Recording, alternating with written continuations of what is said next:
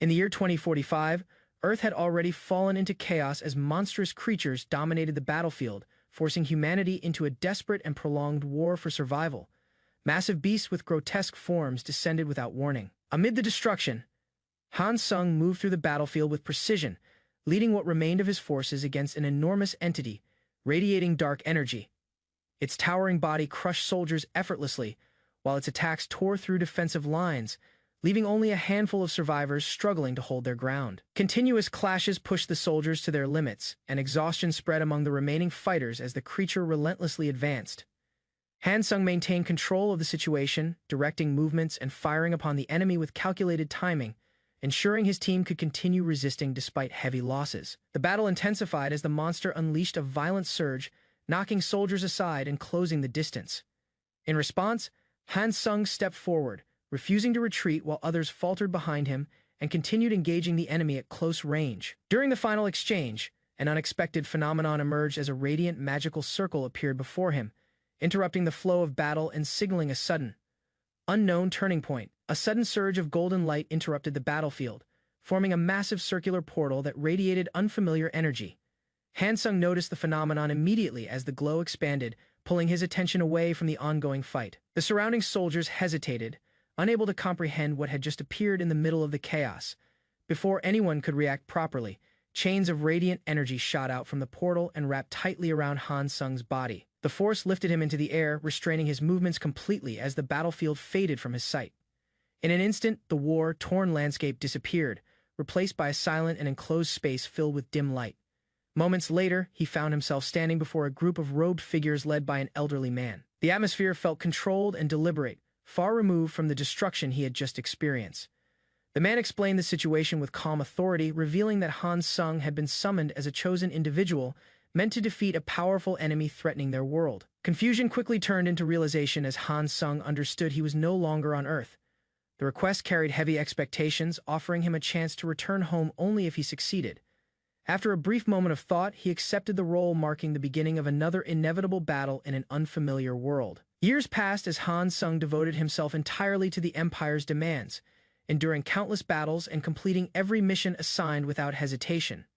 Continuous expeditions hardened him, and repeated combat against dangerous enemies turned him into a relentless warrior who no longer questioned orders. Time moved forward through years of constant fighting, eventually leading to the defeat of the Demon King, a victory that required immense sacrifice.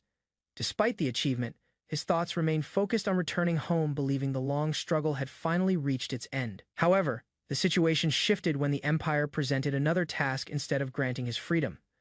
The new objective targeted internal threats, revealing that his role had never truly been about saving the world but maintaining control.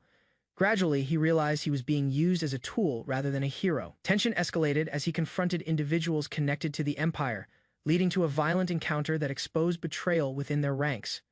The battlefield changed from external war to internal conflict, where loyalty and survival clashed directly. Amid destruction and chaos, Han Sung began to understand the reality of his situation. Just as he reached the conclusion that everything was finally over, a sudden attack struck him from behind, signaling that the struggle was far from finished. Severely wounded, Han Sung struggled to remain conscious as the truth behind the Empire's intentions became undeniable. The general stood before him, acknowledging his service only as that of a disposable weapon.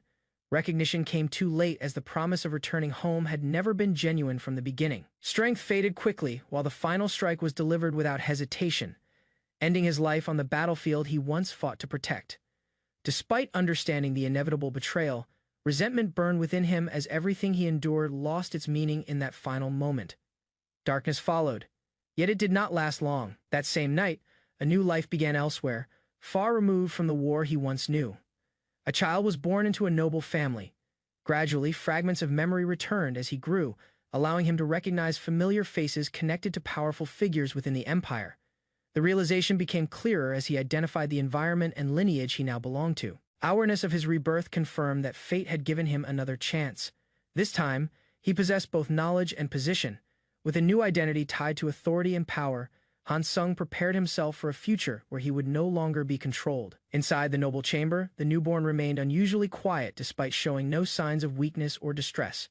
Those around him grew concerned as his calm behavior did not match that of a typical child, prompting closer observation of his condition. Careful examination confirmed that his breathing was stable and his body healthy. Yet his silence continued, creating unease among the attendants. Suggestions were made to provoke a reaction, leading to rough attempts to force him to cry. But the child resisted even then. Watching from above, the noble couple showed contrasting reactions, with curiosity and mild concern rather than fear. His stillness was interpreted as stubbornness, hinting at a strong will rather than illness. Despite repeated efforts, the child refused to respond as expected, maintaining a composed expression. Eventually, the mother intervened and took him into her arms, stopping further unnecessary actions.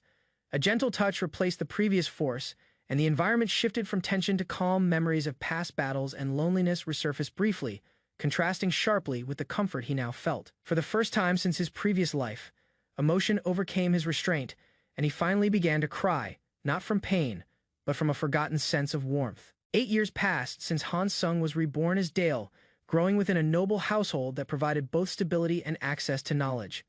His daily routine revolved around studying, especially books related to magic, which he pursued with unusual focus for his age. Within the estate, his parents observed his habits with mixed reactions, noting his intelligence while remaining cautious about certain forbidden practices. Restrictions were placed on dangerous fields of magic, yet his interest continued to deepen as he quietly developed his understanding. Late one night, a sudden disturbance interrupted the calm atmosphere inside the mansion. Servants rushed in panic as unusual energy spread through the study, drawing immediate concern from his parents. They quickly moved to investigate, sensing something unnatural occurring nearby. At the center of the incident, Dale stood surrounded by unstable magical energy that had formed without guidance. The power reacted violently, causing damage to the surroundings and alarming everyone present. His mother rushed to him while his father analyzed the situation with growing suspicion. Careful observation revealed that the child had unconsciously released mana far beyond normal expectations. Though he appeared unharmed, the display confirmed his abnormal potential, leaving his father certain that Dale possessed extraordinary abilities that would shape his future. As Dale continued growing within the noble estate, restrictions around forbidden magic became clearer, especially regarding necromancy. Despite his father's stance, his thoughts remained fixed on gaining that knowledge driven by memories and unresolved purpose from his past life. Preparation for his 8th birthday shifted attention away from his studies, as a grand banquet gathered nobles from across the region. The large hall filled with conversation and anticipation, while Dale remained seated above, observing the event with little interest. Attention gradually turned toward him as the celebration progressed. Yet, he appeared distant, burdened by thoughts unrelated to the occasion. The contrast between his current life and former existence made the attention feel unfamiliar, even uncomfortable. Reflection on recent events revealed his growing curiosity toward necromancy, especially after noticing his own unusual abilities. He quietly considered ways to convince his father, though each possibility seemed unlikely to succeed. As the moment for his appearance arrived, his mother approached with a composed expression, guiding him forward. Alongside her stood a cloaked figure whose presence carried authority and mystery, drawing immediate attention. The individual was introduced as a high-ranking mage affiliated with a powerful institution. Her arrival marked a turning point as she was designated to guide Dale's future, signaling the beginning of his formal path in magic. During the celebration, Dale quickly understood that his training would be directed toward water magic under the guidance of a high-ranking mage. Although the arrangement appeared beneficial, he recognized that it was meant to steer him away from darker forms of magic. Shortly after, he was taken outside the estate to speak privately with his new teacher. Away from the noise of the banquet, the quiet surroundings allowed a more direct evaluation of his intentions and abilities. The teacher observed him carefully, already aware of his hidden interest in forbidden magic. Details about his family's past revealed why such knowledge was restricted, as a promise had been made to prevent him from inheriting dangerous teachings. This condition shaped his current path, making access to necromancy nearly impossible through normal means. Despite these limitations, Dale remained determined, questioning the distinction between different forms of magic and analyzing their principles logically. His perspective showed a level of understanding beyond his age, surprising his instructor, recognizing his potential. The teacher shifted focus toward practical development, rather than restriction alone. She began guiding him through the basics of magical growth, explaining the importance of forming a stable mana structure. With this direction established, Dale prepared to advance his abilities, seeing this as the first step toward achieving his long-term goal. Under the quiet guidance of his teacher, Dale began his first formal training by focusing his attention on the center of his chest. Following the instructions carefully, he attempted to sense the flow of mana surrounding him, gradually drawing it inward. This world's environment allowed mana to exist in abundance, yet controlling it required structure rather than force. Instead of absorbing it directly, he gathered small fragments and guided them toward his heart, forming a controlled pathway as instructed.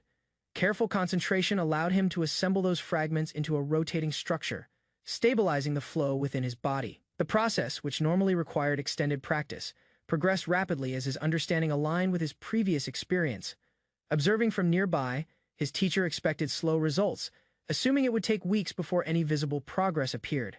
However, the formation completed almost instantly, exceeding normal expectations and disrupting her assumptions. Without hesitation, Dale tested the newly formed structure by releasing mana outward.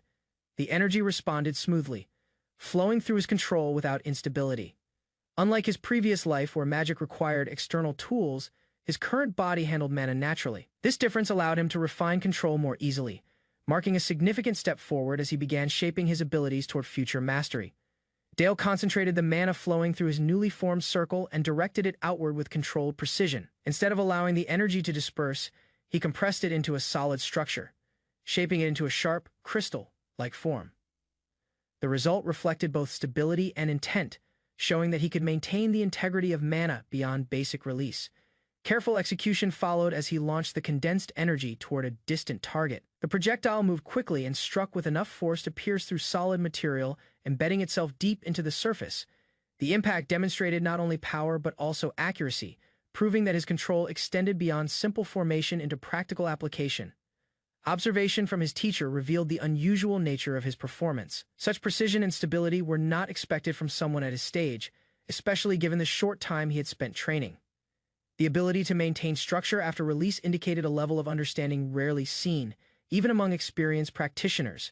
Standing calmly after the demonstration, Dale showed no signs of strain or confusion. His composure suggested that this level of control came naturally to him, reinforcing the idea that his growth would continue far beyond normal limits. After completing his first spell, Dale's control over mana continued to display unusual stability. Drawing attention from his teacher, careful observation revealed that the structure he created did not resemble basic magic, but rather a refined system with precise internal balance. Closer inspection of the spell showed that it contained multiple layers working together, including controlled rotation, acceleration, and regulated flow.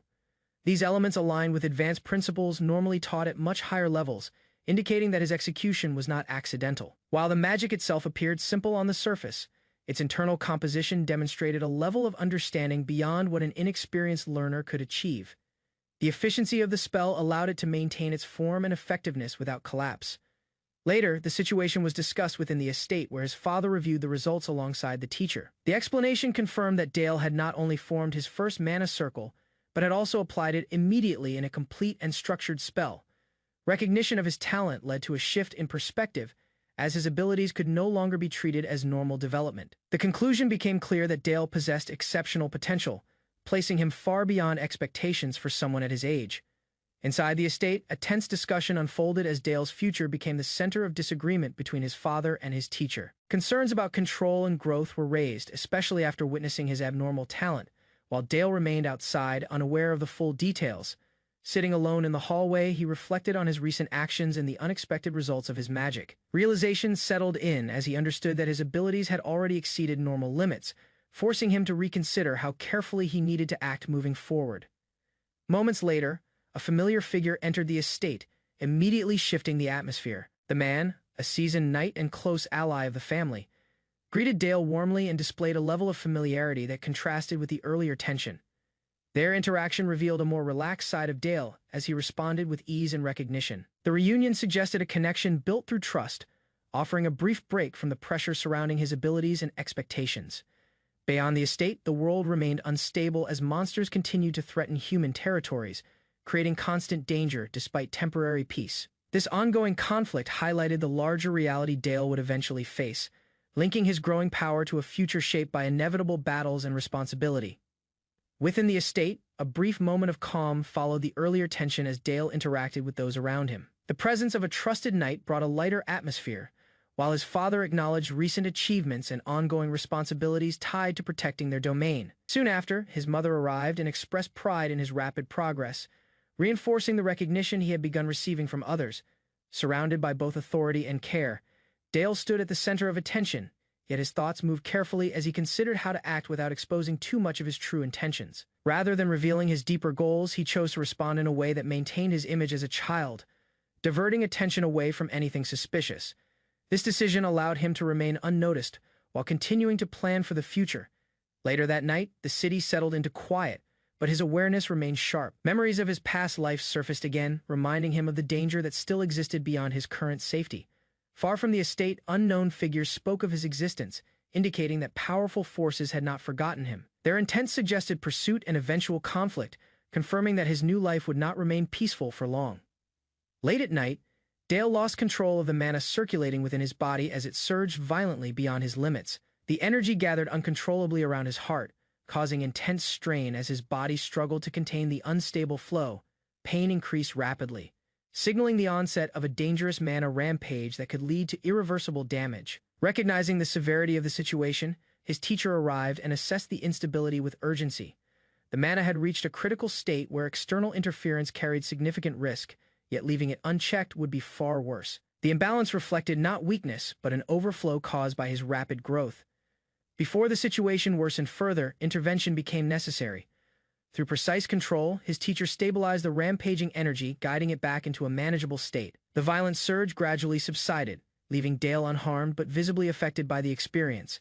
Afterward, she explained the nature of his talent, emphasizing that his magic mirrored his inner state and carried influence beyond simple spells. This realization highlighted both his potential and the danger it posed. As a result, she entrusted him with a forbidden text, marking the beginning of a path that would shape his future in ways no ordinary training could achieve. A few days after their arrival, Dale and his master stood outside the Northern Gate Plains, surrounded by the cold stillness of the snow. Covered forest, the winter scenery was quiet, with no signs of life except for the breath of the two figures. Dale, curious, noticed a rabbit moving between the trees. His eyes brightened as he recognized the creature from his past. His master confirmed it was indeed a rabbit, a perfect target for training. Encouraged by his master's words, Dale focused his mind. Recalling old hunting memories with his father, he began casting a spell, magical energy forming a blue glyph in his palm. With a surge of magical energy, Dale released his spell at the rabbit. Lightning swirled around him as he attempted to strike with accuracy and control. The attack cut through the air and the force of his magic burst outward. The rabbit narrowly avoided the strike, dodging the hit while a trail of destruction carved through the snow behind it. His master observed in silence, analyzing the result. Despite the overwhelming force, something was wrong. He quietly murmured Dale's name, concerned by the magic's instability. His master questioned Dale about his understanding of magic's nature. Dale admitted he did not know, seeking guidance. The master explained that magic reflects the caster's mind. It is a mirror of one's inner thoughts, not just energy. He emphasized that magic reveals who the caster truly is. He continued, explaining how even structured spells like Firewall are simply mental constructs used to give shape to magical will. Dale listened closely, absorbing the deeper truth behind spellcasting. The lesson shifted toward the philosophies of magic towers. The red magic tower valued strength and enforced order through dominance. In contrast, the blue magic tower valued harmony and balance, channeling their magic in ways that reflected calmness and unity. The master explained that each magic tower's beliefs shaped their magic system, and that beyond red and blue, green, and black towers also existed with their own ideologies. Dale was visibly confused, unsure how to understand the complex philosophies. His master realized the topic might still be too advanced for him. The narrative shifted to necromancy, introducing its basic form, raising a zombie. A corpse began rising under the control of mana. The art involved using mana threads to animate dead flesh. Dale watched as a dead rabbit twitched, moving unnaturally under the influence of necromancy. Dale focused deeply, extending mana threads with precision. Guided by his master's instructions, he connected the strands to the rabbit's head, spine, and knees, the key points for control in necromancy. As the threads took hold, the corpse reacted. A bright glow emerged from its core as the mana activated, bringing the rabbit's lifeless body under Dale's control. The undead creature opened glowing red eyes. Dale's master acknowledged his success and asked if he was ready for the next trial. Dale answered without hesitation. Dale began casting a new spell, Frozen Armor. A magic circle spun above him as blue energy wrapped around his body, forming thick layers of magical ice protection. In an instant, icy spikes formed around the reanimated rabbit, protecting it with a shield of frost. It stood ready, its body completely covered by enchanted ice. His master raised his hand to test the defense. A bolt of magic shot forward, heading directly toward the frozen creature to measure the spell's strength. The bolt struck the rabbit's armor, sending shards of ice flying. Despite the impact, the spell remained intact and successfully deflected the attack. Dale, thrilled, realized he had successfully blocked his master's strike. His confidence grew as he smiled and declared his success. His master praised him, acknowledging Dale's achievement with a rare compliment. The young prodigy clenched his fist proudly, feeling the progress in his growth. Noticing Dale's expression, the master asked if there was something he wanted to say. Dale quickly admitted that he had a request. With a hopeful expression, Dale shared his desire to receive further instruction. He wanted to learn how to better control water, attribute magic. Hearing this, the master smiled slightly, amused by Dale's ambition and eagerness to improve. To Dale's surprise, the master declined his request. Dale was confused, unsure why he had been refused. The master explained that what Dale had used so far was only the basic level of water magic. It was a foundation, not mastery. He continued by saying that water attribute magic, like all forms of magic, required deeper understanding. Its true potential could only be unlocked through advanced learning. Dale's master explained that for most beginners, understanding two types of magic was difficult. To handle two attributes effectively required what was known as a dual mage, which was rarely seen. For someone Dale's age, mastering one attribute was already a challenge. His master found Dale's eagerness admirable but also premature. Despite the warning, Dale felt misunderstood. His ambitions were sincere. He reminded his master that they had only been together briefly, and he was determined to prove himself. The conversation left the master surprised, ending the lesson abruptly. She dismissed him for the day, not expecting his level of determination. That night, the study was silent. Dale walked in alone, carrying stacks of books, unwilling to let the day's outcome define his growth. With determination burning in his eyes, he promised himself that he would prove his potential. There was nothing he couldn't accomplish alone. He pushed himself through magical theory, casting spells late into the night. He believed that if he advanced far enough, his master would have no choice but to teach him more. As the night dragged on, exhaustion caught up. His name echoed faintly, his master calling to him, but he was too tired to respond. The next morning, Dale appeared exhausted. His master asked if he was all right, and Dale admitted he had stayed up preparing something. Despite her concern, the master warned him not to push himself too far. Dale respectfully acknowledged her concern and began casting again. He summoned mana and reactivated the ice armor on the reanimated rabbit. It formed quickly, proving his mastery of the spell with an added variation.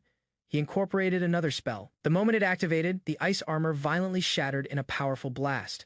The explosion burst in all directions, ice shards flying with destructive force. It caught even the master by surprise. She stared in shock, realizing that Dale's magic had evolved into an advanced form. An ice explosion embedded within his defensive spell. As the smoke cleared, the undead rabbit appeared through the mist. The magic had not ended. Dale had more planned, and the spell was not finished yet. The undead rabbit pulsed with unstable mana, its body reacting violently. Dark energy surged from its core as it began its final transformation. Suddenly, the creature exploded with a powerful burst, merging dark and ice energy in a devastating combination. The blast spread outward in a brilliant violet light. The sheer force of the combined magic stunned Dale's master. Her wide-eyed expression showed disbelief. This was no ordinary spellcraft from a student. The explosion triggered a magical reaction in the surrounding area. Arcane hexagonal patterns and ice shards expanded into a structured formation. Surrounded by the activated magic array, the master remained still. She quietly processed the magnitude of what had just happened. Dale calmly stepped forward and explained. The spell was a hybrid. He had fused a corpse explosion with an ice explosion by combining water and dark attributes into one unified magic. With both elements in hand, Dale stood proudly, channeling water in one palm and darkness in the other. A confident smile crossed his face. A violent blast broke apart the still quiet of the icy plains. A corpse exploded within the snow, releasing a surge of frost and mana that spread across the terrain. Nearby trees trembled, while fragments were hurled outward in jagged arcs. Kettle watched the aftermath with widened eyes, studying the strange formation of the magic. It wasn't an ordinary spell. The blast had merged with leftover ice armor, increasing the force beyond standard corpse. Base magic, the outcome was deadly. Frozen shards and skeletal pieces flew like knives through the region, cutting anything caught in their path. It was a calculated blend of necromancy and elemental manipulation that astonished even Kettle. Kettle remained still, lost in contemplation. The magic mirrored something only a war-hardened mage one who abandoned normal life for battle might create. The mix of brutality and efficiency stood out sharply. Helmut, The dark-haired knight quietly assessed the mindset of the boy who created it. For someone so young, such a destructive visualization was hard to grasp. It showed a terrifying level of potential. At that moment, a voice interrupted the silence. The boy, Dale, happily rushed toward Helmut. Behind him, several riders approached on horseback. One man greeted them, explaining he had returned from a mission inside Kadion's central dungeon. The man stated that the Black Cavalry had stepped in. Their involvement had been essential to clear the dungeon, which contained more danger than expected. Their organized assault ensured success. The narration emphasized the Black Cavalry's power warriors equipped with aura-charged lances. Recognized as the Saxon dukedom's elite unit, they were respected throughout the continent. At their head stood Sir Helmut, a swordmaster ranked among the continent's top 7 strongest. His mere presence inspired confidence in allies and fear among enemies. As the group got ready to separate, Dale reminded Helmut about their earlier promise to start sword training. Excited to begin, the boy gazed up with anticipation. Helmut gave a faint smile and reassured him. Dale's passion for power and discipline turned the promise into something beyond formality. It became a true commitment. After that, Dale climbed onto a horse and waved farewell, telling Helmut not to stay too long in the cold. The others observed him depart with admiration. Sunlight poured down as Kettle looked toward the younger boy still beside her. With the mission finished, it was time to head back to the estate. Back at the estate, an instructor assessed Dale's fast improvement. He had already grasped foundational circles in both necromancy and water magic, an uncommon pairing for someone his age. Another noblewoman stressed the necessity of continuing his development. The boy's unique talent wasn't only raw strength, it was refined, thoughtful, and highly strategic. Kettle sat facing Lord Noir and Lady Elena, confirming her initial role had been limited to teaching Dale water magic. Even so, she suggested the boy's interest had expanded well beyond the fundamentals. Kettle stated that, as Dale's mentor, she couldn't refuse his desire to explore deeper magical paths. Although the original plan focused on one element, Dale's ambition had naturally grown. Glancing toward the doorway, Kettle quietly added that if Dale truly wished to pursue further, she would support his choice without hesitation. Lady Elena, worried yet composed, politely asked Kettle to keep Dale's training centered on water magic. Her words were gentle, but her intention was unmistakable. Kettle agreed immediately, vowing to look after and guide Dale from then on. She reassured them that the boy's safety and growth would remain her priority. As she stepped away from the table, Kettle halted, troubled by the choice she had made, one that slightly strayed from her earlier promise. Pausing mid-step, Kettle turned back toward Lord Noir and offered a heartfelt apology for breaking their previous agreement. Her face remained calm yet filled with regret. Lady Elena exhaled and eased the atmosphere, proudly recognizing Dale's remarkable abilities. She grasped her husband's hand, overwhelmed by their child's swift advancement. Lord Noir confessed that Dale's strength occasionally unsettled him.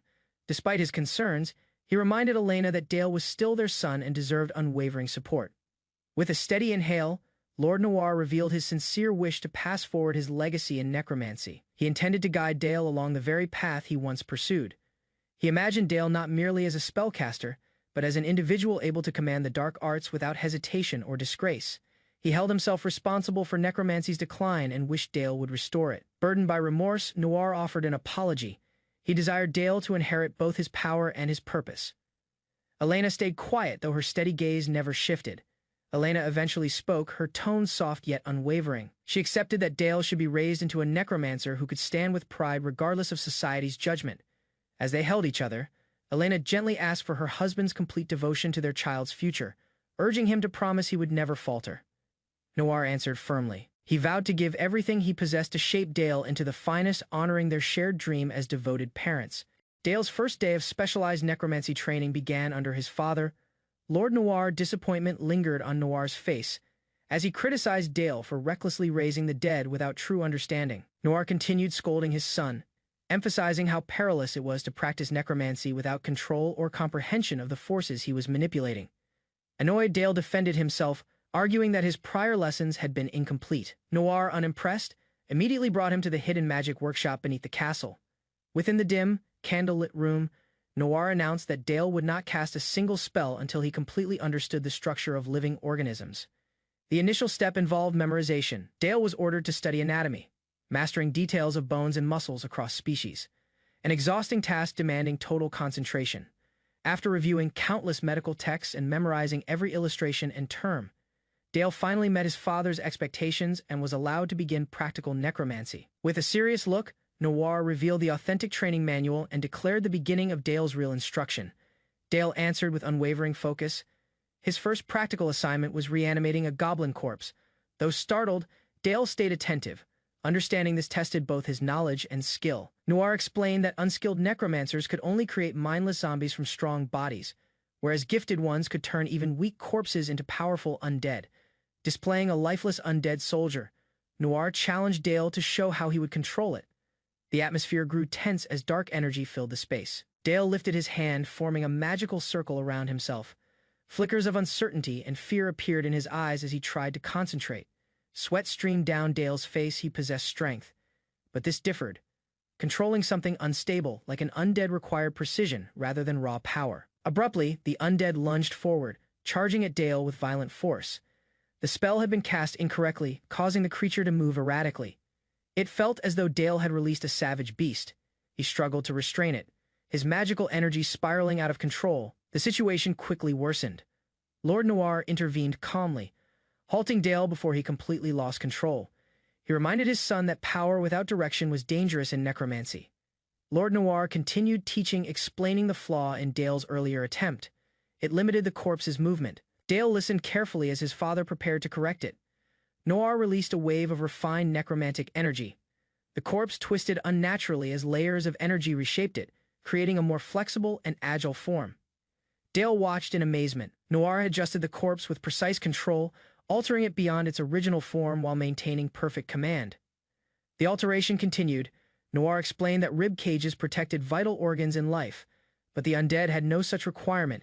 He dismantled and reshaped the bones. With a surge of energy, the rib cage expanded outward, reforged into curved blades. The undead soldier now resembled a weapon more than a former creature. Noir highlighted the principle: mastering anatomy enables a necromancer to reshape corpses according to intent. Dale absorbed the lesson, a flicker of ambition igniting within him. Noir finished the demonstration. He explained that such flexible manipulation formed the core of black magic, a doctrine exclusive to the traditions of their family lineage. Inspired by what he witnessed, Dale lifted his gaze and asked his father to teach him the mindset of the Noir magic tower. He sought more than technique. Desiring its philosophy, Noir gave a faint smile, acknowledging his son's resolve. That instant became a significant shift in the dynamic between mentor and pupil. Dale questioned the essence of necromancy. Noir replied while kneeling, saying that truth resides within death, an idea extending far beyond simple spellcasting. He clarified that to truly comprehend necromancy, one must understand death itself, including the burden and sacrifices tied to the life preceding it. Resting his hand on Dale's shoulder, Noir conveyed their family's creed. Only by accepting the weight of life could they pursue genuine truth. Elsewhere, a warrior stood upon a battlefield engulfed in flames. Firelight glimmered in his cold eyes as he advanced toward a kneeling opponent. The fallen man pleaded for mercy, calling him a hero. His voice quivered as he begged desperately for his life amidst the destruction. Ignoring the pleas, the warrior lifted his sword without hesitation. His face stayed emotionless, his verdict absolute. The blade fell as the begging persisted. A memory of bloodshed and a desperate plea lingered in Dale's thoughts. The vision of a frightened figure pressing their hands together before death etched deeply into his mind. Returning to the present, Lord Noir gently set a hand on Dale's shoulder, worried by his silence. He asked if Dale was all right, noting his pale and shaken state. Dale remained silent at first. His lips tightened, his gaze lowered. The feelings within him were too tangled to express in words. At last, Dale forced himself to answer. His voice quivered as he spoke, yet the weight behind it revealed the truth. Images of a stern warrior resurfaced in Dale's thoughts. That same figure had spoken those words before, cold, rigid, and empty. Dale repeated the statement again, more firmly this time. I am fine. Still, as he sat alone in the darkness, the magic circle beneath him pulsed softly, reflecting the turmoil inside. As Dale's mystical training progressed each day under the supervision of Duke Saxon, his mastery over dark magic gradually strengthened. The force he commanded started to evolve beyond normal limits for someone his age. Rumors of Duke Saxon instructing his successor in dark magic rapidly circulated throughout the empire. It directly broke his long-standing promise never to teach forbidden arts. This controversy ignited significant outrage within the imperial court. The nobles shifted their focus toward Dale, the center of the issue, and began observing him carefully, viewing him as either a danger or an asset for their personal goals. Several weeks later, within the dungeon's training area, Dale's fighting abilities were challenged. His eyes showed resolve as he engaged a skilled adversary, his wooden blade meeting firm resistance. Though younger, Dale matched the experienced knights. His reflexes were sharpened, and the balance between his physical and magical training was evident as he maintained his position. Even under intense pressure, Dale did not waver. His opponent quickened the tempo, yet Dale answered with a surge of mana that interrupted the incoming attack, gaining a short advantage during the spar. As the match went on, Dale confronted another knight using a wooden sword. Their actions were rapid, and the tension grew stronger with each clash. Dale barely avoided a strong strike by lowering himself and rolling aside. He quickly retaliated, delivering a blow that forced his opponent to retreat. Seeing Dale's progress, the instructor offered a slight nod of approval. Dale's capability, even as a mage, was becoming impossible to ignore. In the last exchange, Dale's opponent suddenly released his weapon mid-motion, ending the spar. The action appeared strange to Dale, who immediately sensed something unusual. The knight complimented Dale's performance, but Dale doubted his honesty, believing the opponent had intentionally held back to test him. Still holding his practice sword, Dale voiced his suspicion. His gaze was sharp. He didn't want empty praise, only genuine improvement. The knight rejected the claim of holding back, stating Dale's combat approach was dangerously realistic, enough to overcome an average fighter easily. Dale tightened his hold, listening carefully. The knight acknowledged Dale's swordsmanship was remarkable, especially considering he was a mage. However, he reminded Dale of the truth. Mages were never isolated. Guard knights would always be present, meaning Dale's abilities, though strong, were still part of a broader system of defense. The knight noticed Dale's roughened hands and advised him to slow down. He questioned Dale's reason for pushing himself so hard despite already being a mage with protection. He showed concern that Dale was overexerting himself, particularly to the extent of risking harm during training matches. But Dale responded with firm determination, explaining that there was a purpose behind his efforts, clearly driven by something deeply personal. Dale stated that, as a duke's son, it wouldn't be appropriate to depend only on guards or defensive magic for safety. He wanted to rely on his own strength. He added that learning directly from one of the continent's 7 great swordmasters was a rare opportunity, something no one would ignore. The knight was touched by his response and laughed openly. He praised Dale's attitude, admitting that having a son like him would leave him without regrets. Their moment was interrupted by a voice behind them. Dale's mother had arrived. She smiled warmly at both, noting their cheerful atmosphere. Dale walked toward her and asked why she had come out into the cold. She answered that she wanted to see how hard her son was training. She then stated she had some information to reveal, sparking curiosity in Dale, who wondered what sort of news it might be.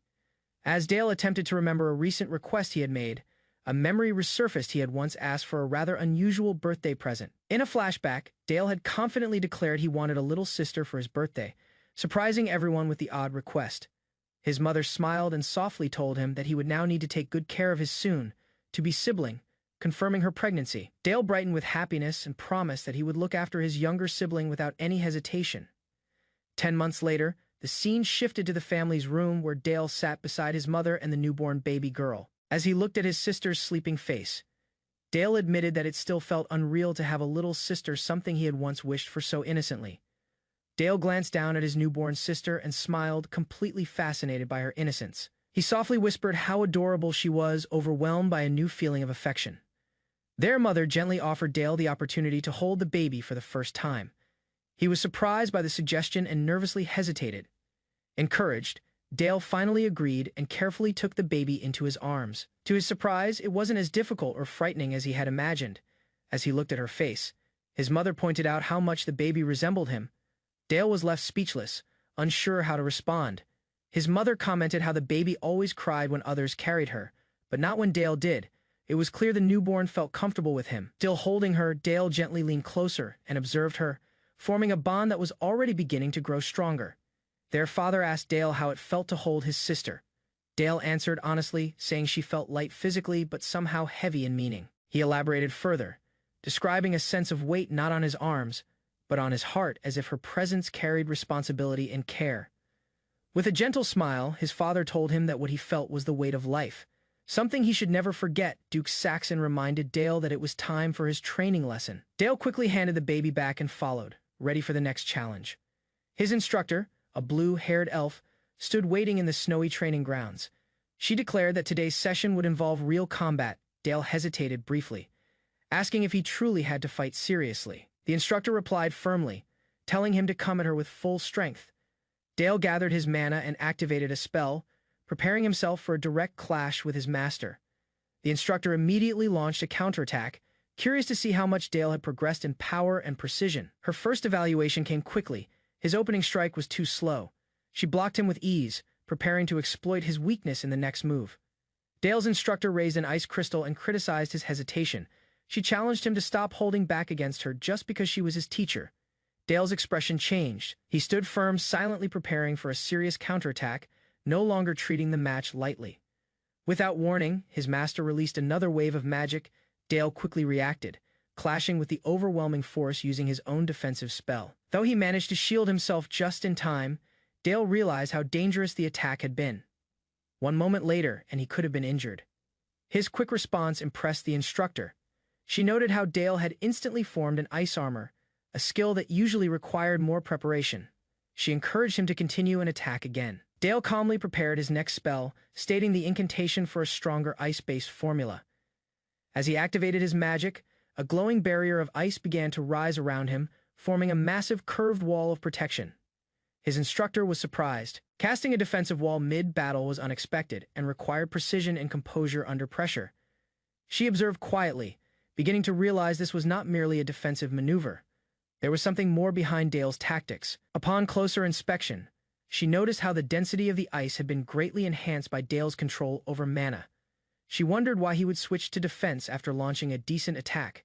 Her mind raced through possible explanations. Then she paused. The air shifted slightly. She sensed something forming within the structure, something hidden behind the icy walls. Inside the wall, Dale activated another formula, one designed for fragmentation. It wasn't just a barrier, it was a setup. With cold focus, he gave a single command: detonate. The spell was designed not to protect, but to trap and explode from within. As realization struck, his instructor's eyes widened in shock. Dale had turned a defensive spell into a magical grenade, flipping the flow of battle instantly. The moment Dale's spell exploded, a surge of radiant frost energy engulfed the area. His instructor stood at the center of the blast, surrounded by blue light and flying shards of enchanted ice. Glowing impact points flared across her body, striking with pinpoint accuracy. Each orb of force destabilized her defenses as the fragmentation magic activated in full force. Dale's experimental spell burst across the snowy hillside, creating an explosive surge of magic and ice.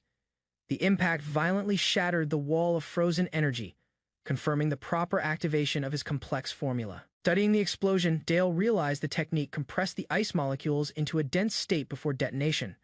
Because the ice wall was already strengthened, the compression caused it to act like a magical grenade. His excitement quickly faded. As the smoke cleared, Dale noticed his master, Sephia, wasn't moving. Rushing through the snow, he called out in panic, fearing the power of his magic might have injured her. Sephia suddenly appeared beside him unharmed, casually answering his worried call. Her presence was calm and smooth. As if nothing had occurred, Dale gasped, startled by her sudden appearance. The figure he had seen earlier must have been a magical illusion created to test his reaction under real pressure. Sephia, observing the aftermath of the explosion, acknowledged the power of Dale's magic. She praised his technique, recognizing its unique design and accuracy. Sephia admitted she never expected a basic ice spell could be altered to such a destructive extent. The ability to harm even a high-ranking mage like her was proof of Dale's development. Dale, feeling guilty, explained he never intended to hurt her, but Sephia reassured him she was thankful. It showed he trusted her enough to cast without restraint. She explained that the injury symbolized trust and confidence. Dale's use of his full strength meant he no longer feared holding back during training. Sephia admitted that as his mentor, she felt great pride. Seeing his growth confirmed her guidance and teachings. Dale blushed at the compliment and humbly credited everything to her instruction. His formula had been built upon the foundation she gave him. Sephia smiled quietly, touched by his words. For a moment she couldn't reply later. Sephia stood before an elder. He questioned the wound on her cheek, surprised by her condition. She explained it came from Dale's magic during training. His spell formula had been unexpectedly powerful, sharper than she had expected. The elder acknowledged her devotion, grateful for her efforts. Sephia remained silent, proud of her student's accomplishment. Sephia stood before the Duke at night, expressing how teaching a talented student like Dale brought her personal fulfillment. The Duke, however, had more serious matters to address. He asked Sephia for one final favor, prompting her curious acceptance. The light mood quickly shifted as duty took over the discussion. The Duke revealed that a group of orcs had crossed the mountain pass into their territory. While not an urgent threat, he hinted at a deeper purpose behind the meeting.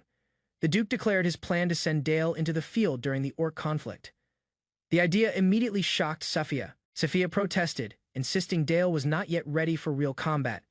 She feared the danger was beyond what he could manage, but the Duke clarified Dale would not be sent to the front lines. His role was symbolic, defending House Saxon's legacy and learning responsibility as its heir. The Duke firmly stated that as his successor, Dale needed to accept duty. There would be no exception. Even for his own son. Sophia, understanding the seriousness of the request, asked what role she would take in this mission. The Duke revealed his plan to entrust Dale with a powerful artifact, a tool that carried both great potential and great risk. He instructed Sophia to mentor Dale until he mastered the artifact. It was not a common object, but one that could shift the balance of battle. The artifact's nature was perilous, powered by mana or life force. It required great sacrifice from its wielder and could even be deadly if misused. The trio stood before the sealed vault containing House Saxon's artifacts, where generations had preserved relics of legendary strength. Inside the vast hall, the Duke formally informed Dale of his responsibility to prepare for the approaching battle as the house's heir. Dale, though initially surprised, brightened with excitement at the mention of a real battle. The moment he had long awaited had arrived. Sophia and the Duke explained his role in the subjugation force to defeat the orc threat. But before that, the Duke hinted at one final step: preparation beyond just excitement. Before Dale could enter the battlefield, the Duke explained that he must first learn to control the power of darkness that flowed through their bloodline and ancestral legacy tied to demonic energy. Sophia guided Dale into the artifact vault, revealing rows of relics left behind from when their ancestors conquered the Demon King's domain.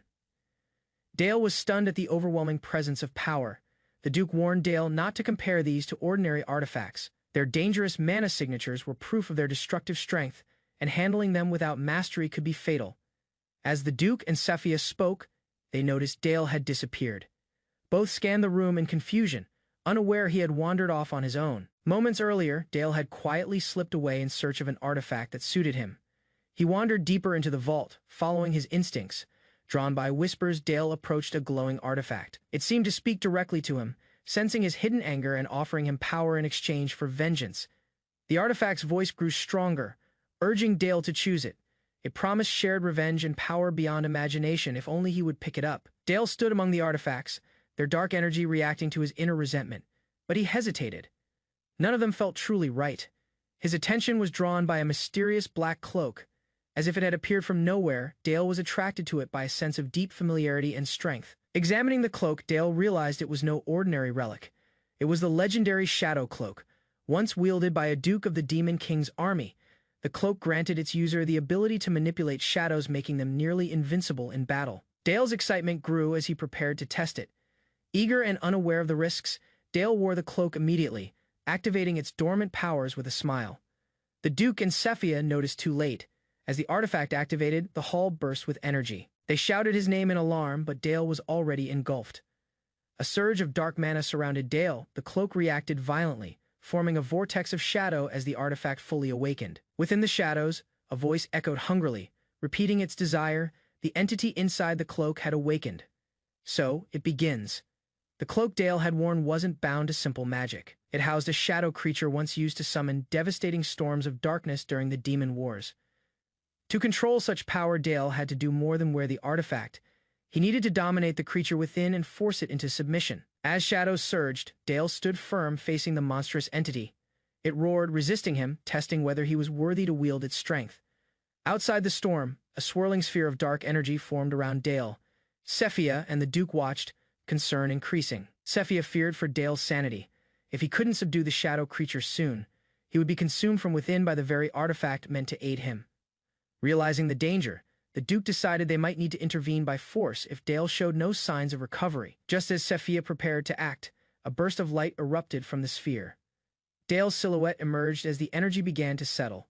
Calm and composed, Dale stepped out of the vortex. His father called out, and Dale responded clearly, unaffected by the ordeal. Sophia rushed to check on him.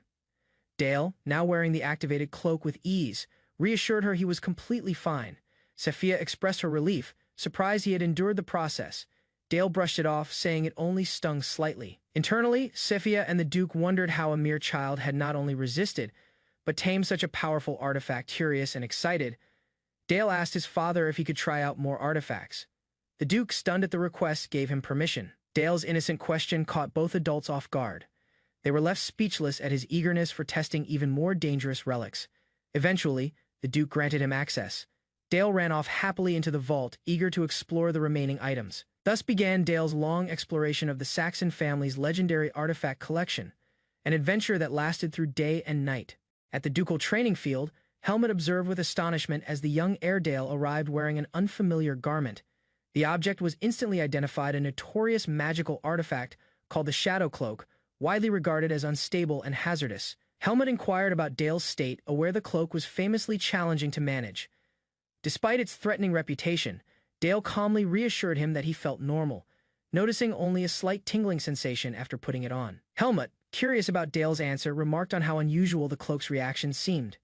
Perhaps, he suggested aloud, the artifact had remained unused for too long and was responding to fresh contact. Dale explained that as soon as the cloak touched him, it latched on firmly, almost as if it acknowledged him.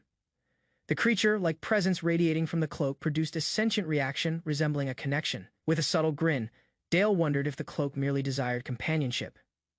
The dark tendrils wrapped gently around him, creating a contrast between the boy's purity and the cloak's sinister aura. Helmut chuckled, cautioning Dale that such compassion might be risky.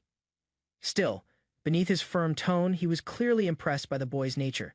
Dale, smiling sincerely, expressed gratitude for Helmut's concern. Abruptly, Dale made a request. He asked Helmut to spar with him, not an ordinary match, but one treated as serious combat training. Helmut was briefly taken aback by the proposal, but agreed without delay, motivated by Dale's eagerness and bold confidence. With blade in hand and energy circulating, Helmut readied himself for the duel. Dale stood resolute, vowing to give everything he had and prove he could handle true strength.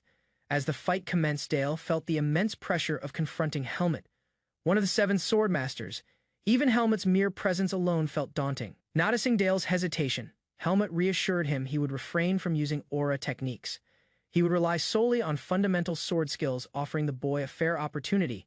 Dale grasped the implication Helmut planned to hold back. Even so, Dale sensed the burden of demonstrating his ability in this challenge. Dale recalled a knight's principle to fight with honesty. However, his real goal was not solely victory. He intended to test the Shadow Cloak under real combat conditions. Numerous shadowy tendrils erupted from the cloak, shaping into weapons. Dale moved rapidly, utilizing the summoned forms to initiate a fierce assault. Naming the technique Shadow Blade Rush, Dale launched a synchronized strike. The shadows rushed toward Helmut, serving as the first true test of the artifact's combat power. As the clash escalated, Helmut delivered a powerful counterattack. His sword struck against the flowing shadow energy, scattering the incoming assault through sheer strength. The collision shocked Dale. He had not anticipated Helmut neutralizing the attack using only physical power. It highlighted the swordsman's pure strength and vast experience. Even after the failure, Dale stayed composed. Surrounded by the cloak's tendrils, he studied his opponent carefully. Helmut, meanwhile, laughed loudly, relishing the challenge developing before him. Helmut, now completely engaged, advanced with intense force. His intention was evident. He was prepared to push Dale to his limits. Dale reacted quickly, readying his next action. His gaze sharpened with determination as Helmut's sword approached. Utilizing the Shadow Cloak's agility, Dale dodged and retaliated. Shadows surged upward like tides, attempting to intercept Helmut. While airborne, Helmut was briefly surprised by a concealed attack. Shadow blades burst from beneath him in an unexpected pattern. Despite the abrupt assault, Helmut stayed calm. He praised the maneuver as intelligent and remarkable, particularly from such a young challenger. Dale continued pressing forward, repositioning swiftly through the cloak's power. His movements became smooth, persistent, and increasingly difficult to follow. Helmut delivered a powerful downward strike, aiming to shatter Dale's defense completely. The blow carried enough force to slice through hardened steel effortlessly. Dale responded at the last second. With intense effort, he lifted a barrier of shadows to absorb the strike, his body forced backward by the impact. The earth fractured beneath Dale's stance, yet he remained steady. Helmut, clearly impressed, realized the young heir had stopped a blow capable of breaking ordinary weapons easily. Dale remained prepared, protected by the cloak. He understood the vast difference between standard equipment and the artifact now under his control. As they collided once more, their actions blurred with speed. Dale's assurance grew stronger with each successful clash. The watching knights whispered in astonishment. None among them had endured more than 2 exchanges with Helmut. Yet Dale persisted, displaying a level far beyond their capabilities. On the day of departure, Dale stood beside his mother beneath the night sky. Worried, she offered once more to speak with Duke Saxon. Unwilling to send her son into harm even with her concerns, Dale reassured her that his father and Uncle Helmut would accompany him.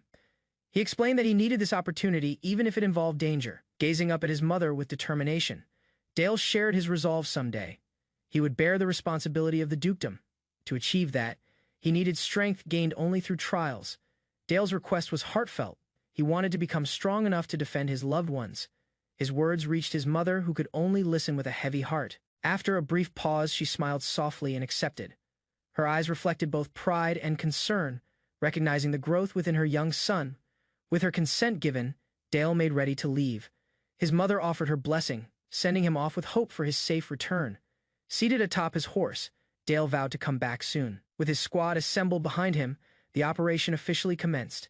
The soldiers advanced in formation, Dale now leading them. Road ahead, this marked his first true battle, and it was his responsibility to guide the knights onward. Resolute, Dale embraced the responsibility. These knights were no longer merely troops, they were under his command. This time, he would fight not as a child, but as a leader. When the order was issued, Dale rallied House Saxon's cavalry. His voice carried confidence, and the knights answered together. The 250 riders surged forward at full pace. Their objective was a group of approximately 1,000 orcs positioned near a ravine. To surprise their opponents, Dale planned to cross the lower Satan River and strike unexpectedly. However, the river's depth created a major challenge for the cavalry. As the troops paused near the riverbank, someone stepped forward, Master Sophia. She calmly began casting a spell, presenting a solution. To Dale's astonishment, Sophia conjured an enormous bridge of ice. Her precise magic and timely arrival allowed the army to continue without interruption. With the route secured, Sophia signaled for them to advance. Her assistance provided Dale's unit with a crucial advantage at the mission's beginning. Before the cavalry departed, Sophia wished the Duke's forces success. Dale's father expressed gratitude for her magic. Acknowledging her essential support, Dale mounted and prepared, glanced toward his mentor. With a bright farewell, he told her he was leaving. Ready to carry out the mission ahead, Sophia quietly watched him ride across the frozen bridge she had created. Her expression grew thoughtful as she murmured how strange it felt to worry so deeply for a student. Standing alone upon the icy bridge, Sophia gazed after the departing figures. Despite her calm appearance, unease lingered within her heart. She softly admitted the unexpected truth. Dale had awakened something within her that few others ever had. His determination and actions weighed heavily on her mind. At dusk, a makeshift orc camp settled within a forest clearing glowed under scattered firelight. Rough tents circled several flames. Oblivious to hidden threats nearby, the land formed a shallow basin, reducing sight lines and making it perfect for a sudden ambush. Concealed past the ridge, an elite ranger force called the Winter Wardens prepared their assault. Wearing dark cloaks, they silently positioned bows in unison, waiting patiently for the signal to unleash a coordinated strike against unaware orc forces. At the signal, numerous flaming arrows streaked through the air like blazing comets, raining down upon the orc camp with lethal accuracy. The carefully planned ambush had officially commenced. Bursts of fire and concussive force detonated throughout the encampment as arrows landed. Tents ignited instantly, while orcs were thrown into confusion. The unexpected barrage allowed no time for organized response as chaos quickly spread everywhere. A few orcs attempted resistance, but many fell before acting. One massive orc, pierced through the shoulder by an arrow, bellowed fiercely, refusing defeat while rallying a counterattack despite the surrounding disorder. From afar, a commander shouted fresh commands. The cavalry division was to begin the next phase immediately, launching a direct charge to exploit the enemy's disorganized state. Mounted warriors assembled into a wedge formation before charging forward. Their lances tilted ahead as horses surged with synchronized speed, transforming their movement into a devastating, penetrating force. A knight glanced toward young Master Dale, proudly commenting on their velocity and impact. With armor and physical mass combined, they were advancing at speeds exceeding 40 kilometers per h. Dale quietly assessed the collision force, understanding the immense destructive capability of heavily armored cavalry striking a scattered enemy formation. As their lances aligned and magical energy surrounded each weapon, the devastating power of the Kull Lance formation became evident. Every thrust now carried both physical weight and enhanced magical force. Watching from behind, Dale recognized how uneven the battle had become. The cavalry's precision and structure offered little chance for the orcs to mount an effective defense. An officer nearby cautioned Dale against arrogance. This engagement was only a minor clash, while the larger war effort had merely begun. Amid burning wreckage, remaining orcs regrouped, raising shields into defensive lines. Their leaders shouted commands, attempting to restore order among surviving fighters. Combat resumed violently as cavalry slammed into the orc defenses. Though weakened earlier, the orcs resisted with determination, preventing total collapse of their remaining forces. Recognizing the resistance, The Knight Commander ordered withdrawal. The unit would reorganize before launching repeated charges in cycles to gradually shatter the enemy's defensive lines. A radiant magical flare erupted into the sky, casting a vivid blue illumination over the battlefield. The signal cut through darkness, warning allied forces of sudden danger. Fear spread across the front as a knight urgently commanded retreat. The unexpected flare indicated a threat beyond control, prompting immediate withdrawal among the soldiers. During the retreat, orcs paused in confusion at the abrupt change. Their glowing red eyes scanned the battlefield, trying to comprehend why the humans had suddenly fallen back. One knight, failing to escape quickly enough, turned to face the pursuing orcs. His blade clashed fiercely against a powerful incoming strike. Despite resisting, he was ultimately overpowered. A savage spear thrust pierced through his side, breaking his armor as blood sprayed outward and he collapsed from the impact. From a distance, a hooded boy silently watched the knight's fall. He remarked that the result was unfortunate, but made no effort to intervene immediately. Helmut, an experienced knight, stood beside a dark-haired boy and a noblewoman. Remaining composed, he simply acknowledged the fallen knight without visible emotion. The boy, identified as young Dale of House Saxon, questioned their inaction. He noted that a knight belonging to their house had been abandoned to die openly before their enemies. Dale's anger intensified as he observed the injured knight dragging himself painfully. He demanded an explanation for why nobody was stepping forward to defend one of their own. Understanding the urgency, Dale quickly evaluated the circumstances. He realized pursuing on horseback would require too much time, giving the orc the opportunity to attack first. With intense concentration, he started forming a magical equation. Aware that orc's skin was far tougher than average, he adjusted the Ice Bolt spell to enhance both accuracy and penetration. He incorporated trajectory adjustments and heightened the spell's intricacy. His gaze sharpened as mana gathered rapidly around him, displaying complete determination without any sign of doubt. The finished spell, Ice Bolt High Precision variant, manifested through a radiant magic circle. Energy coiled around him powerfully as the spell reached full activation. The projectile shot upward before descending rapidly as a beam of light. It hit the orc perfectly, piercing straight through its chest with exceptional precision. Helmut commented on the technique's strength and accuracy. While others remained stationary, Dale mounted his horse and advanced alone. Helmut deliberately chose not to intervene. The noblewoman surveyed the battlefield with amazement, astonished by Dale's performance. She turned toward Duke Saxon, voicing admiration for the young boy's magical talent. Duke Saxon, composed yet firm, explained that Dale had created a unique spell at such an early age, an achievement considered extremely rare. He highlighted its destructive magnitude as evidence of Dale nearing mastery of his inner realm. Dale, quietly moving across the battlefield, remained unaware of the admiration behind him. His attention stayed fixed forward, mentally preparing himself for the next challenge. As Dale reached the location, a towering orc advanced. Behind it, surviving orcs began reorganizing into combat formation, restoring the threat once more. Dale understood the escalating danger. Two issues confronted him. First, his body had momentarily stiffened in fear earlier, exposing his lack of experience. Second, his earlier spell had been overly lengthy and complicated for rapid use. With time running short, Dale required a quicker casting method to respond efficiently. He immediately started optimizing the formula, simplifying it much like reducing complex mathematical expressions. With urgency, he compressed its structure while maintaining its effectiveness. The orcs advanced closer as Dale refined his spell. A new, shorter, and more efficient formula formed in his mind. He called it Ice 98 Magnum, though he hesitated briefly. Although still somewhat lengthy, he accepted its imperfections for now, maintaining composure and focus. He prepared to unleash it without further delay. Dale's eyes shone brightly as mana surged outward. A fresh magic circle appeared beneath him, sharp and icy. He spoke the incantation, Ice Bullet. The luminous projectile shot forward through the air toward the approaching orc. The fallen knight gasped, shocked by the immense power used to protect him. The icy strike landed precisely, destroying the orc instantly. Frost expanded outward in swirling patterns as the immediate danger was eliminated. The knight remained seated, stunned, staring directly at Dale. He questioned why someone of Dale's rank would endanger himself for an ordinary soldier. Dale dismounted and walked forward calmly. His expression stayed steady as he responded with composed confidence.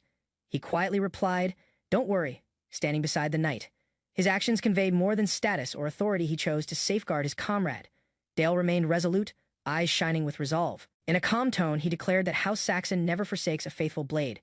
His statement carried profound meaning. The knight, still kneeling, gazed upward in shock behind him. Additional orcs advanced, their roars reverberating throughout the cavern. As the orcs rushed forward, Dale's expression grew stern. He lifted his glowing hand, silently preparing another spell with lethal focus. Dark power swirled outward as Dale activated a different spell, Shadow Blade. Black tendrils erupted forth, surging toward the incoming enemies. The shadow blades carved through the orcs' front ranks with deadly accuracy and strength.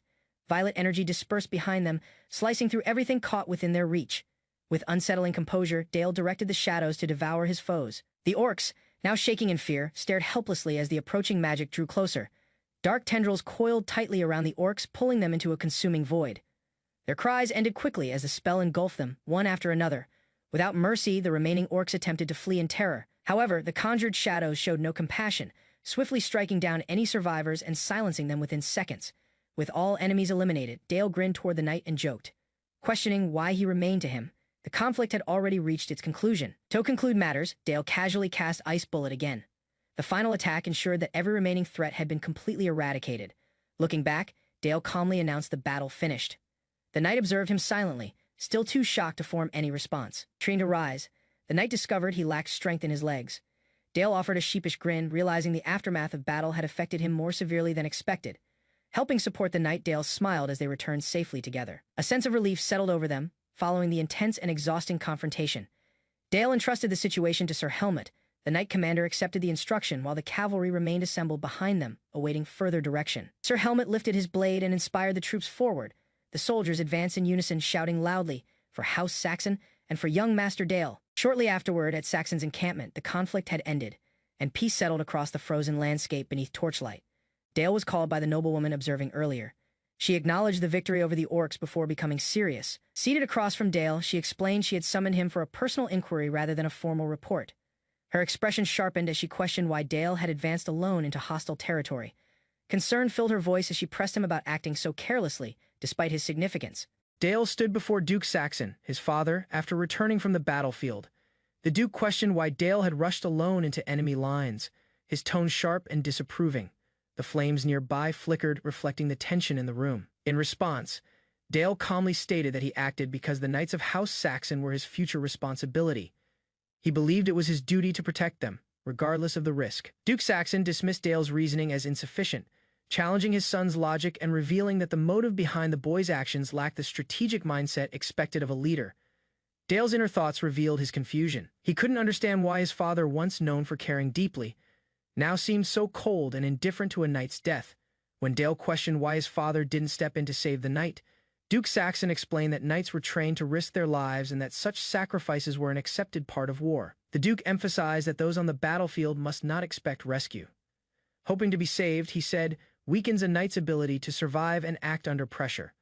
Duke Saxon challenged Dale again, asking how many knights with such hopeful mindsets had actually survived. Dale was left speechless, realizing the harsh truth in his father's words. Saxon explained that only when the knights had exhausted their strength would he personally step in. Until then, they must learn to survive on their own. Dale silently accepted this harsh truth. Despite remembering it from a past life, he had briefly forgotten the cost of leadership in a land shaped by conflict. Still, Duke Saxon acknowledged Dale's independent choice. He praised his son's bravery, telling him never to lose that spirit despite the earlier criticism. Dale accepted the praise quietly while the two prepared to return to the castle. The difficult lesson had left a mark on him, blending honor and pragmatism. Outside, sunlight broke through the forest as Duke Saxon led Dale back. Their relationship strengthened after the trial of fire and command. News of the young heir charging into a horde of orcs spread quickly. The story became the Empire's newest and most exaggerated gossip. Rumors claimed Dale had slain 1,000 orcs alone to save a single knight. Though exaggerated, the tale captured attention across the land. Though Dale found the attention embarrassing, the event inspired pride and renewed energy throughout the Saxon duchy, strengthening its unity and resolve. A few days later at the Saxon training grounds, Dale arrived to find the knights warmly greeting him. Their tone showed deep respect as they recognized his courage and growing reputation. Although overwhelmed, Dale smiled and modestly told them that such formality wasn't needed. The gesture showed his humility, despite his rising status. One of the senior knights encouraged Dale to stand proud. It was clear the knights were now looking up to him as more than just a noble heir. They saw a true leader. A commanding voice rallied the trainees, urging them to become stronger for the future of young Master Dale. The group responded together, filled with motivation. Dale quietly observed their enthusiasm and felt both surprised and grateful. Their passion reflected the impact his actions had left on the knights of the duchy. Just then, a knight informed Dale that guests from House Orhart had arrived. Dale turned and thanked Eve, a close companion, for the message as he prepared to receive the visitors. Dale sensed the importance of the moment. House Orhart's arrival was not an ordinary visit, it carried political and emotional weight. He recalled the legacy of House Orhart, once led by the famous divine sword Bartle. This house had been a major force in the fallen Teutonia kingdom.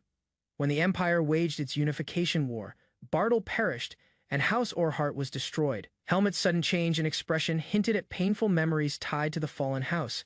Dale and Helmet entered the royal audience chamber with the Duke, sensing tension in the air. The meeting ahead promised to be difficult. Duke Saxon, seated on his throne, greeted Dale and praised his discipline. His tone remained formal as he acknowledged the young heir's training. With the guests now present, the Duke instructed Dale to receive them respectfully. The responsibility of representing the house now rested on the boy's shoulders. Two figures approached swiftly: Vanessa Orhart and her elder escort. Their arrival without guards or ceremony was quietly impressive. Vanessa stepped forward confidently and introduced herself with dignity, expressing honor in greeting Duke Saxon. Duke Saxon calmly replied with a formal welcome. As the two houses faced each other, the tension of old histories and uncertain alliances filled the hall. The Orhart patriarch introduced his daughter, Charlotte Orhart. Her fierce expression contrasted with the calm tone of her introduction. Surprising the others in the hall, Charlotte responded coldly, addressing her mother but without warmth. Dale was taken aback, struggling to grasp the meaning behind her distant tone and intense glare. Suddenly, Charlotte questioned her father, demanding to know why he bowed before the Saxons. Her defiance caused an immediate stir in the court, with tension rising. Duke Saxon responded sternly to Charlotte's outburst, clearly displeased by her attitude. He emphasized the hardship her family had endured to reach this moment of peace. To ease the situation, Dale was asked to escort Lady Charlotte around the castle. He agreed politely, hoping to calm the uncomfortable mood. As Dale reached out his hand to guide her, Charlotte refused sharply, her face twisted with anger and pain. She warned him not to come closer. Charlotte lashed out with sudden force, yelling not to touch her. Her aggressive response shocked Dale and caused a disturbance in the audience hall. Dale stepped back, confused by her emotional outburst. The tension visibly affected everyone, from the nobles to Duke Saxon, who observed silently. Charlotte's gaze was intense, yet her inner conflict was clear. She turned and stormed out of the hall, leaving everyone in stunned silence.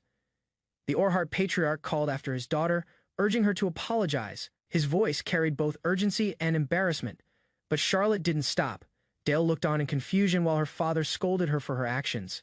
Still, Charlotte walked away in frustration, ignoring all calls to return. The Orharts were left to explain her behavior. Her father asked for forgiveness from the Saxons, expressing that her emotions had become unstable recently. Duchess Saxon asked for clarification. The Orharts revealed that a new overseer, Count Brandenburg, had recently taken control of their lands. Count Brandenburg, a feared imperial enforcer known as the Red King, was infamous across the empire for his cruelty and strength. His reputation as the empire's holy knight made him a terrifying presence. The weight of his authority had clearly affected Charlotte and her family deeply. The Orhart patriarch revealed the horrifying reason behind Charlotte's trauma. Count Brandenburg, now stationed in their lands, was rumored to seek strong heirs by violating any talented swordsman or woman. Charlotte had narrowly escaped his grasp. Though safe for now, the mental scars were deep, and the weight of fear remained. Her father's voice trembled as he recounted how powerless he felt to stop it. Acknowledging his weakness as a fallen noble, he pleaded with House Saxon to accept Charlotte as a maid. It was a desperate attempt to protect her from ever being near that man again. Charlotte found herself at the training grounds. Her steps were quick and filled with frustration. Dale watched from a distance, unsure of her intentions. She ignored his concern and headed straight for the combat area. When Dale asked where she was going, she answered coldly that she didn't care. Dale noticed her hand, likely still hurting from earlier. When he asked if it was all right, Charlotte dismissed the question. Dale could only watch, silently wondering what pain still troubled her. Without warning, Charlotte charged forward, her sword cutting through the air. Her sudden movement caught Dale off guard. She stopped in front of him and demanded a duel. Her tone was firm, leaving no space for argument. The urge to fight wasn't born of rivalry but emotional release. As she formally challenged him to draw his sword, Dale stood confused. A nervous smile appeared on his face as he realized she wasn't asking, she was insisting. She was acting purely on impulse, not logic. In a snow-covered training field, a white-haired girl confronts the boy known across the empire for his power. She demands a duel, standing firm with her blade raised. The boy, calm and composed, refuses without giving a reason. He smirks faintly, showing no interest, even after hearing her mention the rumors about his legendary feat of saving a knight by slaying 1,000 orcs alone.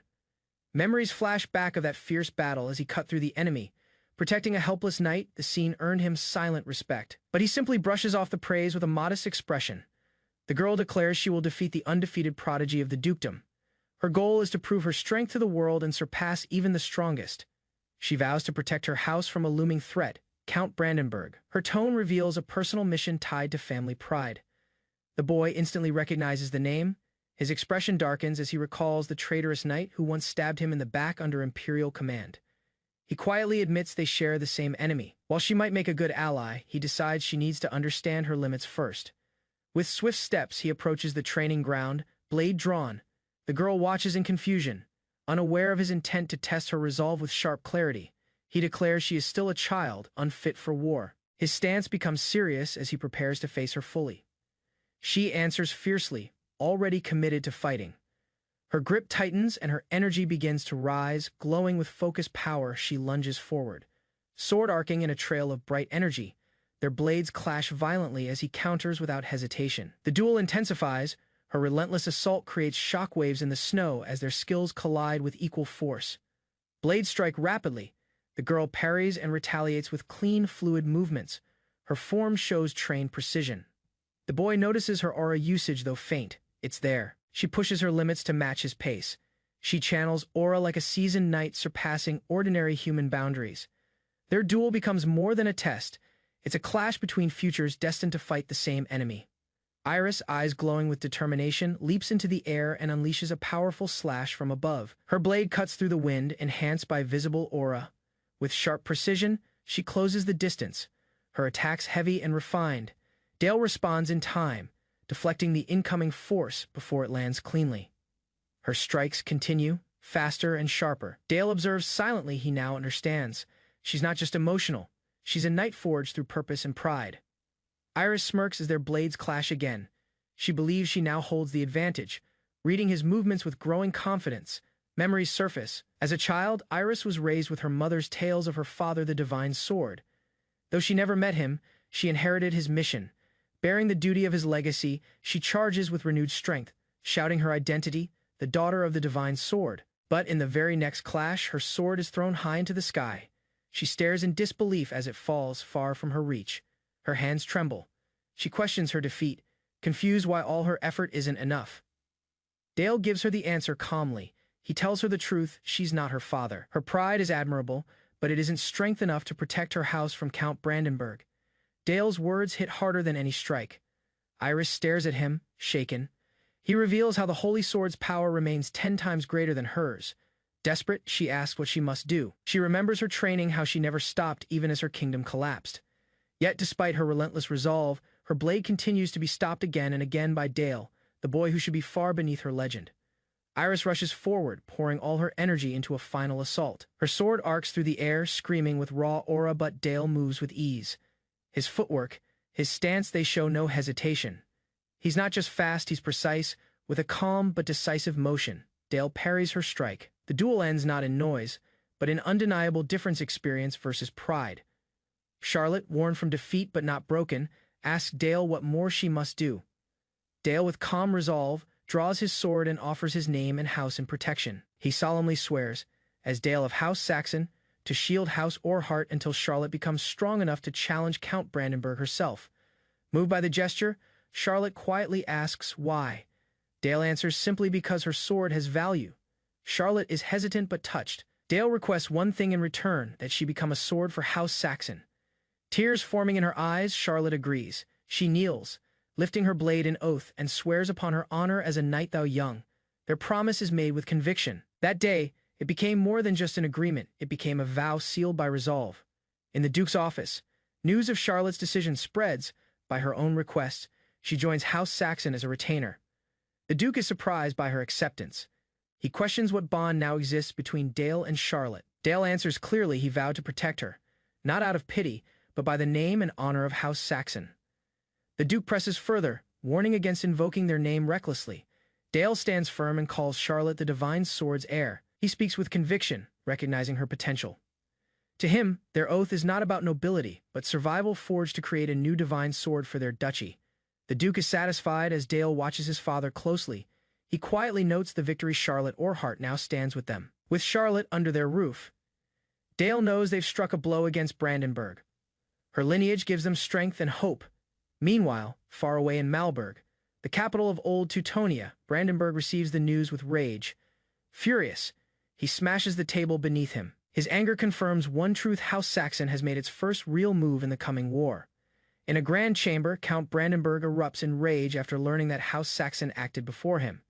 His voice echoes as he slams the desk in frustration. He scolds his subordinates for their failure. Enraged, they couldn't capture a single girl. Their excuse that assassins were killed en route only fuels his fury. They suspect Charlotte Orhart eliminated the attackers herself. Brandenburg, now furious, clenches his fist, realizing her strength is growing beyond expectation. As anger simmers, Brandenburg recalls his past glory with a sinister grin. His memories are filled with bloodshed and dominance. He looks down at the holy sword Durandal resting in his grasp, reminiscing about victories it delivered to him during battle. With twisted affection, he addresses the blade. To him, Durandal is both a weapon and companion for reclaiming power and crushing House Saxon. Driven by obsession, Brandenburg speaks to his deceased fiancée's portrait, vowing to create the perfect heir in her honor. He commands his men to hire the Thieves' Guild and dispatch forces into Duke Saxon's territory with no budget limit.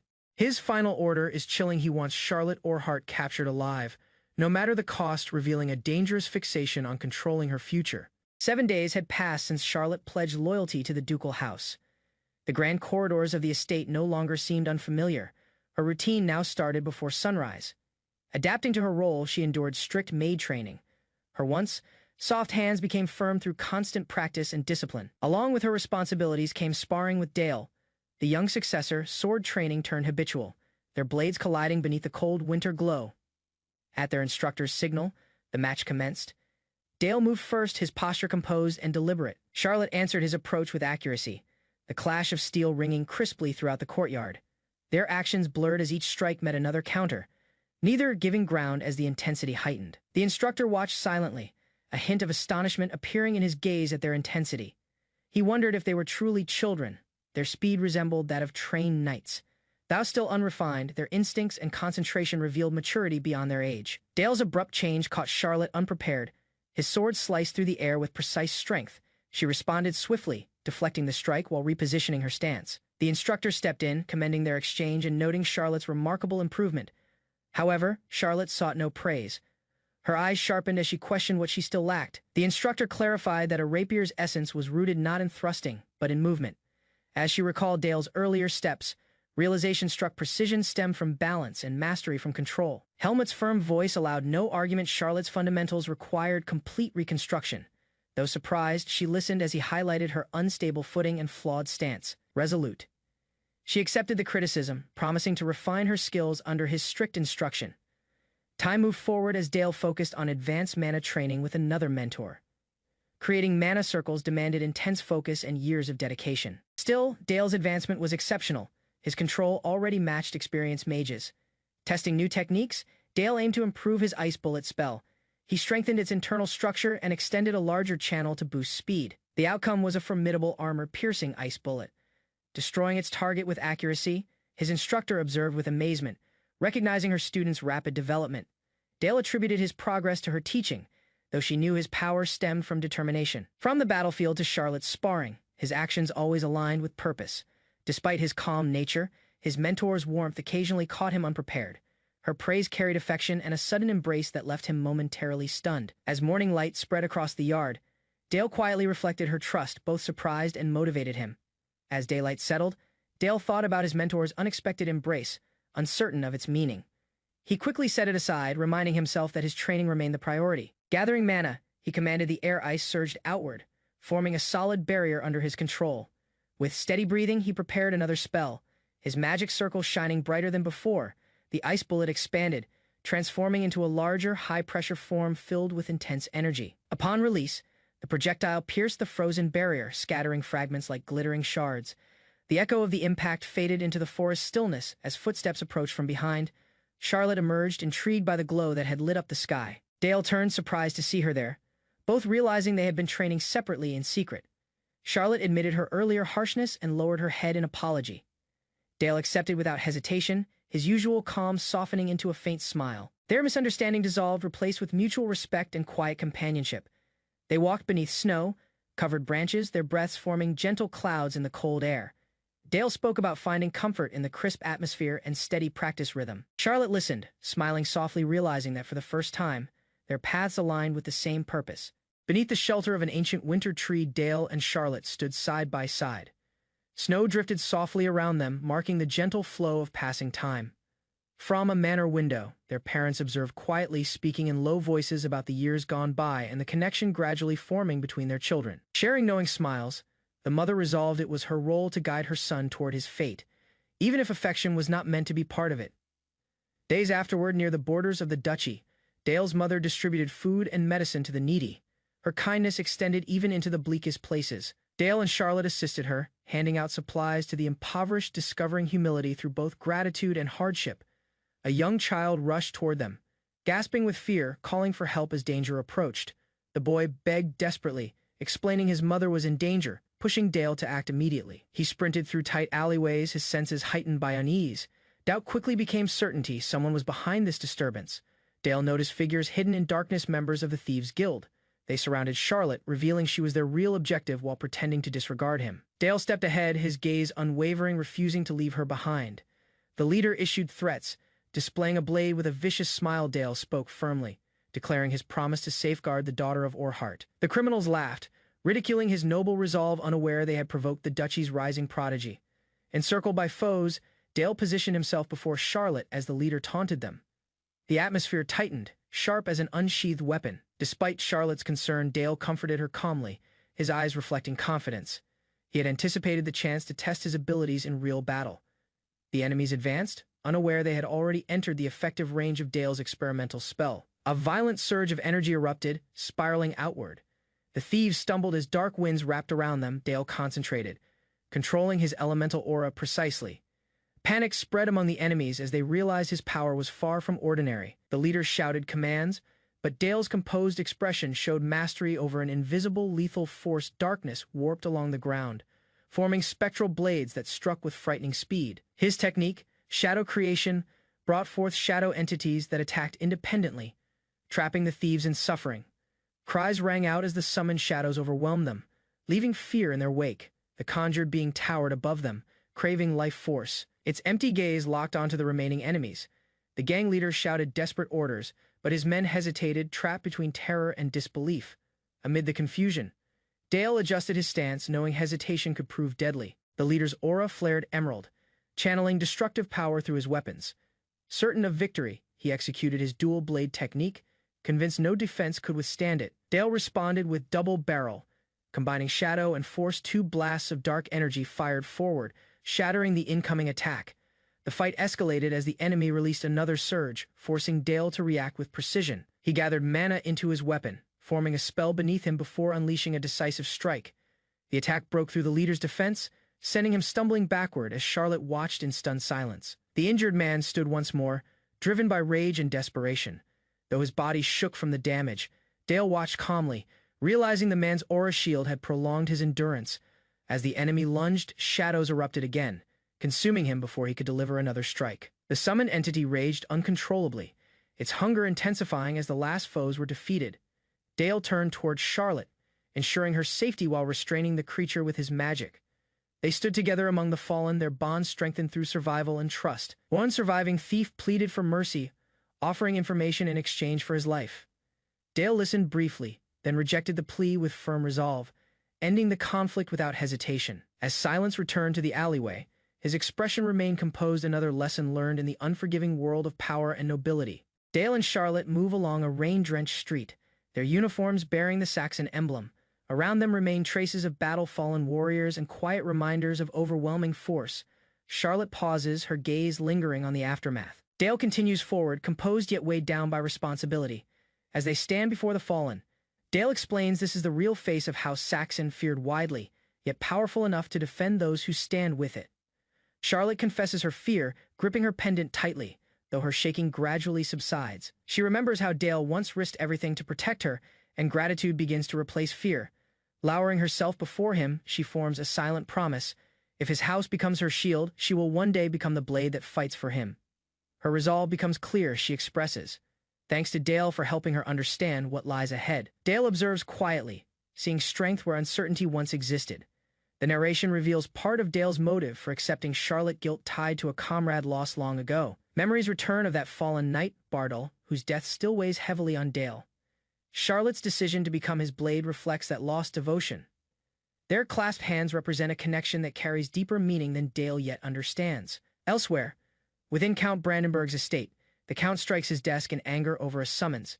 He reads the message requiring him to appear before the Saxon Duchy to answer for previous actions. The Noir Duke's order signals judgment one that will soon draw both Dale and Charlotte into the approaching conflict.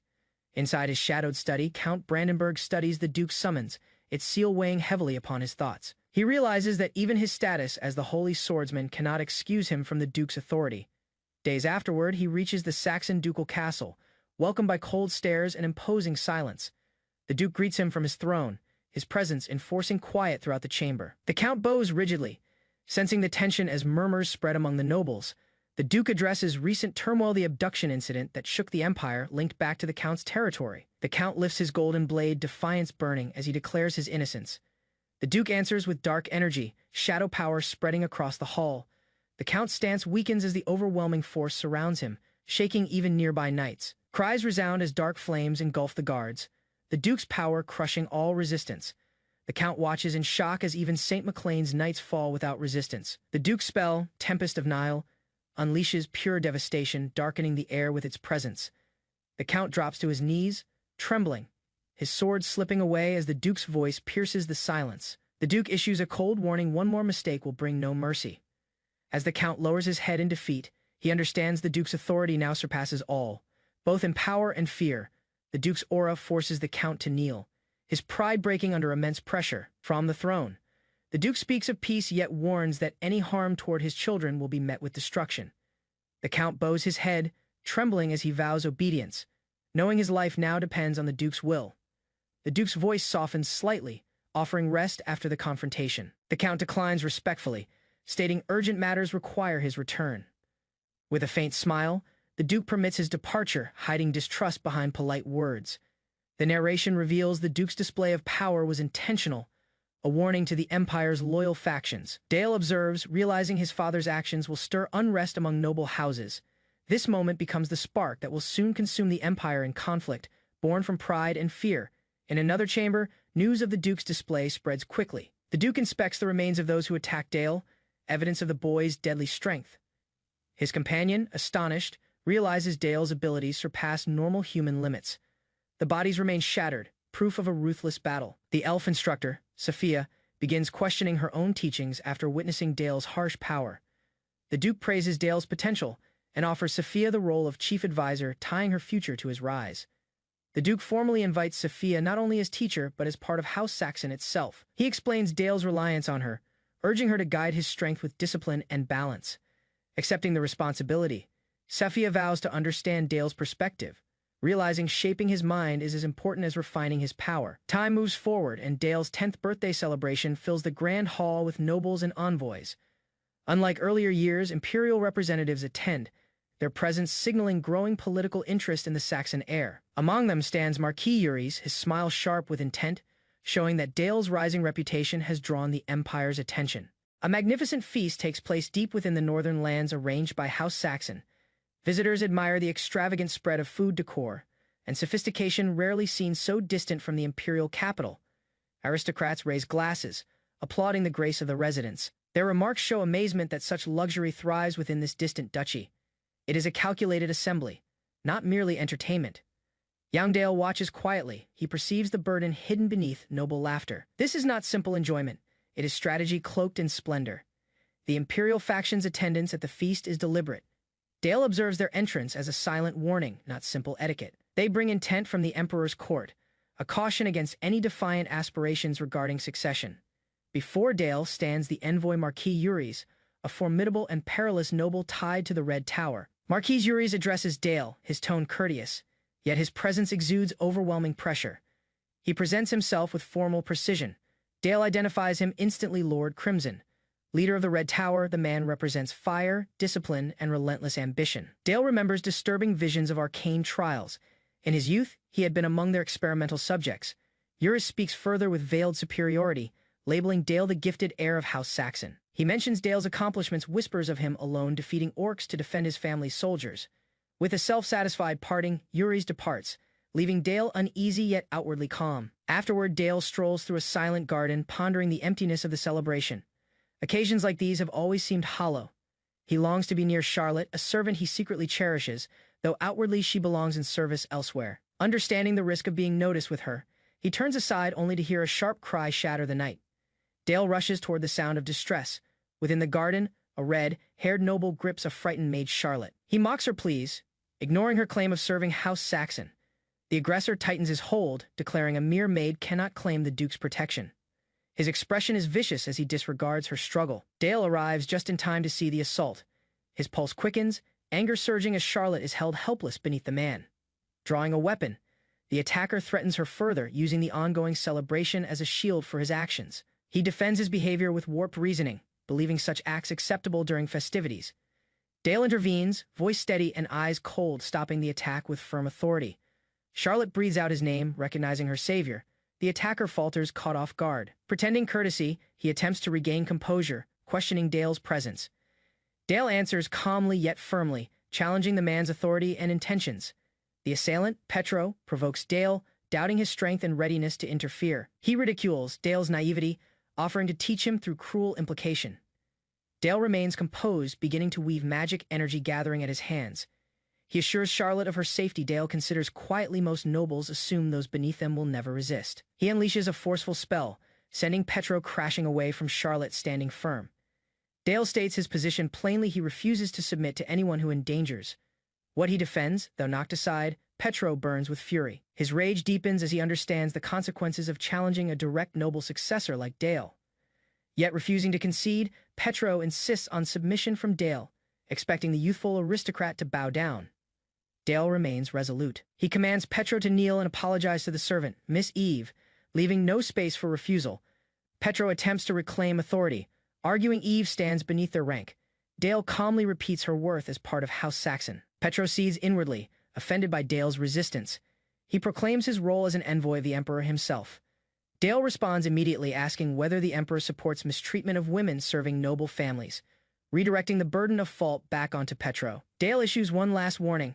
Now attracting attention from nobles nearby, he orders Petro once more to kneel.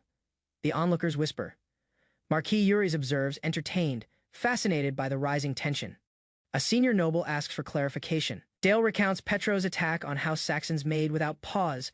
Another aristocrat accuses Dale of insolence, yet Dale remains unwavering. He still has not permitted Petro to stand. Dale reminds them that imperial representatives are meant to uphold the crown, not bring dishonor upon it. He highlights Petro's actions as disgraceful, insisting they damage the very reputation they were assigned to preserve. Dale proclaims Petro's behavior intolerable. His tone remains steady, and all attention is now fixed upon him. Uris laughs softly, easing the strain, praising Dale's wit and recognizing the accuracy of his statements.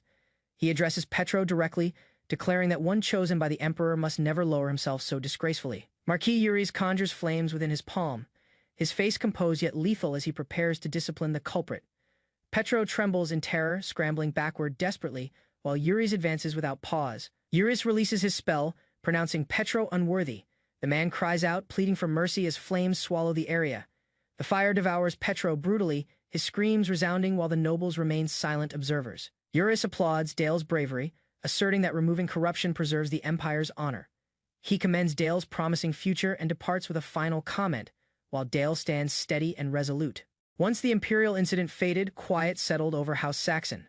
The Emperor's envoys departed, leaving lingering strain hidden beneath an appearance of calm.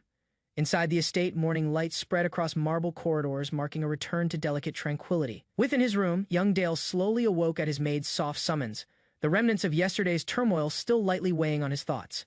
Eve, the maid, wondered if he wished to speak.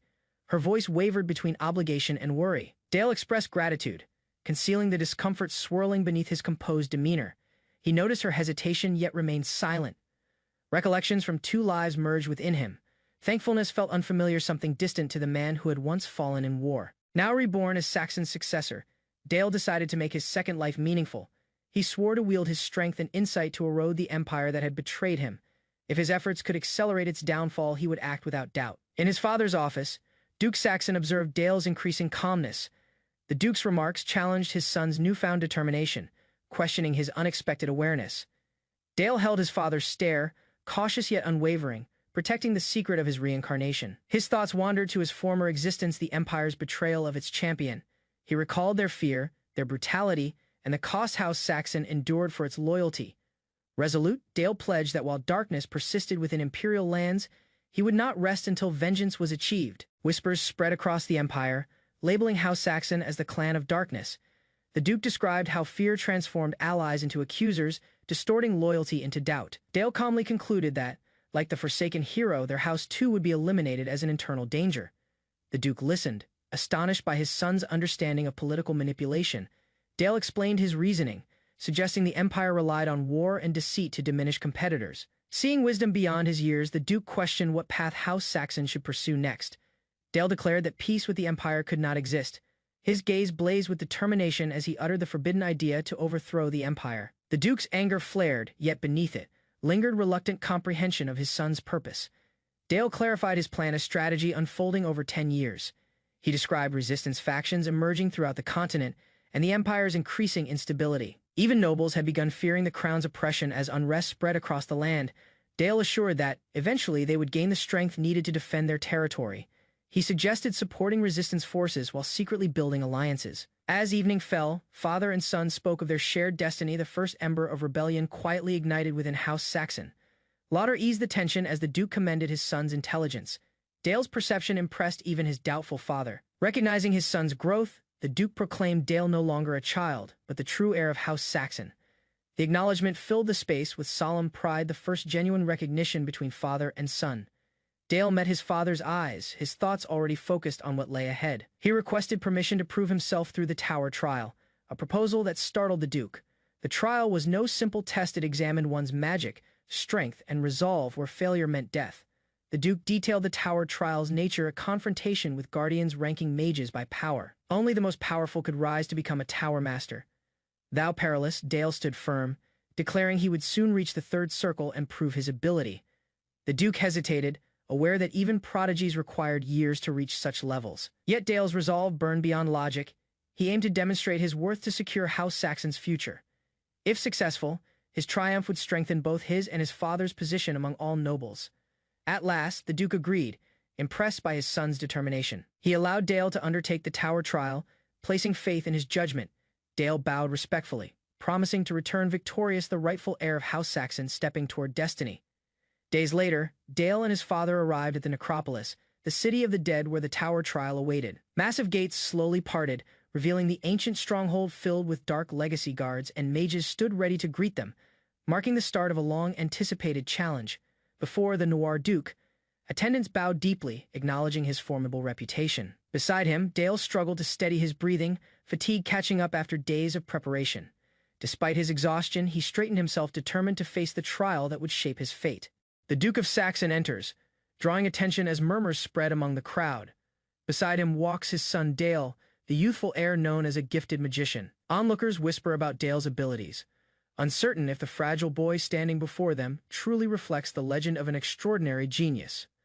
Among the audience, envy rises. A noble scoffs, ridiculing tales of Dale's sword skills, dismissing the stories of brilliance as exaggerated flattery. Velik, the Academy's leading graduate, proclaims his assured triumph in the upcoming Tower trial, receiving approval from those around him. The Duke and Dale advance toward the towering structure, the emblem of magical dominance within the Empire.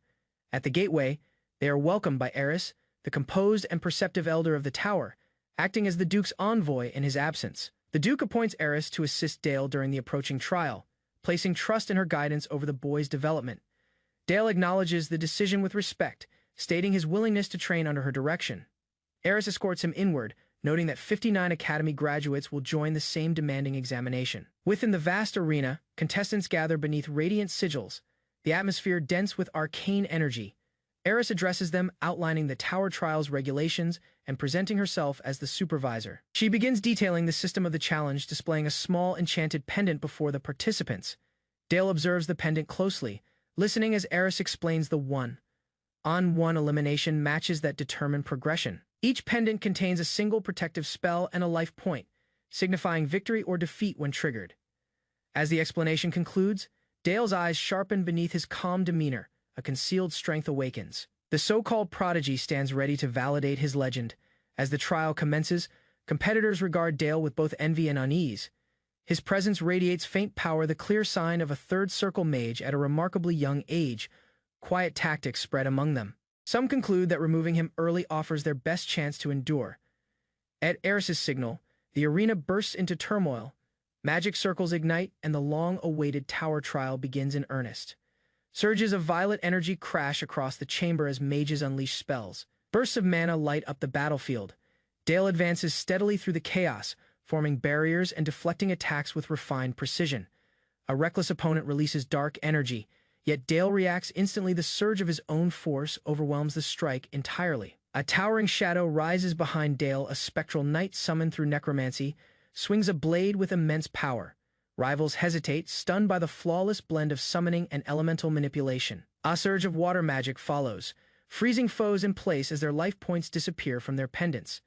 The audience gasps. Dale's mastery of water and dark magic breaks known boundaries, marking him as a dual-element wielder. Those who doubted him now confront his summoned undead, trapped and defeated by relentless accuracy. His voice echoes through the chaos, claiming dominance as his undead forces stand triumphant. Our remaining fighter shouts, summoning ice armor to shield allies. Yet the defense fractures under Dale's relentless power. Cries of unfair play rise. Yet the rules clearly allow necromancy, and Dale's control remains within limits. With a concluding strike, silence falls. The Prodigy stands untouched, proving that skill and strength silence doubt more effectively than words. Eris observes intently as Dale's undead forces maintain formation, dark mana illuminating the arena. Velik, struggling to remain composed, orders his companions to break through the summoned army. The group advances, coordinating their attacks, attempting to overpower Dale with sheer numbers. Dale calmly watches the approaching mages, understanding that brute strength alone will not secure victory. He channels energy into his blade, merging dark mana with elemental force, creating a weapon that radiates lethal precision. With a single motion, he advances, slicing through enemies with a fluid strike that shatters both magic and defense. One adversary lunges with a sword, but Dale swiftly responds. Twisting to evade the strike, dark energy gathers in his hand, pulsing with deadly intent as he delivers a decisive blow. The foe collapses as the spell erupts, while Dale remains steady, eyes fixed on the next opponent. The crowd gasps as Dale's blade cuts through another undead soldier effortlessly. Spectators recognize the reality. His weapon is no ordinary blade, but enhanced through his own magical craft. The sword glimmers faintly, a mark of a mage who commands both creation and destruction. Dale continues his assault, dismantling the remaining undead with unwavering precision. His movements blur between blade and magic, each strike slicing through both light and darkness. As the final opponent falls, Velik watches in shock. The frail noble has defeated all challengers, standing alone beneath the fading glow of the tower trial. The battle continues as Dale's sword skills captivate the audience, his movements seamless and exact. One after another, opponents collapse, unable to rival his speed or control. The final challenger falters, shaking as Dale's eyes meet his. Fear overwhelms him, and surrender leaves his lips before another attack lands. Dale delivers the concluding strike, finishing the battle with unmatched composure. The arena grows silent as the outcome is announced. He stands alone, victorious, achieving the highest score. Lifting his blade slightly, Dale gazes forward with steady resolve, silently declaring that this victory is only the beginning of his ascent. The trial's second stage opened in eerie stillness. Before the single challenger stood a terrifying guardian of flesh golem, throbbing with power and fury. Previously, groups had united to conquer this challenge. Yet now only Dale stood.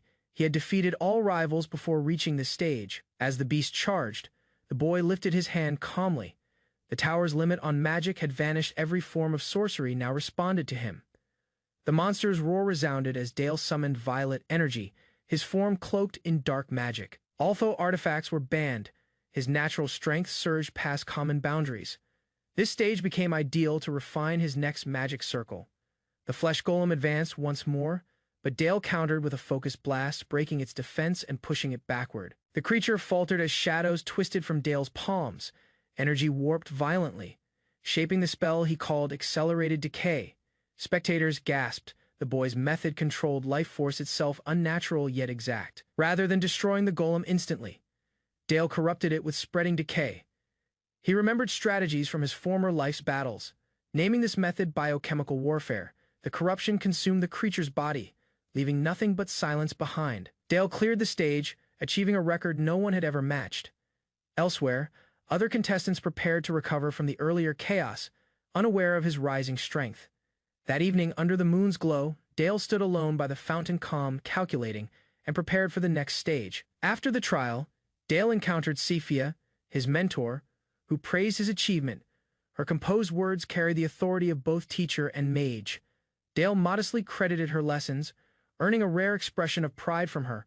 For once, the distance between them felt lighter. When he invited her to join him on a date, Sophia paused, caught between shock and disbelief. Dale eagerly mentioned a city festival, drawing her focus away from confusion.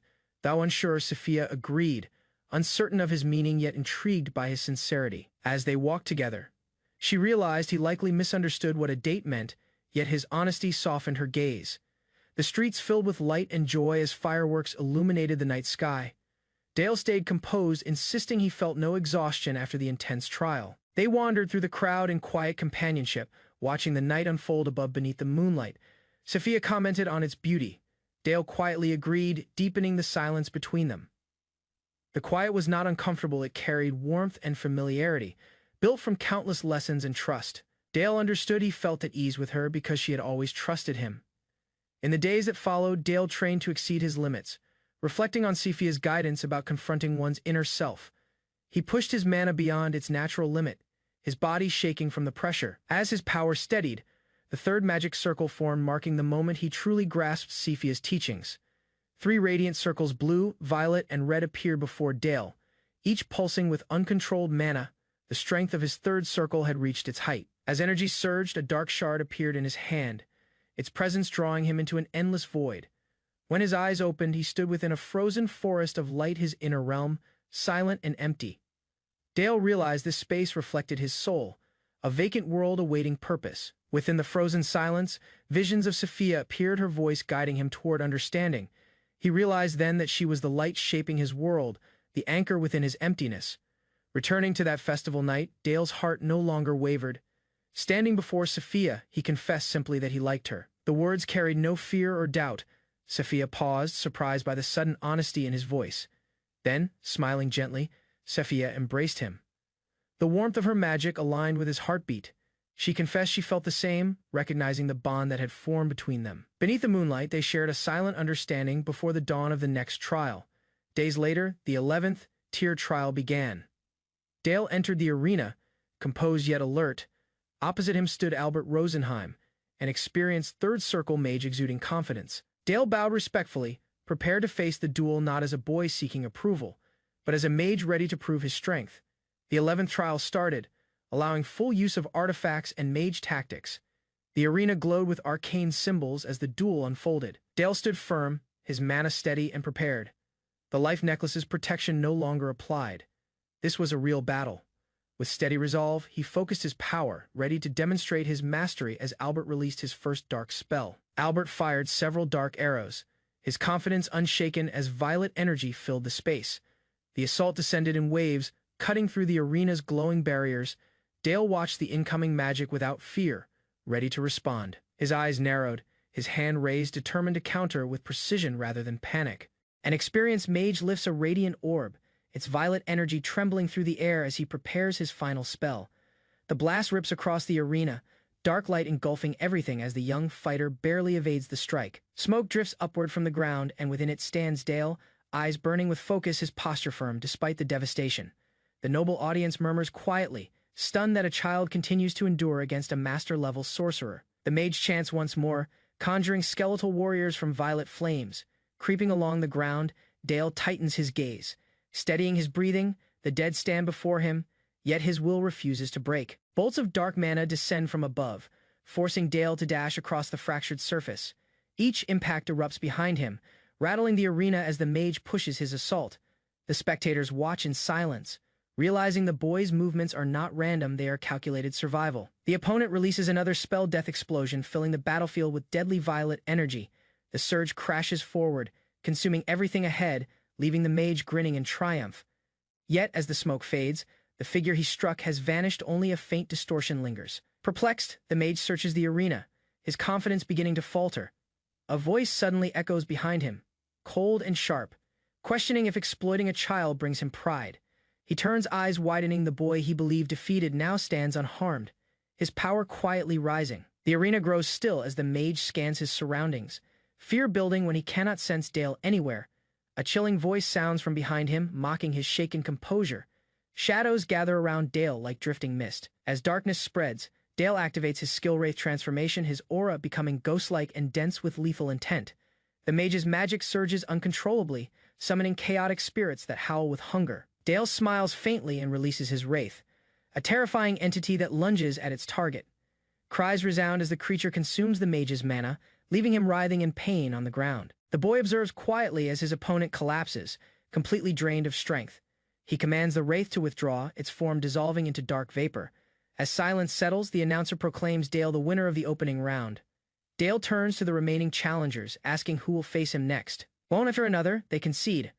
Unwilling to share the same fate, the tower's battles end quickly, Dale claiming victory in every match without effort. Days pass as he refines his 3 magic circles, confronting powerful guardians at each level. Upon reaching the 20th floor, a new opponent appears, a towering knight clad in crimson armor. The headless knight, guardian of the upper tower, unsheathes his blade. Dale prepares himself, sensing a battle unlike any before. The Crimson Knight advances, declaring Dale unworthy of ascending further. Shadows swirl across the ground as the knight raises his weapon, his presence heavier than any prior foe. Dale steadies himself, his eyes glowing faint blue as his power gathers for the impending clash. The knight suddenly kneels, lowering his sword before Dale. The crowd gasps in shock. A cold stillness fills the arena as icy radiance surrounds both figures. The knight complies without hesitation, driving his own blade into his chest under Dale's command. The armored body falls with a hollow sound, lifeless yet strangely serene. Dale watches quietly, recognizing the knight's absolute loyalty even in death. He exhales softly, admitting inwardly that his strength may have exceeded expectations. The audience whispers in awe, realizing the boy has surpassed even the tower elders. Dale turns away, deciding his climb should end here. Though capable of advancing further, he knows the next stage conceals something beyond human understanding. Light fills the chamber as Dale leaves the tower, completing the final trial. Outside, nobles and mages bow in respect. The young prodigy has united the northern lands under his name. Standing beneath the bright sky, Dale looks upward, his journey far from finished but his legend firmly established. Snow covered the northern empire as warriors gathered beneath the Saxon banner. The battlefield expanded endlessly, filled with the clash of blades and cries of soldiers struggling to survive. At the front lines, a young knight surged ahead, dark armor reflecting beneath the winter sun. His actions were exact, refined beyond his age, and his eyes blazed with determination. With every blow, foes collapsed before him. His troops advanced with renewed strength, shouting his name and their house's legacy. Saxon's honor, shaped through his courage, the triumph was overwhelming. At merely 10 years old, Dale Saxon had commanded the extermination force against the Orc army. His leadership inspired both awe and disbelief. Despite his age, none challenged his authority. His strategies were impeccable, his determination untouched by the brutality of battle. He stood among defeated enemies, his sword stained with triumph, marking the emergence of a prodigy destined to unify the North within Saxon castle. The Duke examined the reports. 145 orcs defeated, a knight declared. As Dale stood quietly beside him, when asked about casualties, Dale reported only slight injuries. No magic had been employed, only planning and discipline. The Duke's expression softened slightly. The boy had depended not on magic, but on skill, a mark of true leadership. Recognition followed. Excellent work, Dale. The Duke praised, his voice composed yet proud. The chamber filled with approving nods. Dale credited his success to his mentor, Sir Helmut, who had taught him warfare and leadership beyond his years. Even experienced knights acknowledged his development to them. The boy was no longer a child but the heir of a revived legacy. Training resumed shortly afterward. Dale sparred intensely, his blade becoming quicker and sharper with each exchange. An attack came from his opponent, a swift motion. Yet Dale deflected it, countering with precision and composed focus. Perspiration formed on his forehead as he steadied his weapon. Within those youthful eyes burned the resolve of a future duke, unbreakable, disciplined, and bound for greatness. On the practice field, Charlotte stood ready with her rapier, her emerald gaze fixed on Dale. Her posture was precise, her movements refined through endless training. Though she accepted his superiority, she pressed forward, determined to close the distance between them. Dale, calm and collected, responded with controlled precision. Despite her pride, Charlotte could not conceal her admiration for Dale's improvement. His progress was unmatched both as a mage and a swordsman. Dale encouraged her, his tone steady and supportive. He trusted her strength and reminded her of her progress. Charlotte blushed at his words, irritation blending with embarrassment. She disliked being seen as inferior, even when his praise was sincere. Yet deep within, she understood his recognition held meaning, proof that she too was growing stronger under his influence. Their sparring continued, laughter and rivalry mixing beneath the clear sky. Dale's calm demeanor contrasted with Charlotte's fiery nature. Their playful dispute about who was the child revealed their youth, yet also the maturity shaped by constant practice. As the sun climbed higher, Dale was summoned away. His mentor awaited the next lesson to refine his tactical thinking. Inside the study, Dale sat opposite Sir Helmet as the veteran knight instructed him on battlefield strategy. Maps and markers covered the table. They examined flanking tactics and cavalry assaults, envisioning troops moving like chess pieces across icy plains. Every lesson Helmet delivered etched itself into Dale's mind, shaping him into a future leader whose intellect rivaled seasoned commanders. Their discussion intensified as Helmet praised Dale's sharp reasoning. The young prodigy's understanding of strategy surpassed his years. Helmet then asked about Charlotte's improvement, sincerely impressed by her determination to match Dale's relentless growth.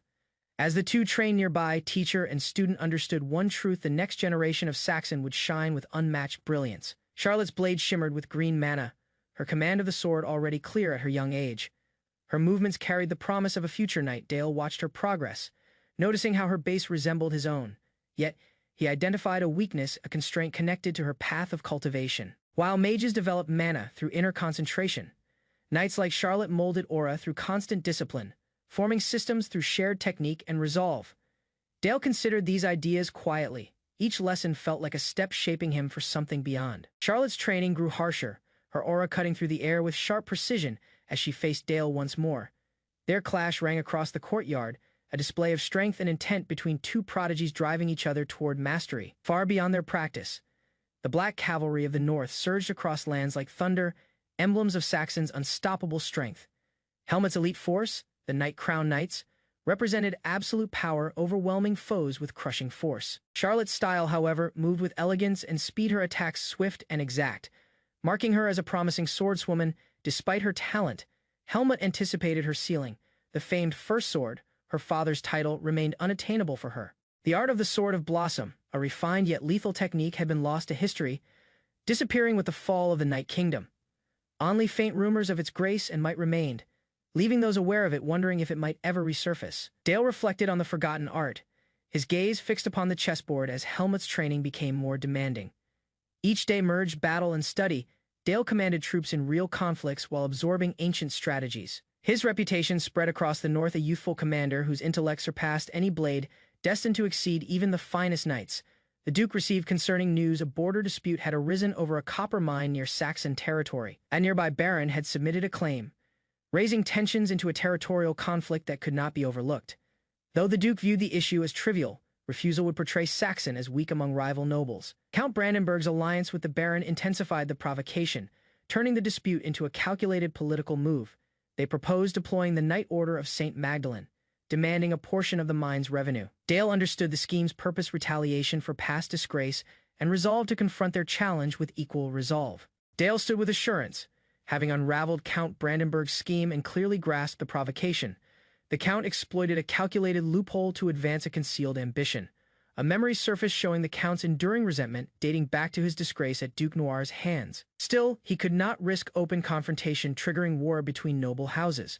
To avoid that danger, he stirred conflict across contested territory, hoping to lure the Saxon family into battle without direct accountability.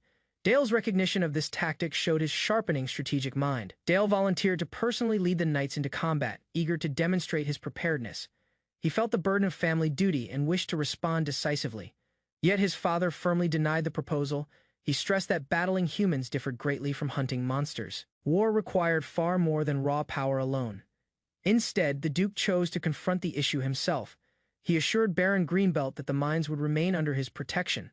Though Dale accepted the decision, disappointment lingered in his gaze. He longed to contribute and validate his abilities. Frustrated, Dale reassured himself of his competence. He struggled to understand why his father withheld trust from him. A knight comforted Dale, encouraging him not to lose heart. Surely the Duke's actions were guided by deeper reasoning. To cheer him up, the knight revealed a surprise. He invited Dale to learn a strategic game that mirrored real combat. Dale grew curious as the game closely resembled chess. It appeared to replicate battlefield tactics and leadership choices. The knight explained that mastering this game could benefit Dale immensely. It would sharpen his thinking for genuine military situations. Eagerly, the knight proposed they play together and explore strategies in depth. But before beginning, Dale conceived an idea. He hurried off suddenly, leaving the knight puzzled. Dale intended to prove something important. Returning to his father, Dale suggested a wager. If he defeated the Duke in the game, he wished to earn permission to join the battle. Dale asserted confidently that warfare relied not only on strength but also on strategy. His aim was evident, proving readiness through intellect. The Duke stayed silent, attentively observing the boy's determination. Although an aide tried to step in, the Duke allowed the challenge uninterrupted. The Duke set a condition: victory in the match would grant Dale permission to enter the war. Dale agreed instantly. The Duke cautioned that defeat would end any talk of joining combat. Both fully understood the gravity of the agreement. The match commenced. The room grew tense as they competed in a silent yet intense environment. The knight observed in astonishment. Despite his youth, Dale made calculated moves, displaying composure beyond his years. After an extended match, Dale emerged victorious. His strategy surpassed the Duke's, even though the Duke played seriously. The knight praised Dale's effective use of positioning and resources. Amazed by the boy's dominant performance, having won 2 of 3 rounds, Dale looked toward his father, anticipating the promised reward. The Duke questioned where Dale had learned the game. Dale falsely claimed he had studied an old rulebook years before. Privately, Dale knew this explanation was untrue. Revealing reality would invite suspicion about his unusual insight. Keeping his promise, the Duke entrusted Dale with full command of the knights for the upcoming battle. The Duke reminded Dale of the weight he now bore. The family's reputation would hinge entirely upon the final result. He questioned Dale once more, asking if he could manage the responsibility completely by himself. With firm resolve, Dale confirmed his readiness, promising to demonstrate his worth through the approaching trial. The Duke granted his consent. He anticipated his son would display the strength he had developed and come back triumphant from the battlefield. At the same time, within House Brandenburg's fortress, whispers began circulating. News reached Count Brandenburg that House Saxon's heir would personally command forces in the conflict. The Count doubted the report's validity. His son seemed unconcerned, yet tried to assure him that there was nothing to worry about. Philip, the Count's eldest son, scornfully rejected the rumors. He ridiculed Dale, calling him merely a 10-year-old boy driven to prove himself. Philip requested approval to defeat Dale using their knights. He considered the task beneath his true skill. In reaction, Count Brandenburg slapped him harshly. He was enraged by his son's arrogance and failure to recognize Dale's true ability. Count Brandenburg erupted in anger. He reminded Philip that Dale was no ordinary child, but someone Philip would never surpass. With disdain, the Count labeled Philip inferior to the boy he insulted. His dissatisfaction with his son's weakness was unmistakable. Even so, he permitted Philip to command troops. Though his confidence was clearly limited, Philip accepted anxiously, still unsettled. The Count explained that Philip's position was only ceremonial. Real authority over the forces would belong to Sir Milvus, guaranteeing leadership remained in capable hands. Philip was shocked by this ruling. His father had removed his genuine authority. Sir Milvus guided Philip away, leaving the Count irritated. He longed to confront Saxon directly but felt restricted by his opponent's youth. Seething, Count Brandenburg recognized that the Duke had orchestrated everything brilliantly. He angrily cursed Duke Saxon's tactics aloud. Elsewhere, Dale enjoyed a proud moment with his knights, his confidence strengthened, encouraged by those supporting him. Within Baron Greenbelt's lands, calm briefly returned. Still, the movement of troops showed the conflict was not yet finished. Dale reached Baron Greenbelt's fortress, welcomed with full ceremonial respect by soldiers and retainers. Despite his youth, he carried himself with steady composure. Baron Greenbelt greeted him kindly, expressing gratitude for his arrival. Meanwhile, nearby knights quietly questioned Dale's age and physical strength. Despite their doubts, the Baron voiced confidence in Dale, stating his presence reassured the entire region. Dale responded with thanks, keeping a composed and professional attitude. Privately, the Baron felt uneasy. Assigning such duty to a 10-year-old seemed careless, even with skilled knights beside Dale. With a courteous smile, he invited Dale to a banquet. Yet Dale refused immediately, emphasizing that no time could be wasted. Taken aback, the Baron sought an explanation. Dale's serious tone suggested urgent concerns he refused to postpone. Suddenly, Dale unsheathed his sword and aimed it toward the Baron. Dale announced his intention to personally examine the troops. He wanted direct understanding of their present state. Calm yet firm, Dale posed a critical question among the soldiers. Who possessed the greatest strength? His command had truly begun. Baron Greenbelt is held at knife point, shaking under intense pressure. Dale, exuding authority despite his youth. His question is direct, but filled with an unspoken challenge. Dale coolly asks who the strongest man is among the knight's subordinates.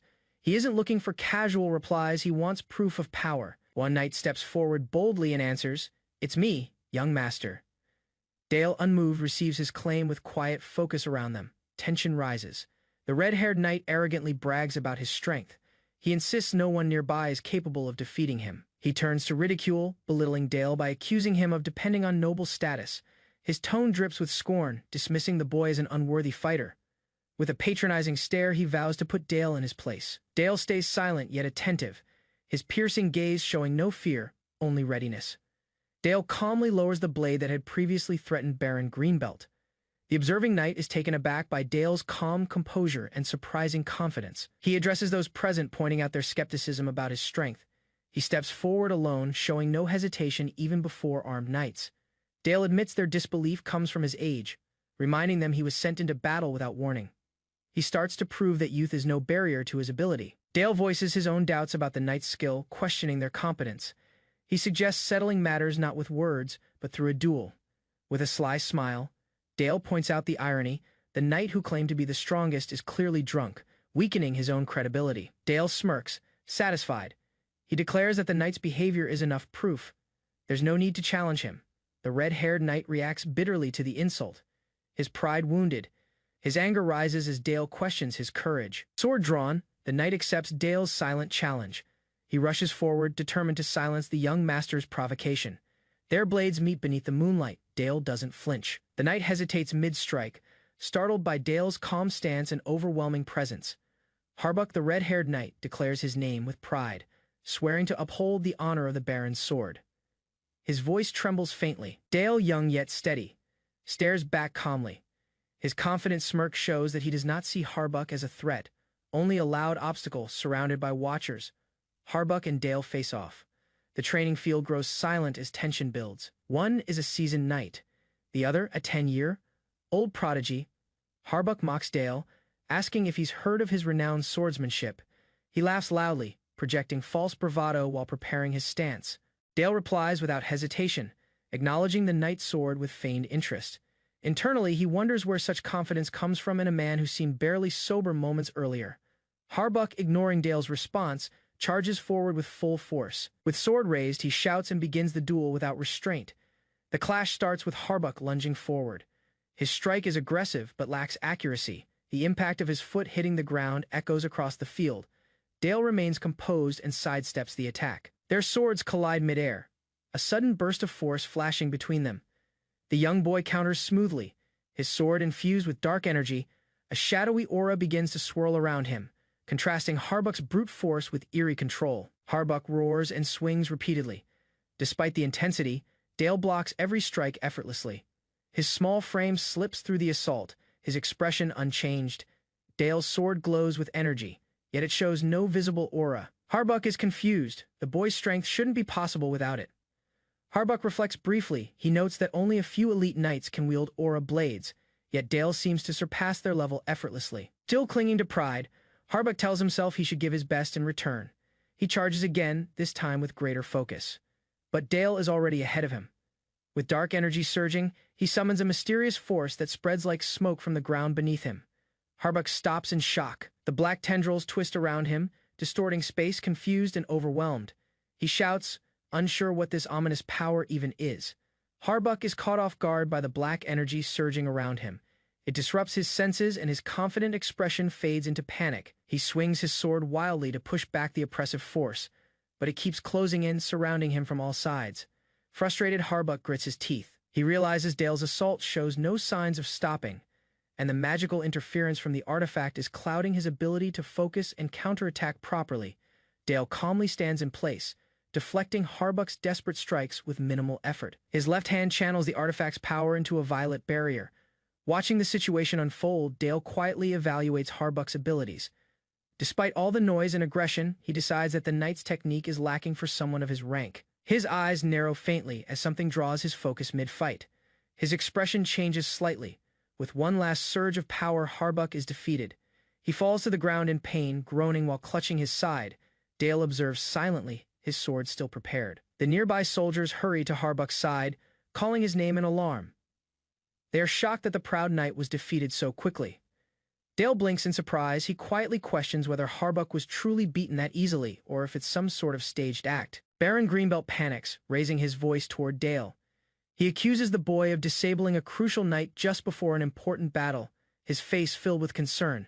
Dale listens without reaction, allowing the man to finish. His sword remains lowered and his composure stays steady, despite the Baron's scolding. With cold precision, Dale calls the Baron by name. His voice is sharp, a warning that Greenbelt may not fully understand the reality of his situation. Dale states that with such poor skills, Greenbelt's forces would only become a burden in the upcoming battle, not a support. He questions whether the Baron intended to hide behind the Saxon house and let them bear all the responsibility alone. The Baron stammers. In confusion, Dale stares at Harbuck, asking if this is truly the man they call their strongest.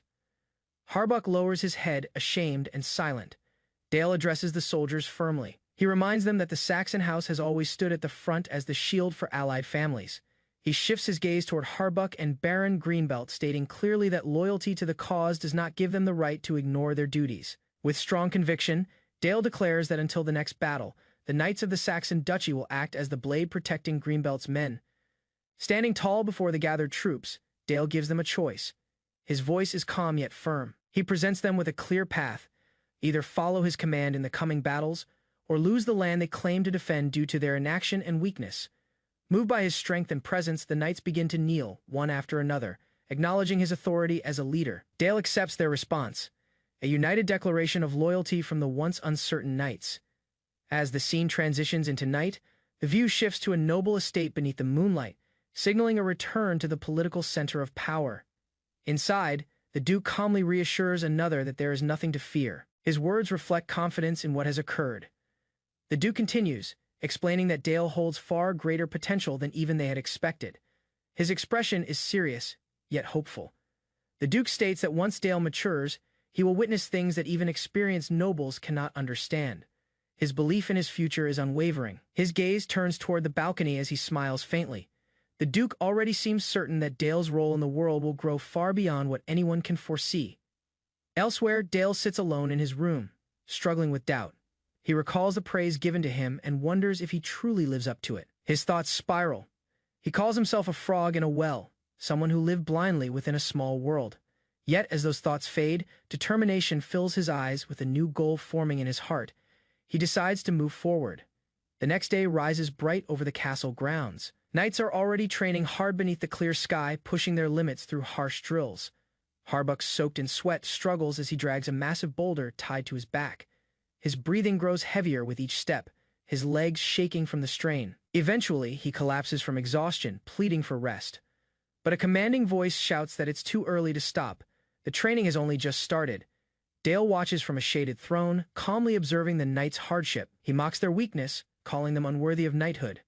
As Harbuck groans, Dale dismisses his injury, ordering Baron Greenbelt to personally supervise all training from stamina to swordsmanship. Dale then instructs the Baron to begin peace negotiations with their enemies, not to surrender, but to uncover the enemy's battle timeline, a strategic move hidden within diplomacy. At the disputed border between two baronies, a large negotiation tent stood surrounded by alert guards. The atmosphere was strained, as both factions understood the importance of the outcome. Inside the tent, delegates from one side had already arrived. Among them was the young noble Dale, seated calmly beside his imposing knight escort. Dale understood the urgency, with enemy movements increasing. He calculated that they had only a few weeks before conflict escalated into full-scale war. The Knight Order of St. Magdalene was currently engaged in a cross-continental campaign. Dale knew their logistical issues made them prone to reckless, preemptive attacks, especially to capture supply-rich lands like theirs. Baron Parker, a rival noble, commanded elite knight forces that had yet to reveal their full strength. Intelligence suggested that his faction was seeking a chance to gain early advantage by launching surprise strikes. At that moment, Lord Philip, one of Baron Parker's commanders, entered the tent with his entourage. The negotiation was about to begin, but it was already clear this was more than diplomacy. Dale smirked faintly. He had anticipated these two. They were the usual front used by the opposing side to display dominance. Yet Dale saw through the FI immediately. Philip, armored and composed, stood confidently. However, Dale recognized him not as a strategist, but merely a figurehead placed to speak loudly while others pulled the strings. Behind Philip stood Sir Milas, a calm presence with calculating eyes. Dale instantly identified him as the real mind behind the operation, the one directing the true decisions behind the scenes. Dale greeted Philip with a calm expression, observing the arrogant smile that met him in return. Philip laughed dismissively, already underestimating his young opponent. Philip mocked the very idea of negotiation, implying that Dale's request came from fear rather than strategy. Unmoved by the mocking tone, Dale remained silent, watching Philip closely. His lack of response only heightened the tension, drawing attention to what and who truly mattered in the room. Philip continued, demanding to know Dale's reason for proposing negotiations. He clearly expected to dominate the room and control the discussion from the beginning. Dale calmly cut him off, clarifying that his question was not intended for Philip. The room shifted slightly. With sharp precision, Dale addressed Sir Milas directly, dismissing Philip as a puppet. He acknowledged Milas as the true commander and proper target of negotiation. Dale directly addressed Sir Milvas, revealing his identity as the Pure Sword. A known holy swordsman, the revelation caused a clear reaction in both Milvas and Philip. Philip, confused and shaken, questioned Dale's words, unsure how the young noble knew such sensitive information. But Dale remained composed, pressing forward without hesitation. He explained his reasoning bluntly. No army would be entrusted to someone so incompetent unless their true commander was someone like Milvas. Milvas, attempting to steady the atmosphere, warned Philip not to be influenced. But Dale's words had already disturbed Philip, exposing cracks in their alliance's leadership structure. Dale's remarks weren't just speculation, they showed deep insight. He revealed the hidden contempt that Count Brandenburg, Philip's father, held for him, calling Philip a disgrace. That fact had been carefully concealed, known only to a few within their ranks. Milvas silently wondered how Dale, an outsider, had discovered such a humiliating truth. Enraged and humiliated, Milvas declared the negotiation finished. He stood abruptly, his pride too wounded to continue the discussion. Milvas supported Philip's departure, stating there was no longer any reason to stay. But Dale interrupted the moment with a sharp observation. He questioned why Milvas, a subordinate, was giving Philip orders and why Philip obeyed so quickly without resistance. Dale pointed out that Philip, by accepting commands from a lower-ranked man, appeared like a servant rather than a noble heir. He pushed further, mocking Philip's actions. According to Dale, the man who was meant to be the Count's heir was nothing more than a puppet on strings. Philip burned with anger, the insult striking deep. He repeated Dale's words in disbelief, his voice tight. Milvas, alarmed by Philip's response, tried to step in again. Dale remained seated calmly while Philip yelled in frustration. His composure only heightened the imbalance of power between them. With a steady tone, Dale said that even he was no longer certain who was truly in control. Was Philip simply acting under a holy swordsman's will? Or worse, Dale added, was he just a puppet controlled by Milvas? The accusation struck true.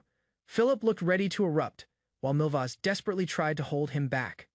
Dale's strategy had always been psychological warfare, breaking the enemy's structure by attacking their chain of command before the battle even started. With a smirk, Dale admitted that negotiations were never his true goal. His presence and words were designed to create confusion. Dale then ordered his knight Sir Bale to step outside. The knight acknowledged the order respectfully, leaving without hesitation, showing the level of trust and discipline under Dale's command. Dale suggested continuing the discussion privately.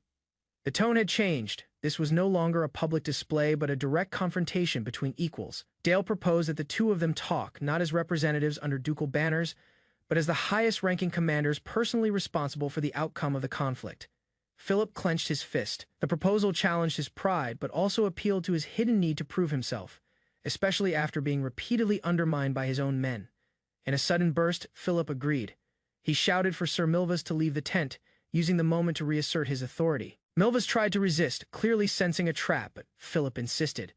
He demanded obedience, claiming his rank as the highest commander and taking full responsibility for what followed. Cornered by his superior's demand, Milvas reluctantly agreed to leave. Though visibly uneasy, he had no choice but to step back and trust Philip's decision in that moment.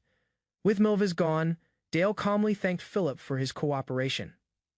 Despite his earlier manipulation, Dale's tone was respectful, reinforcing that the real game was just beginning. He reminded Philip that the meeting had always been presented as a negotiation. The return to diplomacy was subtle but strategic. Dale had created the chaos and now he offered order.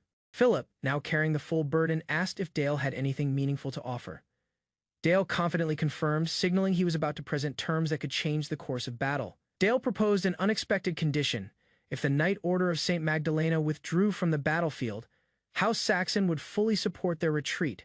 It was a direct offer. No deception, just logistics and opportunity. By appealing to logic instead of pride, Dale reframed the war as a solvable issue of survival and supply. Philip, caught off guard, could only reply with a stunned what. His expression showed confusion, suggesting that Dale's strategy had completely thrown him off balance. Philip slammed the table, shouting in disbelief at Dale's proposal. He questioned whether Dale truly believed such terms qualified as negotiation, but Dale answered calmly, confirming his intent. He acknowledged the harshness of his earlier remarks and even offered a courteous apology. Without raising his voice, Dale outlined the consequences of rejecting the offer. He warned that the opposing army would be crushed, knights would be captured, and reputations would be destroyed, especially that of the famed holy swordsman. Dale pressed further, making it clear that this was Philip's last chance to withdraw with dignity. The threat was wrapped in diplomacy. Philip laughed bitterly, finally understanding what Sir Milvus had warned him about. Dale had planned the entire meeting as a trap.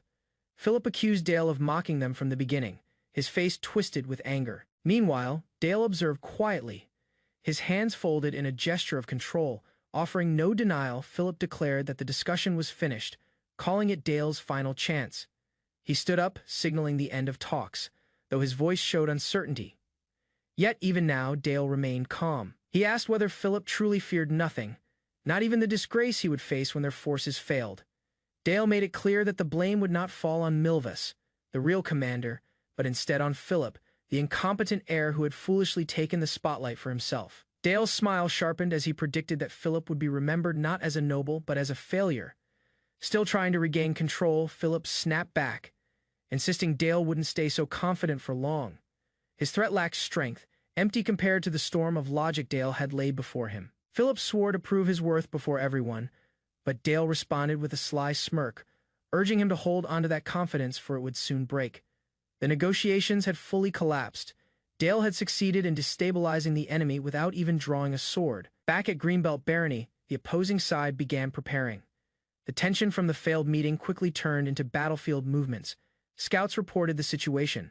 The Knights of House Saxon, under Dale's leadership, had begun mobilizing. War was now unavoidable. Milvus reflected on Dale's sharp gaze and commanding presence.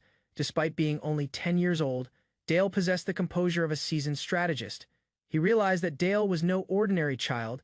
He carried the weight of House Saxon and posed a real threat if allowed to grow further. Determined to stop Dale from reaching his full potential, Milvus gripped his sword and proposed a decisive action to eliminate the young commander before he could rise any higher. With Milvus leading the front, enemy knights launched their charge, confident they would crush the arrogant boy who had mocked them during negotiations. From the walls, Dale's forces watched the enemy's movement. Alerted to their advance, Dale remained composed, acknowledging the report with approval. Standing tall in full armor, Dale rallied his troops. With a shout to the sworders of House Saxon, he called them to battle, to shed blood in honor of their name. As turmoil exploded across the battlefield, armored warriors collided fiercely beneath an open sky. Weapons clanged loudly and shields shattered under immense pressure. The front lines were overrun by the unexpected assault. Troops cried out and staggered, failing to endure the sheer force of the attack. Blood spread across the ground as ranks collapsed. Sir Milvus commanded the 1st Cavalry Battalion. With a sharp order, he signaled the advance, his voice cutting through chaos as his steed charged straight into battle. Sir Milvus analyzed the battlefield tactics. He pinpointed the Night Crow Knight Order of House Saxon as the vital enemy unit that must be eliminated for victory. To prevent ambushes, Sir Milvus chose that Lord Philip would avoid the front line, instead remaining at the formation's core to maintain balance and control. Baron Hender's forces were directed to secure the left flank, intending to restrain the rival Greenbeard Knight Order. At the same time, Count Vendentrup's elites would attack from the right, weakening the Night Crow. Sir Milvus urged his mount forward, commanding his soldiers to exploit the moment for a final strike. His warriors answered with resolve, crashing into enemy lines. A knight attempted to halt the advance, shouting warnings of peril, but his voice vanished within the uproar. A young fighter responded, gripping a spear, charging boldly toward opponents. A devastating collision followed as the young knight pierced through an enemy soldier, knocking him down violently. Another opponent froze, realizing the overwhelming force approaching rapidly. The opposing commander attempted resistance, but their ranks began to falter. Dale, the youthful prince of House Saxon, suddenly appeared at the front line atop his horse. His presence inspired the weary troops with renewed courage. Recognizing Dale instantly, their spirits rose as he commanded them firmly to hold their ground. Under his guidance, the soldiers regained discipline and launched another assault. Shouting loyalty to House Saxon, they advanced forward with relentless determination. Sir Milvas observed the sudden counterattack, noting how enemy units reorganized under Dale's command. He acknowledged the daring nature of their tactic. Recognizing Dale's capability, Milvas saw him as a dangerous opponent.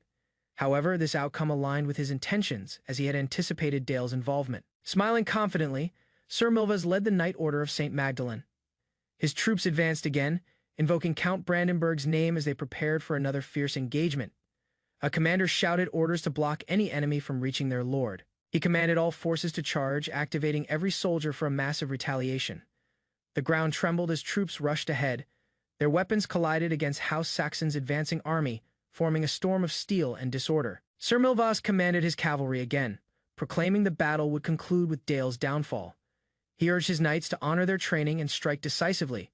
Sir Milvas leapt into the air, attacking with deadly accuracy. His actions were swift and merciless as he struck down foes during their advance. The ferocity of the assault persisted as he pushed onward, encountering minimal opposition. His confidence strengthened as he foresaw a swift and certain triumph. Suddenly, a dark figure dropped in front of him with incredible speed. The strike came fast and clean, catching Sir Milvas off guard and forcing him to respond. Milvas looked ahead, watching as enemy forces were scattered before him, but a strange feeling crept into his mind.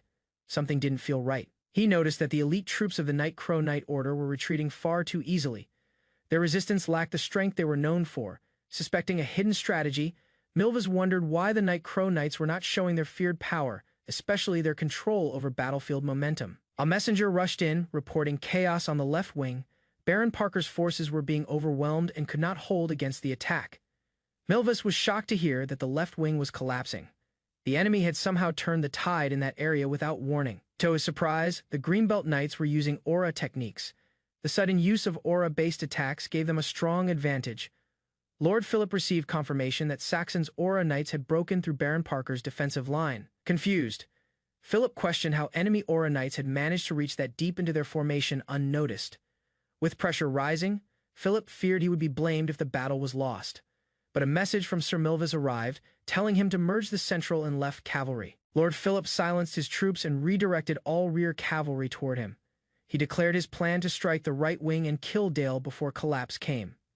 Before he could act, a soldier urgently reported that Dale was approaching with the entire rear cavalry, going against Philip's orders. Philip was furious. He had clearly ordered Dale to defend the left wing. Seeing his plan fall apart, he blamed Dale for disobedience and called him useless. Milvas reviewed the battlefield in his mind. His right wing was succeeding, pushing the enemy back while the left flank remained vulnerable. He believed reinforcing the left was the best move, but Dale had instead targeted the enemy commander without coordination. By ignoring orders, Dale created an uneven movement, putting the left wing at risk. Milvas realized that soon the center and left would be surrounded. One officer suggested retreat, but Milvas hesitated. Despite the danger, he still believed the battle could be turned around. He looked across the battlefield and saw Dale still pushing forward with firm resolve. Dale's presence showed that the battle was not yet lost. Milvas acknowledged Dale's strength. Even with little experience, Dale stood firm under pressure. Milvas raised his sword and called the 1st Cavalry Battalion. Milvas declared that only one path remained. His knights stood ready, waiting for orders. Their weapons already drawn, with swords raised, they pledged themselves in the name of Saint Magdalena. They called for divine protection, asking for blessing and strength. They offered prayers to the sister goddesses and waited for Milvas's command, united and ready to act together. Milvas's eyes shone with determination. His decision was final, and the chance to retreat had passed. He ordered a full assault to break through enemy lines and take the commander's head. The army answered his command. With cavalry charging behind him, Milvas led the charge at full speed, his knights racing across the battlefield with raised swords. Sir Milvas led his knights forward with fierce resolve, rallying them into combat. The unit, armored and equipped, followed him through the dust of the battlefield without hesitation. The soldiers moved in formation, their footsteps trembling the ground. Their expressions were grim, ready for the clash ahead, trusting Milvas to lead them to victory. In the distance, Dale stood atop a wooden platform, calm and unreadable, observing the approaching forces with measured eyes. The enemy was drawing near, and the confrontation was inevitable. Dale lifted his hand and began shaping a magic circle in the air. His composed expression contrasted sharply with the energy swirling around his fingertips, marking him as more than just a noble. Sir Milvas recognized the spell forming from afar and realized too late that this was no ordinary mage. Dale was ready for battle with precise magical intent. Without delay, Dale released a concentrated ice spell into the enemy's path. The swirling projectile cut through the air, freezing everything around it, and aimed directly at the advancing knights. Milvas watched in disbelief as the young noble prepared a second spell with even greater power. The realization that Dale had mastered multiple castings struck him heavily. Dale directed mana into the ground, focusing with unwavering control. The magic built quickly, forming a defense far beyond the ability of any ordinary mage. A massive wall of ice burst before the knights, stopping their momentum. Its jagged surface reflected the shocked expressions of the soldiers, who hadn't expected to be halted so suddenly. Milvas and his men stared at the frozen barrier that now blocked their path. The formation broke as hesitation spread, and the initial charge came to a stop. Taking the opportunity, Dale gave the command to attack. His voice rang out clearly, signaling the Black Dukedom forces to begin their counterstrike. Dale's soldiers surged forward from behind the ice wall. Armed and united, they charged with one purpose: to protect their young master from any threat. Chaos erupted as the two forces clashed. One of Dale's knights struck with overwhelming force, sending an enemy back with brutal accuracy. Sir Milvas, shielding his face, realized he had been outplayed. His earlier confidence had blinded him to Dale's true strength and strategy. With the front lines breaking and morale falling, Milvas admitted defeat within himself. His gamble had failed, and the enemy had taken full control of the field. Sir Milvas, angered by the ice barrier, charged forward alone. Determined to reach Dale, his blade crackled with energy as he pushed through the chaos. With power surging from his sword, he leaped into the air, hoping to strike through magic and steel alike. But his reckless jump left him exposed. Dale, calm and prepared, responded with precision. Their eyes met as the boy raised his hand, ready to stop the approaching threat himself. As the sun began to set, Dale and his troops stood victorious. Bodies covered the field, and the exhausted knights struggled to hold formation. Sir Milvas stared at the young noble, realizing he had greatly underestimated him. Dale's control over magic and the confidence behind his command left no room for doubt, surrounded by loyal knights. Dale reflected on the earlier battle. The arrogance of the enemy's plans had revealed their weakness. Misjudging a boy who commanded with purpose, Dale admitted that his choice to join this war came from his own will. Though young, his actions had reshaped the battlefield through strategy and foresight.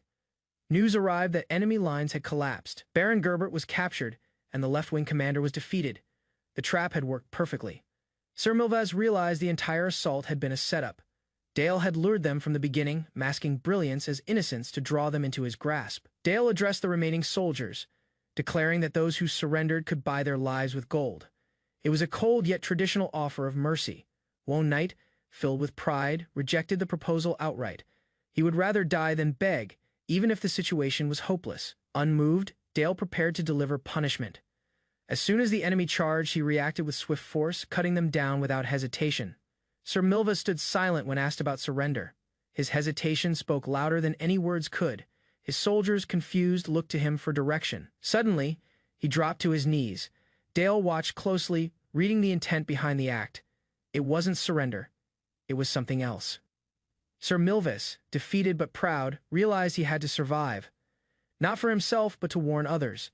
Dale was not just a prodigy, he was a threat to empires. Sir Milvas fell to his knees and ordered his remaining men to do the same. Facing defeat, he attempted to follow the imperial protocol for surrender. Dale observed in silence as Milvas recited the formal request for prisoner rights, a last effort to appeal to order amidst the chaos. Dale questioned Milvas' motives, noting how easily the commander knelt to save his life. But before pressing further, Milvas interrupted firmly. Trying to preserve his pride, Dale denied the plea for mercy.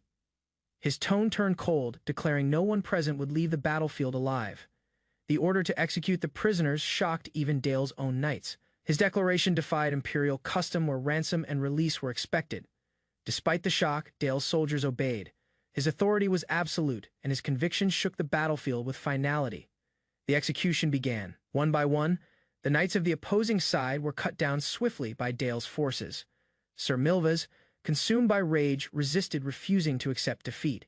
he shouted defiantly, rising in anger to confront Dale directly. But his final act of defiance was futile. He was quickly disarmed and forced to his knees, unable to match the strength before him. Dale approached Milvus quietly, his eyes sharp with old pain. He spoke the knight's name, forcing him to remember. Milvus stared blankly, unsure of what Dale meant, but Dale smiled darkly, reminding him of a night long ago of betrayal and death. Dale recalled the exact moment of his fall. Milvus had stood and watched as his master ended Dale's life with a blade from behind. Dale asked again, demanding to know if Milvus remembered. The knight's shocked face gave him the answer he needed. Shaking with fear, Milvus accused Dale of returning from the dead, calling him a monster revived by dark power. Dale confirmed it with a cold smile. He admitted that only now, after delivering justice, did he feel any trace of relief. The battlefield fell into turmoil as the frontline knights were eliminated one after another. A deadly strike broke through a soldier's armor, spreading panic throughout the formation. The Black Cavalry, fast and unyielding, ripped through the left flank, dispersing the remaining troops. Soldiers struggled desperately to regroup while facing constant and overwhelming pressure. Philip, stunned from an earlier strike, regained consciousness too late. The enemy had already crushed their right wing, and every elite knight, including Sir Milvus, had been defeated. Philip was troubled by the memory of a boy with dark eyes and a chilling smile. That vision, once forgotten, returned during the crisis, overtaking his concentration. Shaking himself back to awareness, he faced urgent demands from his subordinates for direction.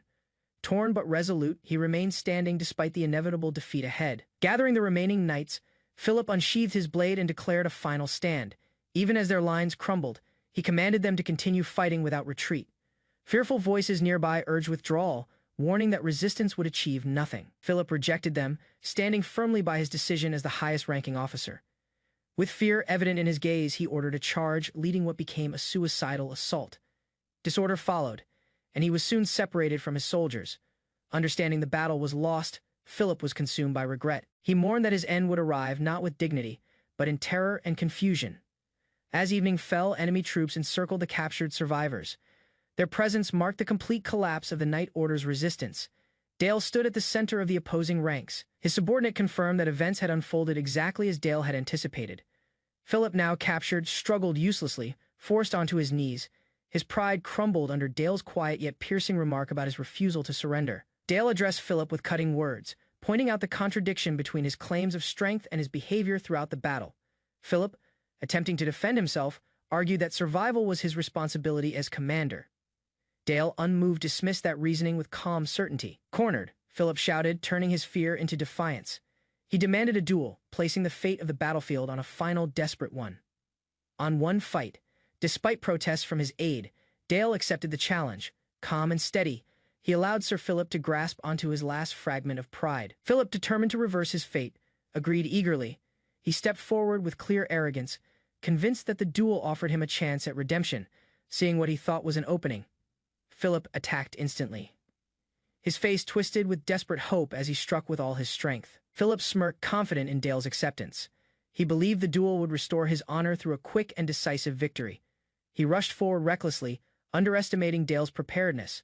His blade descended, expecting no resistance in return. Yet Dale remained still. At the perfect moment, he deflected the force effortlessly. Philip's attack failed, and confusion replaced his confidence. Dale countered with exact and overwhelming strength. Philip, unprepared, fell in agony before the eyes of his remaining soldiers. Defeated and disgraced, Philip released his weapon.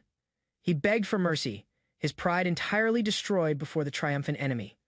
Dale watched without emotion. He understood that Philip had chosen survival over honor, and the once proud commander now pleaded in humiliation. As Dale returned home, horns echoed in celebration. The people gathered to greet the young victor with cheers and admiration. Reports spread about Dale's tactical genius. His scheme to surround and destroy the enemy had worked, overpowering even the seasoned knights of the Order. However, not every reaction was celebratory. Some questioned the price of victory, quietly expressing concern over the large number of casualties. In a distant place, a senior priest of the church observed Dale's rise with concern. He doubted whether divine guidance truly justified such widespread bloodshed. Although Dale currently turned his blade against foes, the priest worried that someday, that same blade might be directed toward allies without hesitation. Back within the palace, Dale's name was called. Unmoved by praise or doubt, he stood resolute, a boy who had already altered the outcome of a battlefield. Dale reunited with lies. the young girl who welcomed him with genuine happiness. Her eyes shone brightly as she rushed ahead, hugging him tightly. At that moment, Dale smiled warmly, a rare change from his battlefield composure. Their connection was clear as they shared a quiet and heartfelt reunion. Sir Helmet stepped forward to formally recognize Dale's first triumph. Dale answered with composed respect, never allowing pride to surface despite the acknowledgement. Upon entering the royal hall, Dale stood before the high nobles. With confidence, he prepared to deliver his report in full ceremonial manner. Standing before the ducal throne, Dale announced the successful completion of his campaign. His voice remained steady as he accepted full responsibility for the results. His father praised his command. Others present acknowledged that the youngest son of House Saxon had guided troops to victory with discipline and precision. Dale's mother greeted him warmly upon his return. Her soft expression revealed deep relief that her son had come back without injury. She told him to rest. Recognizing the burden of leadership, Dale, still holding Lisa's hand, responded with a rare and peaceful smile. He reflected silently, realizing months had passed since he last stood inside the castle. Surrounded by loved ones, he felt a sense of belonging once again far from Saxon. An injured officer delivered grim updates. The remaining members of the St. Magdalena Order had returned shattered and wounded. Only a single subordinate had survived. He reported that every commanding knight had fallen, including Sir Milvus, and Philip had been captured by the enemy. The envoy delivered a ransom demand issued by House Saxon. His voice trembled as he reported the complete defeat to his superior. Enraged, the noble commander scolded the returning troops. His fury erupted over the humiliating loss and what he saw as cowardice in their survival. Confronted with anger and threats of death, the survivor begged for forgiveness. Fear consumed him as he admitted his failure. The count ordered the deserters imprisoned in the dungeon. He refused ransom discussions, vowing to punish them instead of granting mercy. The war's aftermath sent shockwaves across the continent. Nobles reacted with fear and anger as news of defeat spread. The event became known as the Black and White Turning Point. Tales of Dale's ruthless battlefield choices, showing no mercy to enemy soldiers, circulated widely. His merciless conduct earned him a new title, the Black Young Master. Amid this growing notoriety, Dale reached his 11th birthday. He was summoned to the ducal hall for an important declaration from his father. To mark the event, Dale's father granted him the title of Viscount within Saxon territory, giving him authority equal to that of a noble envoy. With this title, Dale was officially acknowledged as an independent leader, no longer bound by his youth or status as a mere heir. Thanking his father, Dale immediately took initiative. He requested permission to act independently as a representative of their house, signaling the beginning of a new move. In the public eye, Dale was seen as a brutal commander who left no prisoners behind. The church began whispering discontent over the massacre of their faithful knights. Aware of the looming tension with the church, Dale proposed a pilgrimage to the temple of the goddess Sistina to take responsibility for the bloodshed attributed to him. He vowed to face the consequences personally, determined to bear the weight of the battlefield's infamy on his own terms. Dale stood before his father, asking for approval to journey toward the papal state of Sistina. He proposed a sacred pilgrimage as a way to personally observe the aftermath caused by the empire's expanding dominance. Though youthful, Dale's face showed assurance and determination. His claim to bear the burden of the empire's reach was not purely spiritual. It was calculated. The Duke, an experienced and shrewd ruler, stayed quiet. His stare was piercing, clearly measuring Dale's genuine purpose. Doubt lingered across his face, uncertain why Dale would abandon fear, a powerful political tool for unpredictable advantage.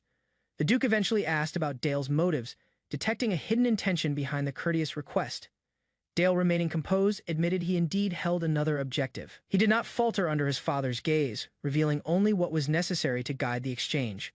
Dale disclosed his strategy to offer something irresistible to the papacy. He also stated his aim to secure the Forbidden Grimoires, a potent archive of magical writings capable of altering the balance of power.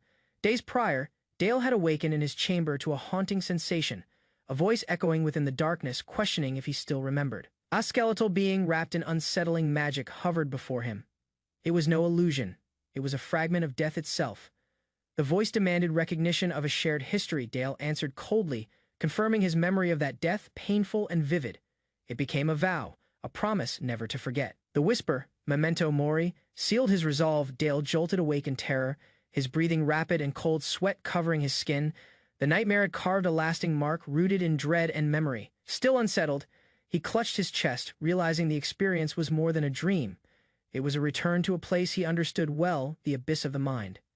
He remembered this abyss from his earlier magical training, the horrifying void he faced when he forcibly opened his consciousness to reach the third circle. It was a forbidden act that exposed the suffering within one's psyche. Though the knowledge granted him power, Dale now endured the mental cost, loneliness, and recurring visions that plagued his rest.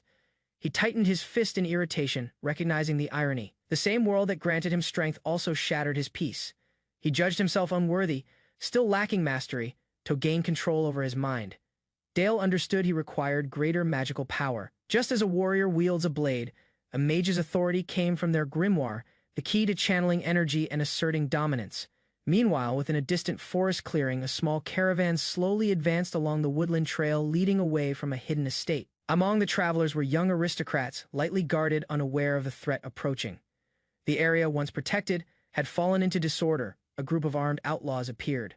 Blocking the road with no better path in a life of hardship, they had turned to ambush. Without hesitation, they struck, arrows flying toward the carriage.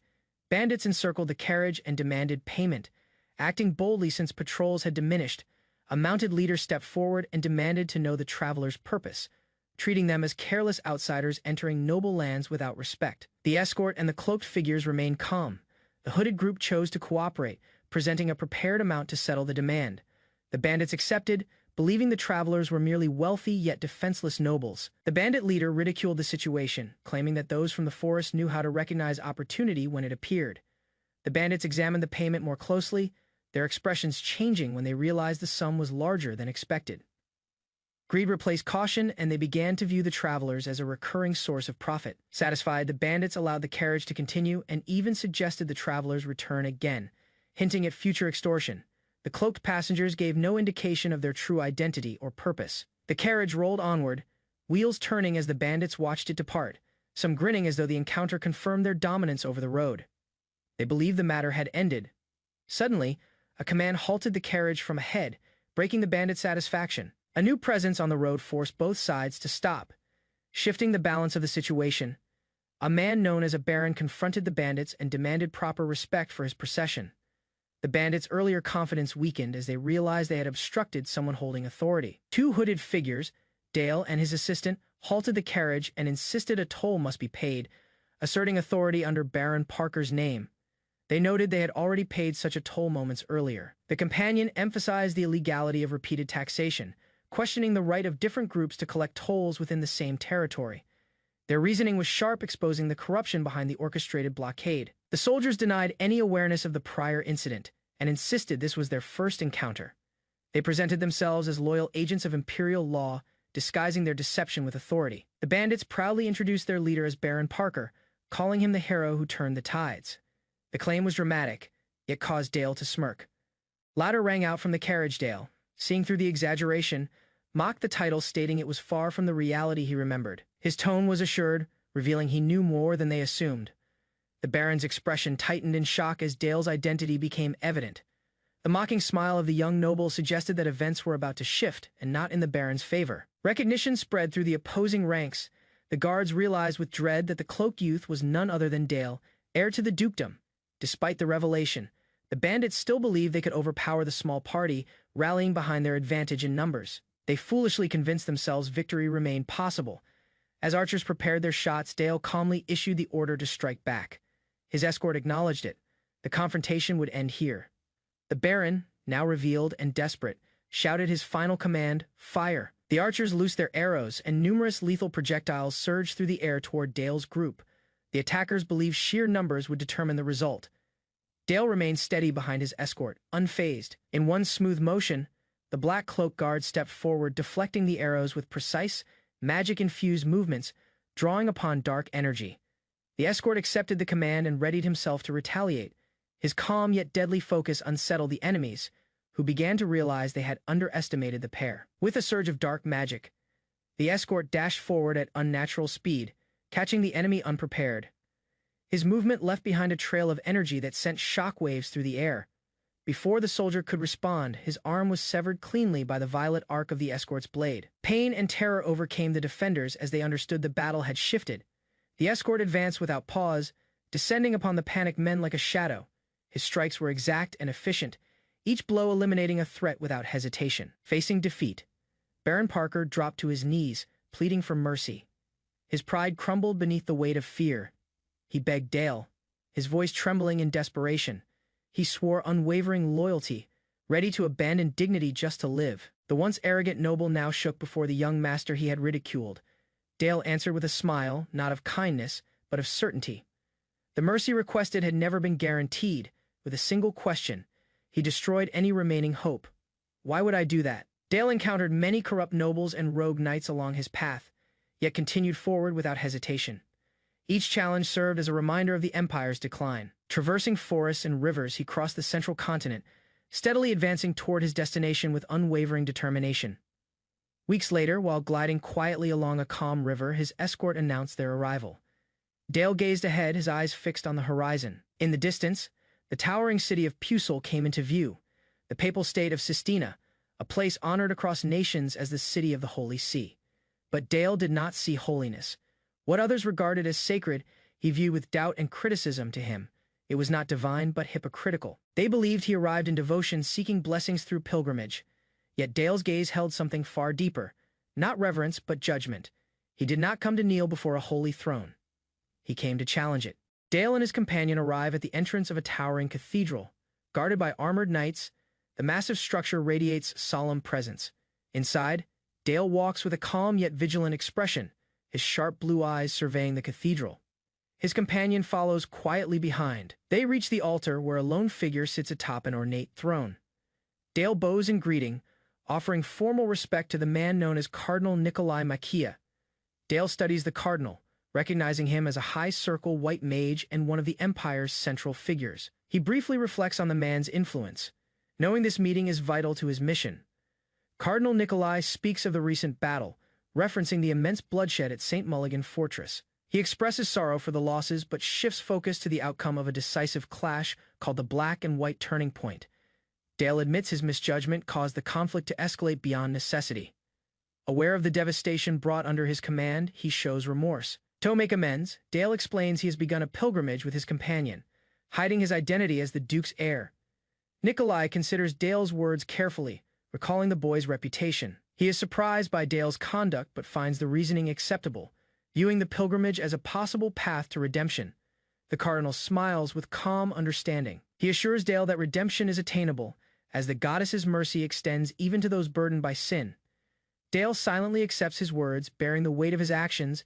Dale questions the cardinal's earlier claim that no sin lies beyond redemption. He challenges him directly, suggesting that such belief may have justified betraying the goddess's own nation to the Empire. Dale recalls the events leading to the annexation of the theocratic state.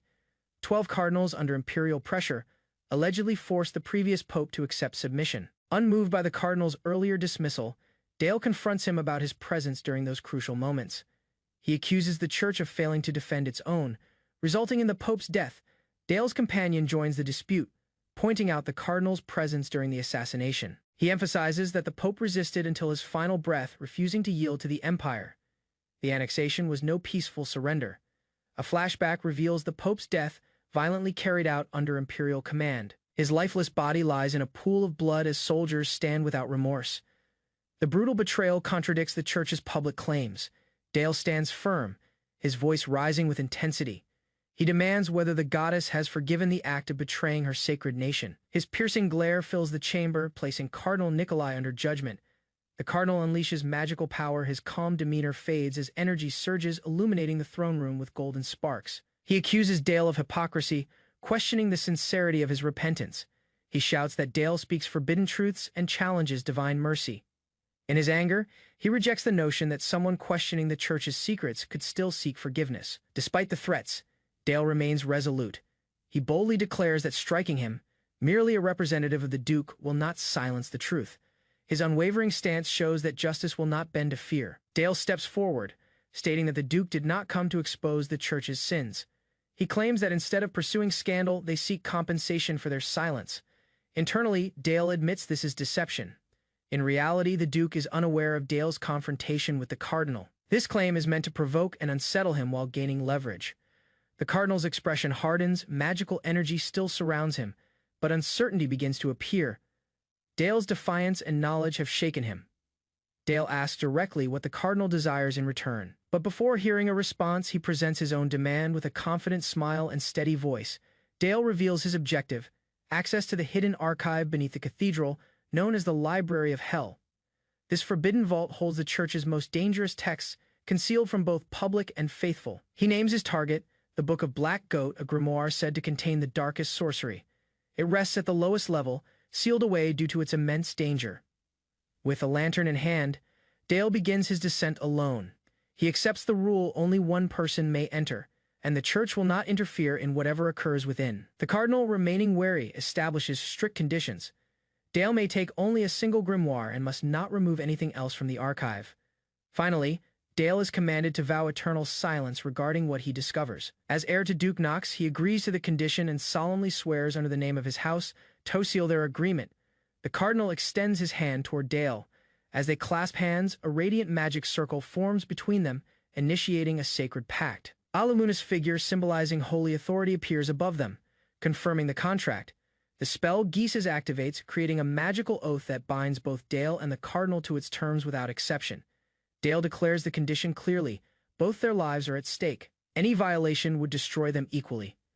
Narration confirms the pact was sealed through Geese, a contract spell honored in the White Magic Tower. Dale walks alone with a lantern down the dim staircase.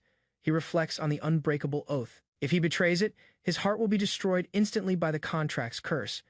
Reaching the bottom, he halts before a massive door etched with runes known as the Gate of Hell.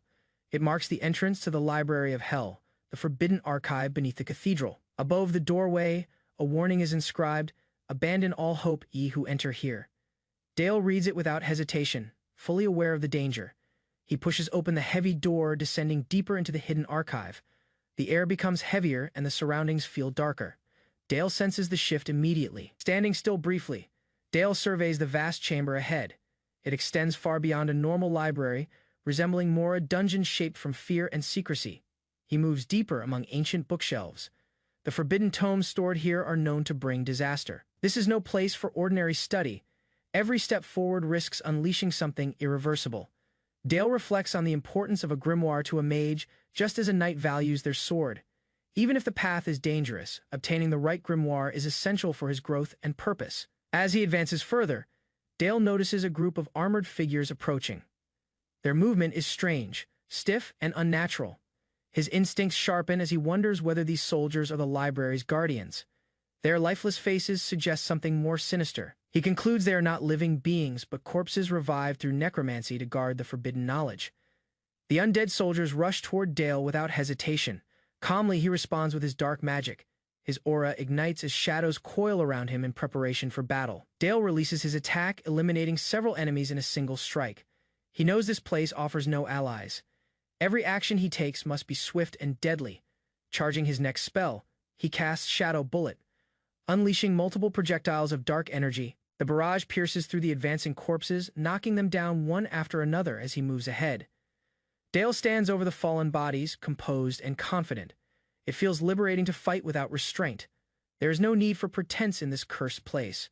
Drawing a dagger, he prepares for the ritual. He speaks his name aloud and declares his right as the chosen successor of Duke Saken and the rightful heir to the Book of Black Goat. With solemn words, Dale summons the entity of the book, commanding it to accept the contract and bind its dark power to him forever. His blood drips onto the ritual floor. The entities bound within the Book of Black Goat sense his immense mana. They recognize the offering as that of a powerful mage and begin calling out to him. Multiple voices from the abyss compete to claim Dale as their contractor. One dominant presence rises above the rest, declaring that it alone is meant to bond with him. The atmosphere grows ominous as the killing intent becomes almost tangible. Dale stands unmoving amid a field of shadowy spears and blood-soaked ground. He can feel the overwhelming bloodlust surrounding him, a place where violence has long reigned. Observing the corpse-covered ground, Dale concludes that he has entered a realm within the grimoire itself, a manifestation of the book's chaotic power. The environment pulses with dark energy. A towering demonic entity steps forward and commands Dale to form a contract. It promises absolute loyalty in exchange for a bond, offering to destroy all who oppose him. The being tempts him further, describing rivers of blood and total destruction of his enemies. It speaks of a brutal pact, one sealed in carnage. Dale listens in silence, ready to decide. Dale stood within the crimson haze, unfazed by the grotesque entity beside him. The being offered absolute loyalty, promising destruction against all who opposed Dale. Dale turned away from the creature's monstrous devotion, uninterested in hollow promises of violence. His focus was not on slaughter, but on control, of the book, of the power of himself.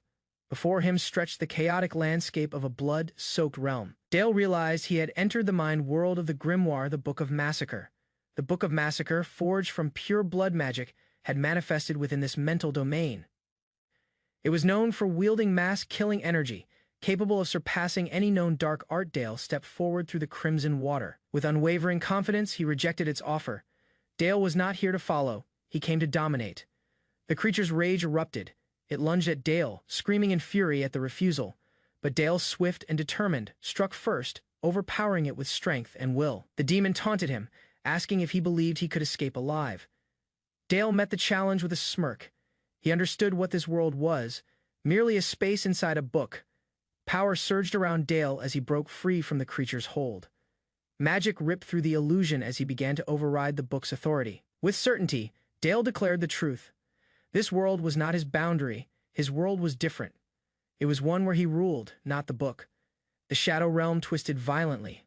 Dale's presence reshaped the environment, his own power clashing against the book's domain. The enemy, an ancient entity born from forbidden blood magic, hesitated. This world once devoured sorcerers, yet Dale's control reversed the tide. It resembled a domain shaped by a high-circle warlock, but now it bent unnaturally. Dale's power intensified, pushing back the will of the grimoire. The creature stood stunned, unable to comprehend how a young boy's mental world now consumed its own. The creature roared and charged, enraged by Dale's defiance. Magic flared, but Dale remained composed, his stance firm and expression steady. The strike was swift, but Dale's control was sharper. The blade meant to kill him stopped midair by sheer force of will. The air cracked with pressure as Dale resisted effortlessly. It screamed in shock, its dominance broken. Dale's world, rooted in discipline and purpose, overpowered the chaotic blood realm it once ruled. Dale returned from the mind world, silent and composed. The grimoire's aura faded behind him. Without a word, the shattered remnant of the enemy knelt defeated at his feet. He turned, sensing another presence. From the shadows emerged a girl, her voice playful yet her gaze sharp. She greeted him with familiarity, noting his return. Facing her directly, Dale asked plainly why she had called him. The battle had ended. Now another purpose awaited. Dale faced the avatar of a girl long deceased. She smiled gently, but her presence stirred unease. The air heavy with sorrow. She had waited centuries, alone within the void of the grimoire. Loneliness clung to her as she invited Dale to play. Her voice was innocent, yet the malice of the black goat's power twisted beneath her words, desperate for connection or release. Before him stood the avatar of the Book of Black Goat, not a real child, but a cursed remnant left behind by Duke Frederick, who had sacrificed his daughter in pursuit of death's secrets. Though the form resembled a child, Dale knew what it truly was, a vessel of forbidden knowledge hidden beneath innocence. He saw through it without pity or fear. Still, Dale chose to act. He formed a contract, not with the girl, but with the will within the grimoire. He accepted the pact with the daughter of Black Goat in return. She asked to witness Dale's world. He agreed. With that, a new bond was forged. Power and sorrow intertwined as they shifted realms together. The scene shifted to a snowy expanse, Dale's own spiritual domain. Cold yet serene, it stood in stark contrast to the grimoire's corrupted worlds. The girl marveled at it, running joyfully through the snow. Her facade flickered with a rare trace of warmth, captivated by Dale's purity. From afar, Cardinal Nikolai and his entourage watched in shock. Recognition appeared in his eyes. He witnessed something impossible. Cardinal Nikolai's thoughts raced. He had not expected Dale, a mere child, to gain control of the Black Goat's grimoire. Dale confronted the Cardinal, questioning his sudden arrival. Nikolai hesitated, citing doctrine that those who form contracts with dark entities must bear the consequences alone. Smiling faintly, Dale saw through the excuse. The Cardinal's uneasy presence revealed his fear of Dale's rising strength. Whatever reassurance they had sought from afar was clearly no longer enough. The wind roared as Dale claimed the domain as his own, a place of darkness, not suited for a mage of light like Nikolai. Nikolai attempted to explain, but Dale's companion cut in. With childlike malice, she asked if she could consume the intruders. Her tone was light, but her eyes shone with hunger. Dale answered dryly, warning her about stomach pain if she acted recklessly amused. She agreed. Her loyalty was not to destruction, but to Dale, her contractor. Under pressure, Nikolai invoked sacred rites. Calling upon divine authority, he spoke the names of the gods, seeking protection and judgment. A radiant angel descended in response to the Cardinal's plea, spreading divine presence across the snowy field. The priests and soldiers dropped to their knees in reverence. They murmured prayers, asking their goddess for mercy and strength, unaware that even divine beings could fail within Dale's domain. Emerging from divine light, the angels were commanded to eliminate Dale, whom they branded a servant of evil. Their radiant weapons gleamed with holy purpose, delivering judgment upon him. Dale stayed composed, calculating his response. He acknowledged their power and prepared for the encounter. These foes were different, blessed, coordinated, and relentless in intent. The angels moved with speed, surrounding Dale from every direction. Steel and light clashed as they launched their first assault, testing the limits of Dale's defense. Dale responded instantly with a surge of dark magic. His spell, Shadow Bullet, fired upward, distorting the air and forcing the angels to scatter mid-air. Thou avoided Dale's attack earned praise from Nikolai. The cardinal mocked him, insisting that a mere child could never wield the grimoire's true potential. Nikolai shouted in reverence as the celestial figure above radiated divine power. The angels advanced again, strengthened by their unwavering faith in divine justice. Behind Dale, the girl flinched. The divine pressure affected her directly, her form bound to the grimoire itself. Disturbed, she burst into fury. Her scream echoed through the sky, releasing cursed tendrils toward the angels. Their counterattack followed instantly, cutting through her assault with holy blades. As her strength faltered briefly, an angel descended with judgment. Sword raised, divine wrath crashed downward, aiming to strike the so-called fallen one where she stood. One of the angels was struck mid-air, blood bursting from his chest as his expression twisted in shock. The girl's curse spread outward like ink across snow. Her tendrils had pierced one, sending him crashing to the ground. Cardinal Nikolai staggered, whispering prayers, but then his soldiers began repeating the same phrase. Praise him, eyes vacant, movements unnatural. Horror grew as he realized it wasn't prayer, it was possession. The corrupted soldiers, overtaken by a spreading curse, chanted without end as madness overtook them. Their bodies warped, wings torn apart, and minds completely erased. One by one, angelic knights collapsed under the tendrils of darkness. Their armor broke apart, screams silenced beneath the weight of unnatural force. The battlefield became a stage of chaos governed by fear. Amid the devastation, the girl smiled coldly. With a knight crushed beneath her foot, she reveled in her return to destruction. Her words hinted at long-suppressed hunger, a desire finally released. A broken corpse landed beside Nikolai, blood trailing behind it. His hand trembled as the weight of death closed in around him. What stood before him was not a child, but something older, darker, a vessel for a god that consumed the righteous. Dale was no longer just a genius. He embodied something unholy. Struggling to breathe, Nikolai faced the truth. Dale stood silently, untouched by judgment or guilt. He was a child of the devil, and the devil no longer needed to hide. Dale confronted the defeated cardinal, repeating the words from the contract, removing all responsibility for what had occurred. Now, only one question remained. What was Nikolai's worth? Nikolai begged for his life, casting aside pride. He wished to survive, not for redemption, but out of fear. Dale, unmoved, demanded something in return. The cardinal froze. Dale's question lingered. Survival came at a cost, and Dale now determined the price. Kneeling in the snow, Nikolai offered riches, power, and influence in desperation. He promised the authority of the church itself if it meant preserving his life beneath Dale's mercy. His pleas became frantic. Unable to understand Dale's silence, he begged for an answer, willing to surrender everything. The balance of power had completely shifted. Dale replied calmly, amused by the desperation. Instead of answering, he pressed the cardinal again, forcing him to reveal how far he was willing to submit. Nikolai reached out as Dale stepped closer, but Dale's demand was absolute. He wanted everything, not in pieces, but entirely. Ownership, not negotiation. With fear carved into his face, Nikolai understood there was no escape. Dale declared the need to alter their contract, binding the cardinal through complete obedience. In that instant, the game was over. No amount of pleading could change the outcome. Dale held full control. His gaze made it clear. This was a contract sealed in domination. Not agreement. The girl appeared again beside Dale, calling out in a cheerful tone. She skipped toward him, her earlier rage replaced by playful satisfaction. She praised Dale and his world, expressing her enjoyment. The violence had ended, but her twisted affection remained. Unsettling yet genuine. With a smile, she promised to wait for him. Her loyalty was now tied to his world, a realm she admired, ruled by someone she could follow. She asked whether he feared her, her grin sharp and curious. Despite her overwhelming strength and twisted form, Dale answered calmly, without hesitation or fear in his voice. But inwardly Dale understood the truth. Her presence was too dangerous even for him. This was not a tool to use freely, but a force that required total restraint. He decided to seal her power within, to summon her only at the edge of ruin. She would remain a hidden blade, his final answer in moments of absolute danger. As they prepared to part, she asked to play again someday. Her tone shifted, less chaotic, more sincere. It was a rare glimpse of something softer beneath her power. Dale gave his word. They would meet again, not out of duty, but from the strange bond they now shared. And with those final words, she vanished. Dale returned to the physical world, leaving behind the snowy realm shaped by will and magic back in the world of men.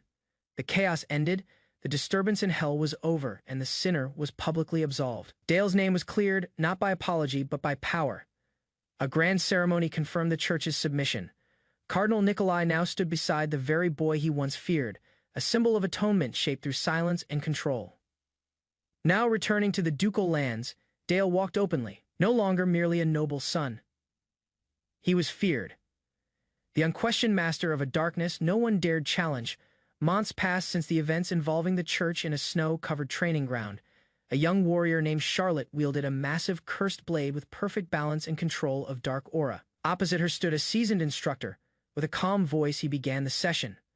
Charlotte responded without hesitation. As the duel started, Charlotte moved with calculated strength. Her sword glowed ominously, yet her actions were disciplined. She had mastered the aura's weight without losing control. The training concluded, and admiration spread among the observing knights. Her command over the cursed aura at such a young age was unprecedented and undeniable. The instructor praised her openly. She had reached the completed level of aura blade mastery, something even experienced warriors struggled to attain. Dale stepped forward, addressing her formally. As the heir of House Saxon, he asked her directly, would she accept a sacred vow, not only as a warrior, but as his knight? Charlotte stood firm and composed. She understood the weight of the request. Her loyalty, her blade, her honor, all were about to be pledged with purpose. With solemn determination, she drove her sword into the ground and declared her oath. Her voice was steady, her resolve unwavering. Kneeling before Dale, Charlotte offered her life in service. The blade between them sealed more than an agreement. It marked the beginning of a loyal bond between knight and master. Kneeling before Dale, Charlotte took her final vow. She swore not only to serve but to uphold justice, to protect the weak and stand firmly against evil without wavering. Her oath rang with clarity. Dale accepted it without hesitation. Confirming her place at his side with formal grace, he named her Dame Charlotte. Recognition filled her eyes, and a bond was sealed, forged not only by honor, but by trust and shared conviction. Later, they walked side by side. Dale confirmed her decision, asking if she was certain. Charlotte nodded. She praised the greatsword of House Saxon, not for its power, but for what it represented. That blade, she said, shaped Dale into the person he had become. Her determination was her own, despite her earlier training. She had chosen the heavy sword willingly. It reflected her loyalty, not just to a master, but to the ideals he embodied. Dale quietly reflected on her growth. Adapting to such a weapon should have taken years. He realized he had underestimated Charlotte's natural talent and determination. He turned to urgent matters, reports of a massive orc warband near the Demon King's territory. A powerful enemy was advancing, and war was unavoidable. Dale would join the campaign himself. But this time, he wanted Charlotte there as well, not as a student, but as his sworn knight. Dale formally asked her not just as a fighter, but as his true knight. Charlotte accepted without hesitation. She declared herself his sword, a blade that would strike only for him. Her expression showed neither fear nor doubt.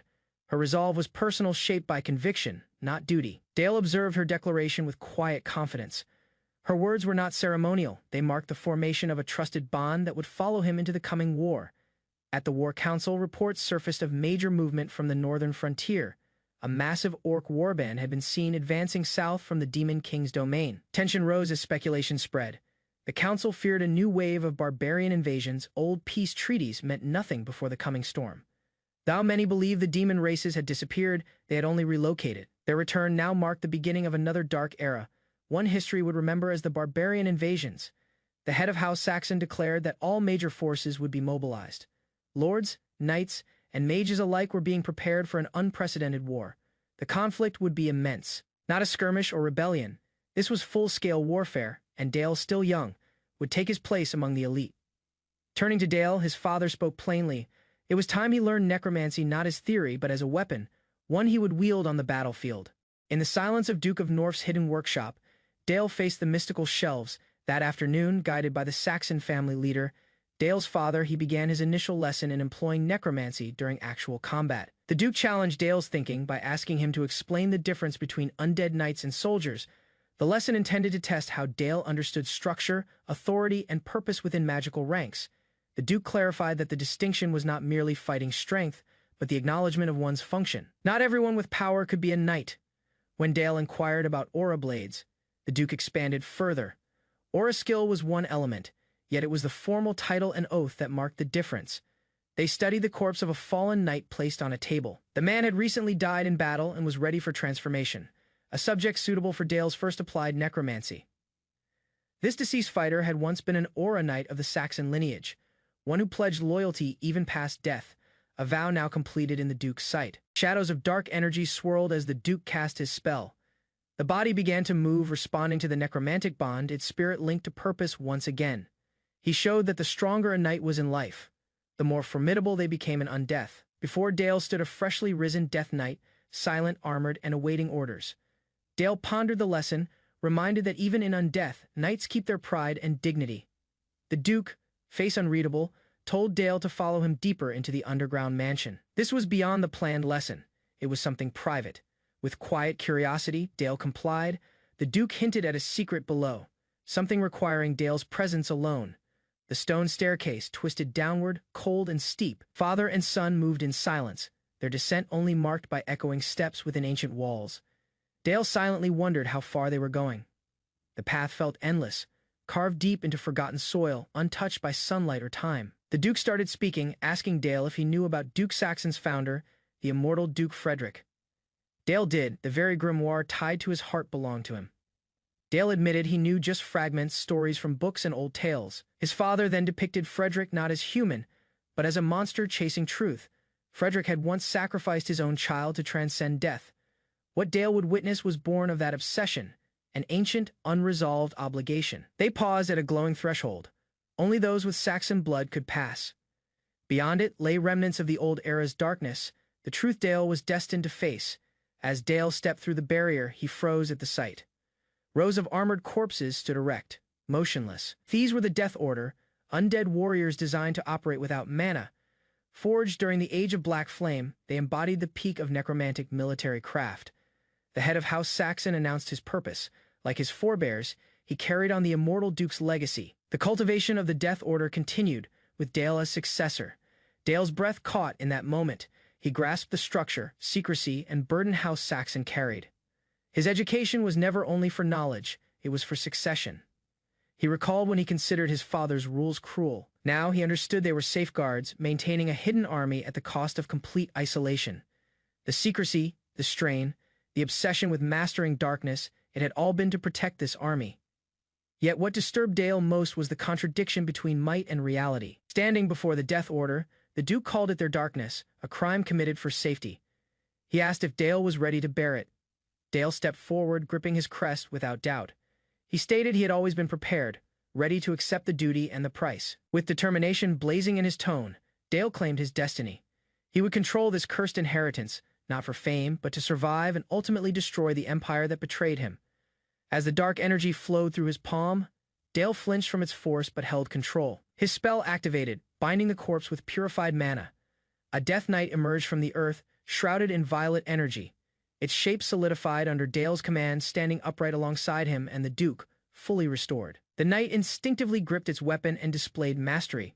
It was completely battle-ready, an achievement exceeding expectations for Dale's first summoning attempt. The Duke studied Dale's performance closely and remarked on the exceptionally high level of refined mana in his casting, a rarity even among trained necromancers. Despite the success, Dale acknowledged the knight still depended on mana support. It wasn't yet independent like the Death Order soldiers, a skill level he hadn't attained. The Duke comforted him. Complete control would develop with practice. For now, Dale's attention needed to remain on battlefield necromancy, crucial for the conflicts awaiting him. Suddenly, aggressive undead creatures stormed into the chamber. The exercise was no longer hypothetical. Dale would now use what he had learned under real danger. The assailants snarled and charged at him, their motions wild yet lethal. They attempted to overwhelm him through sheer numbers and speed. In response, Dale's Death Knight engaged them mid. Charged, the creature met each blow directly, proving its loyalty and power as Dale's first genuine summoned warrior. Dale's Death Knight stood among the fallen foes, its blade heavy with triumph. Dale stayed composed, quietly observing the outcome of his initial real battle command. The Duke observed with approval. What Dale displayed was not ordinary necromantic handling. It was tactical battlefield control Death Knights varied. Yet this one acted like a disciplined fighter. He considered the uncommon truth. Necromancers usually directed from safety. Yet the accuracy and skill Dale's Death Knight exhibited surpassed even the living elite of the Night Crow Knights. Far from the training arena, another person had noticed. The instructor lingered beneath clear skies, recalling Dale's unusual talent with quiet admiration. As Dale neared, she sensed a subtle change. His presence stirred feelings she hadn't anticipated, forming a rare bond beneath the surface of discipline. Though Dale maintained emotional distance, she saw how he avoided her eyes. Through minor gestures, she perceived what he would not voice aloud. She detected his emotional duality, icy control paired with hidden warmth. He yearned for connection but had long embraced solitude as his destiny. The surrounding environment shifted with her magic. Dale's elemental mastery advanced rapidly, a signal of his growing versatility beyond mere necromancy. When she complimented him, he responded politely, yet behind his words, his thoughts remained silent. For Dale, every victory marked progress toward a promise. As they crossed the snowy field, Dale's pace slowed. His teacher noticed his distracted gaze and asked gently if something was troubling him. Dale turned toward her, pausing. He questioned whether she would still value him after seeing the darkness he carried, the part linked to his family's cursed past. He admitted that if he fully embraced that darkness, he feared she would view him with disapproval, not as a pupil, but as someone unworthy of her confidence. Without a word, she reached out and softly touched Dale's cheek. Catching him off guard, her touch was delicate, filled with silent reassurance. She cupped his face carefully, as if showing that nothing he feared could drive her away. Dale froze, unsure how to react. Her eyes gleamed with feeling. In that instant, words were unnecessary. She understood his suffering and, without hesitation, chose to remain by his side. Sephia, an elf with a timeless face, silently stood next to the young boy called Dale. Although centuries divided their lifespans, the moment they shared felt suspended in stillness. Despite herself, Sephia began to question the depth of her feelings. She had once regarded Dale only as a pupil, yet worry and attachment had slowly settled into her heart. As news of Dale's overwhelming victory spread across the Empire, people admired his brilliance. Dale's frightening strength on the battlefield earned him the name God of Massacre. His potential had altered the balance of nations, yet Sephia feared what such power might take from his soul. Though she recognized Dale's importance in history, Sephia's heart resisted the thought of him becoming nothing more than a tool of destruction. With quiet determination, she vowed to stay by his side until he discovered clarity within himself. One day, when her guidance became only a memory, Sephia hoped Dale would still remember her words. Her confession startled Dale, awakening a realization he could not yet grasp. Composing herself, Sephia guided the moment back to their routine. With reddened cheeks, she smiled and signaled the start of their next lesson. During practice, a sudden embrace caught Sephia off guard. Dale, honest and unwavering, revealed a truth he had long kept silent. His words were simple, yet their meaning was deep. He asked her to wait not as a teacher, but as someone he deeply cherished. Sephia gave a soft nod, restraining her emotions.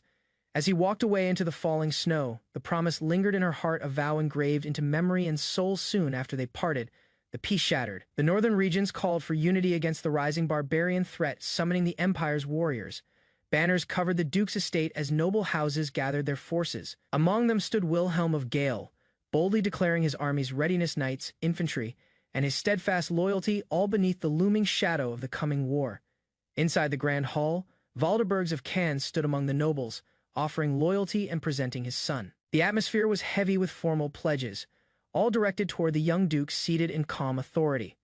Under Duke Saxon's command, nobles of many ranks assembled to pledge their loyalty.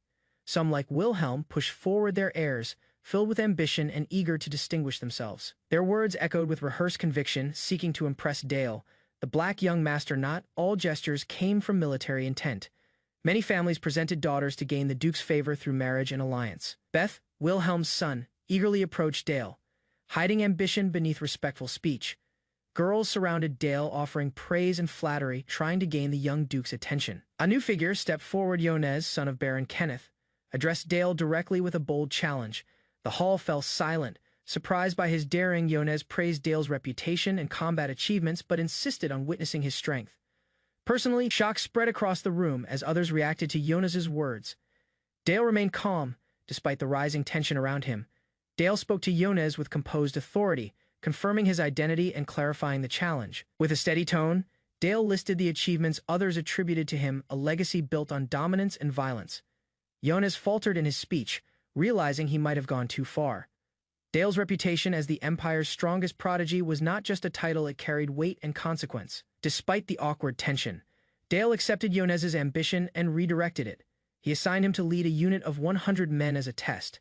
The assignment was not punishment, but a deliberate choice. Dale intended to judge Jonas not by words, but through responsibility and leadership. Amid murmurs, Jonas stepped back. Dale quietly observed, recognizing the moment as a necessary test of judgment for one claiming strength. Assessing the potential before him, Dale saw Jonas's ambition as something that could be molded. Without hesitation, the crowd cleared the hall, creating a battleground that would determine the standing of the young nobles present. Sitting silently, Duke Noir allowed the match to begin. With war approaching, testing their strength now served a greater purpose. Taking his stance with sword drawn, Jonas acknowledged the seriousness of what lay ahead. At Dale's command, it became clear that restraint would not be accepted. From the instant Dale's aura began to rise, the air grew heavy with pressure. Rather than relying only on reputation, he insisted on facing his opponent at full strength. Obedience came quickly as Jonas accepted the order. There was no room for hesitation. He had to answer with everything he possessed. Charging ahead, Jonas activated his aura blade, surrounding himself in swirling shadows. Though unrefined in execution, the power he wielded demanded recognition. Instead of reacting impulsively, Dale studied his opponent's technique with calm focus. In response, energy burst beneath his feet as Dale released his own power. Darkness coiled around his form, signaling his readiness to fully engage. Swords collided with explosive force, the duel bursting into rapid movement. Dale deflected the initial strike with ease. Maintaining perfect control, Jonas countered with relentless speed, his aura expanding outward. Without slowing for even a moment, both fighters pressed on. This was more than a duel, it was a trial of acknowledgement. Blocking with precision, Dale moved effortlessly through every clash. His presence carried the composure of someone far beyond his years. Driven by resolve, Jonas ignored the difference in their status. Though born without privilege, his actions reflected discipline and determination. Leaping into a final attack, he carried the weight of his beliefs. No matter the result, this battle would define him. Jonas rushed forward, his blade driven by the desperation to overcome privilege with sheer resolve. As they clashed in midair, Dale maintained sharp defense, calmly waiting for the perfect moment. Noticing an opening in Jonas's stance, Dale shifted swiftly, preparing to deliver a precise counter before his opponent could react. Dale advanced without hesitation, unsheathing his blade as violet energy throbbed around him. He had been challenged before nobles and knights, and he meant to erase all doubts surrounding his lineage. His opponent rushed forward with a sharp, trained strike, eyes locked in focus. Dale's gaze tightened not in fear, but in calculation, tracking every movement with cold precision. Both blades met in a blur of metal and force. Dale's stance held firm while the opposing knight relied on raw strength to overwhelm him. A burst of shadow magic exploded from Dale's position, hurling his opponent backward. Violet flames twisted violently, devouring the space between them. With agile movement, Dale hovered midair, directing his mana with unsettling mastery. He landed with precision, extending his hand as more dark energy surged outward. His opponent steadied himself, realizing Dale's power surpassed any ordinary trainee. As the enemy charged again, Dale remained still, holding his ground without lifting his weapon. Unshaken, Dale calmly watched while gathering a dense mass of magical energy in his left hand. He assessed the knight's skill, identifying him as a capable captain-tier fighter. Instead of retreating, Dale issued a silent provocation, his stillness alone radiating confidence. Enraged, the opponent launched a direct overhead strike, shouting in defiance. Dale answered instantly, blocking with flawless precision. They traded fierce blows, swords colliding rapidly. Dale's accuracy cut cleanly through his opponent's rhythm. Spectators observed from the edges, whispering among them. Nobles murmured in awe at Dale's composure and strength, rare qualities for someone so young. Locked blade against blade, Dale's opponent voiced disbelief at the boy's skill. Every strike was deflected with ease. Without adjusting his stance, Dale summoned dark energy again, releasing a massive wave that hurled his opponent backward. The impact shook the chamber, and his challenger crashed onto the ground. Dale remained motionless, untouched, his silence now embodying total dominance. Jonas, breathing heavily, realized he was being toyed with. Every move the dark-haired boy made was deliberate, meant to provoke and display superiority. Through clenched teeth, Yonez grasped the intention the boy's display was not solely for victory. It was a calculated performance for the Northern Lord and his watching heirs driven by pride. Yonez pushed himself up and surged forward in a desperate counterattack, refusing to become just another stepping stone. Thoughts raced through Yonez's mind. He needed speed. More than ever before, his grip tightened, and his body strained beyond its limits. Despite his effort, a harsh truth lingered. No matter how hard he tried, something remained beyond reach. The gap was far too great. He ran across shattered ground in his memory, recalling every moment of training. The boy's talent wasn't just rare, it defied fairness itself. Dropping to his knees in exhaustion, Yonez drove his sword into the ground to steady himself. He had nothing left to give. He muttered a confession he never thought he'd speak. There was no path forward for him. He did not know how to reach that level. The words slipped out as he lowered his head. He admitted defeat. The duel had ended, and silence filled the halldale. The dark-haired prodigy reflected on the strange sensation of time during the battle. He believed it was connected to the Book of Black Coat. Every movement had felt natural, as though he was aligning with the shadow blade itself. It reacted like a part of his will. Through the duel with Yonez, Dale sensed improvement. Still, he intended to leave an impression by refusing to end things quietly. He cast Shadow Bullet without hesitation. The spell launched instantly, sending Yonez backward once more. Stepping ahead, Dale declared an open challenge, announcing himself as undefeated and unbreakable. Encircled by stunned nobles and knights, Dale's voice pierced the silence, daring anyone to step forward and challenge his name. At the center of the hall, Dale stood unmoved as knights knelt before him. Their gestures reflected fear more than respect. Without delay, voices rose in loyalty. The soldiers pledged themselves to the boy who had just demonstrated his dominance. Remembering his father's teachings, Dale understood the moment clearly. Fear, as always, had secured obedience where respect failed. Inside the estate, nobles gathered cheerfully, raising glasses in celebration. The duel's result faded into background chatter. Away from the gathering, Yonez walked alone in silence. His steps were heavy, his thoughts consumed by defeat. When a subordinate commented on his expression, Yonez did not hide the truth. No amount of effort seemed enough to surpass the boy who had humbled him. Frustration burst forth as Yonez slammed the top of his drink. Doubt clouded his thoughts, and denial clashed with awareness. Though he mocked the idea of status being earned, Dale's quiet presence behind him made the notion feel empty. Laughing loudly, Yonez clashed mugs with his companions, using noise to drown his unease. The bravado was thin but familiar. Under the cold night sky, soldiers gathered around a fire, seeking comfort in drink and camaraderie. The mood lightened as laughter spread. Sarcasm returned to Yonez's voice as he mocked the nobles scrambling to gain favor from a mere child. Their laughter echoed through the forest rank. To them was illusion on the battlefield. Everyone bled the same. Grinning, Yonez made a crude remark about Dale's manhood. The others laughed, unaware of the presence behind them. Without warning, Dale appeared behind the captain, his eyes calm yet cold. His silence struck harder than any reply. Turning rigidly, Yonez froze. The fire crackled between them. Yet no one dared to speak. With a casual gesture, Yonez placed his hand on Dale's head, hiding tension beneath a playful motion. Instead of reacting, Dale assigned him a task: pouring drinks, a simple but humbling duty around the fire. The mood grew tense. Yonez broke the silence by questioning the fairness of the world itself. Dale's calm voice shifted the discussion toward deeper thoughts. He challenged the idea of control over one's life. Though hesitant, Yonez could not deny it. He lowered his head, admitting how little anyone truly decides. Rather than pressing further, Dale offered reassurance. He advised not to bear the burden of fate alone. Laughter burst from Yonez, not mocking, but filled with bitter acceptance of a truth he had long avoided. From that moment, he stopped pretending. He admitted that despite years of effort, the outcome never changed. Moved by his honesty, Dale met his gaze. He showed genuine respect, addressing Yonez by name. Breaking the silence, Dale made an unexpected proposal, an invitation to join House Saxon's banner. Startled by the offer, Yonez froze, eyes wide, unsure if he heard correctly. No one spoke afterward, only the wind replied as Yonez whispered in disbelief. Dale sat quietly by the fire as a purple-haired man offered him a place within House Saxon. The man assured him of proper training before the approaching battle, even promising the elite guidance of the Night Crow Knights, a privilege few could imagine. As understanding settled in, Dale recalled the harshness of his previous life. The purple-haired man calmly explained his reasoning. He needed allies, and Dale, by chance, was in the right place at the right moment. He admitted it wasn't personal, simply how the world functioned. Opportunities didn't come from fairness, only from usefulness and timing. Despite the blunt truth, Dale felt something change. Around this man, even the cruel structure of the world seemed to lose its heavy weight. Soon after, the scene shifted to Duke Saxon's grand castle, where a strategy meeting was taking place.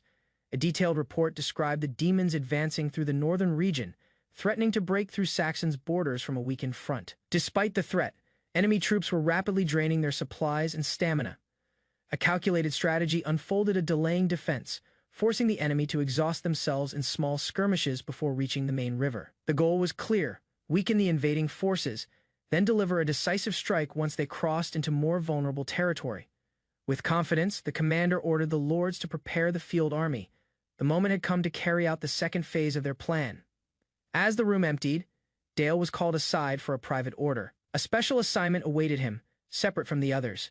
He was entrusted with leading the mobile strike force of the Night Crow Knights, a vital role during the upcoming large-scale battle. To his surprise, Surya, the chief advisor of House Saxon, would personally assist him, breaking protocol to support the decisive battle ahead.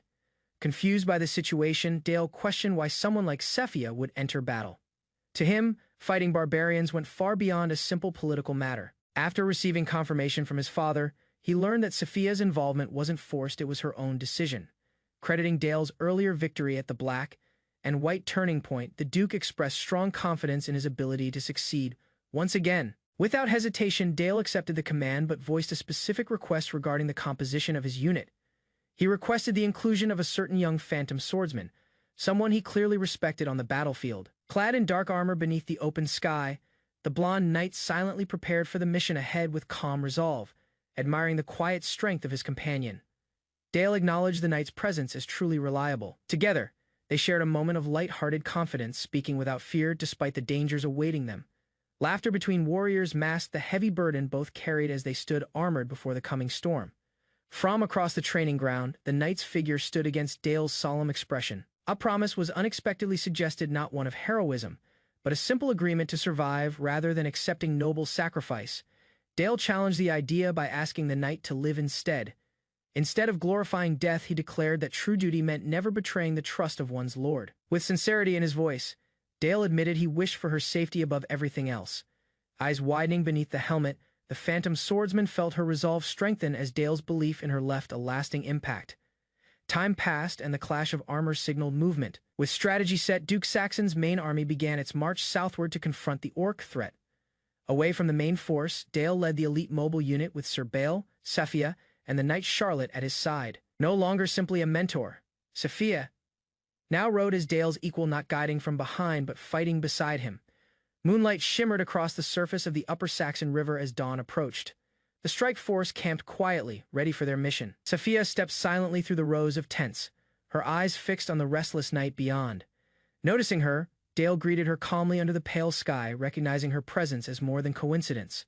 From a distance, Sephia asked why he remained awake, her voice gentle despite the cold night. He spoke to her, seriously wanting to understand why she had chosen to follow the Duke's command into danger.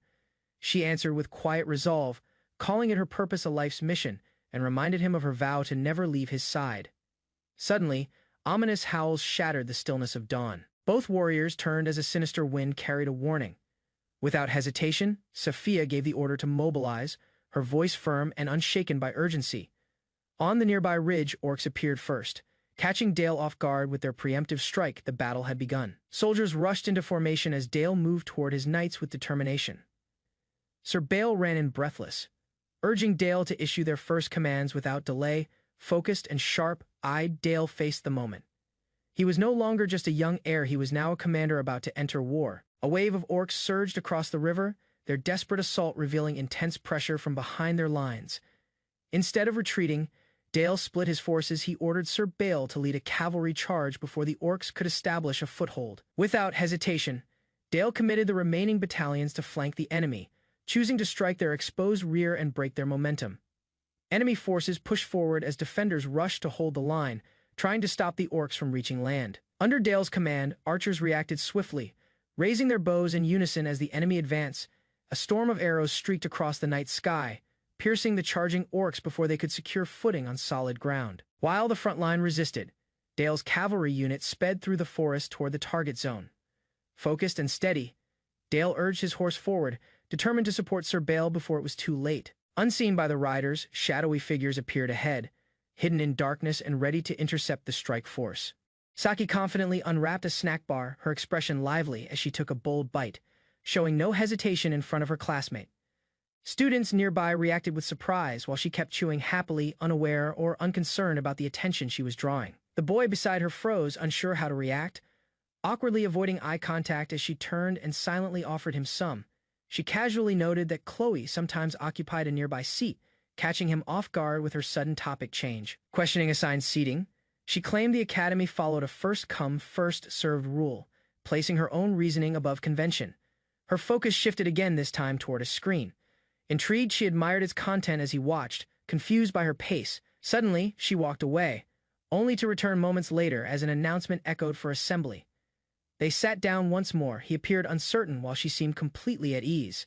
He reminded her about training, but she dismissed it, calling her resting mental training. Before he left, she insisted on being called Ryozo, stating it was a custom in her homeland.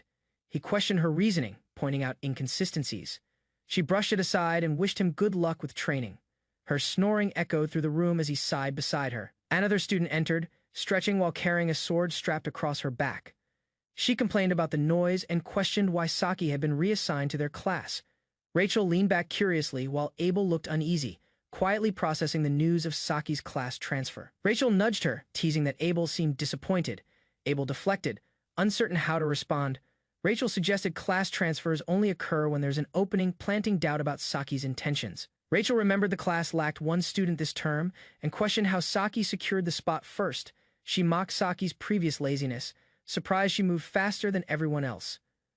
Abel tried redirecting the discussion, denying disappointment and questioning why Saki's transfer mattered. Rachel mentioned Saki had cleared a dungeon with Gioma, hinting there might be more behind it. She joked about Saki liking him, suggesting Abel had already claimed Gioma. Abel reacted explosively in confusion, while Rachel casually pointed out how sensitive Abel became whenever Gioma was mentioned. Abel snapped, firmly rejecting any connection with Gioma and criticizing the assumptions. She clarified she had barely interacted with him and dismissed all speculation. Rachel leaned forward, doubtful, as Abel crossed her arms with a frustrated sigh. Rachel continued pressing, suggesting the future remained uncertain. With a serious tone, she warned Abel not to deceive herself. Abel grew silent as Rachel walked away, her final words lingering. Abel stood stunned as her grandfather announced he would join the academy as a temporary instructor starting the next day. Flustered, she protested, worried his presence would attract even more attention toward her at school. Calmly, he stated he would supervise the special class for first-year students, leaving her speechless. Abel demanded an explanation, shocked by the sudden news and questioning his motives. He reminded her the idea originated from her after the previous midterm exams, causing her to hesitate. Reassuringly, he assured they wouldn't interact often, encouraging her not to overthink the situation. Though he stayed calm, Abel noticed excitement in his expression, revealing his interest. The reason soon became obvious. Gioma Kang, a prodigy with unmatched strength and no regard for titles. As a special trainee, Gioma's ability alone had drawn the Sword Emperor back into teaching. Abel remembered when Gioma appeared like a lazy, ordinary student. Now he had transformed into a disciplined and respected individual, one surpassing even hero candidates. His quiet strength and humility made her unable to dislike him. Regardless of how jealous she felt, frustrated, Abel realized she felt overshadowed, embarrassed by her own envy. Elfriend overheard and teased her about it. Catching her by surprise, Abel cried out in shock as her friend laughed, easing the tension in the room. Abel snapped, firmly denying any romantic feelings toward Gioma Kang, insisting she had no room in her life for such thoughts. Rachel grinned slyly, acting relieved, claiming she no longer needed to compete with Abel for Gioma's attention. Laughing, she admitted she could face rivals like Saki, but never Abel, whom she truly respected. Abel was stunned, flustered by Rachel's dramatic reaction, trying to regain her composure. Rachel, without pause, teased Abel about her sudden shift in attitude. Their exchange faded as class resumed, with a lecture board displaying the classification of blessings by rank. A student inquired about blessings tied to ancestors, prompting laughter with a strange example involving gym training. The professor clarified that ancestral spirits don't qualify, dismissing the question humorously. Meanwhile, Saki dozed once more beside Gioma, unaffected by the ongoing lecture. Gioma observed her sleeping, wondering why she transferred if she only rested. He reflected on how he hadn't spoken to her since she arrived, still uncertain of her intentions. Despite his thoughts, he admitted she had handled dungeon tasks well, even surpassing weapon. Her abilities exceeded expectations, though her attitude seemed lazy. The professor explained the blessing rank system, encouraging students not to feel discouraged. He emphasized that even lower-ranked blessings could be powerful when used effectively. The professor added that spirit class blessings were extremely rare, found only among the most exceptional individuals.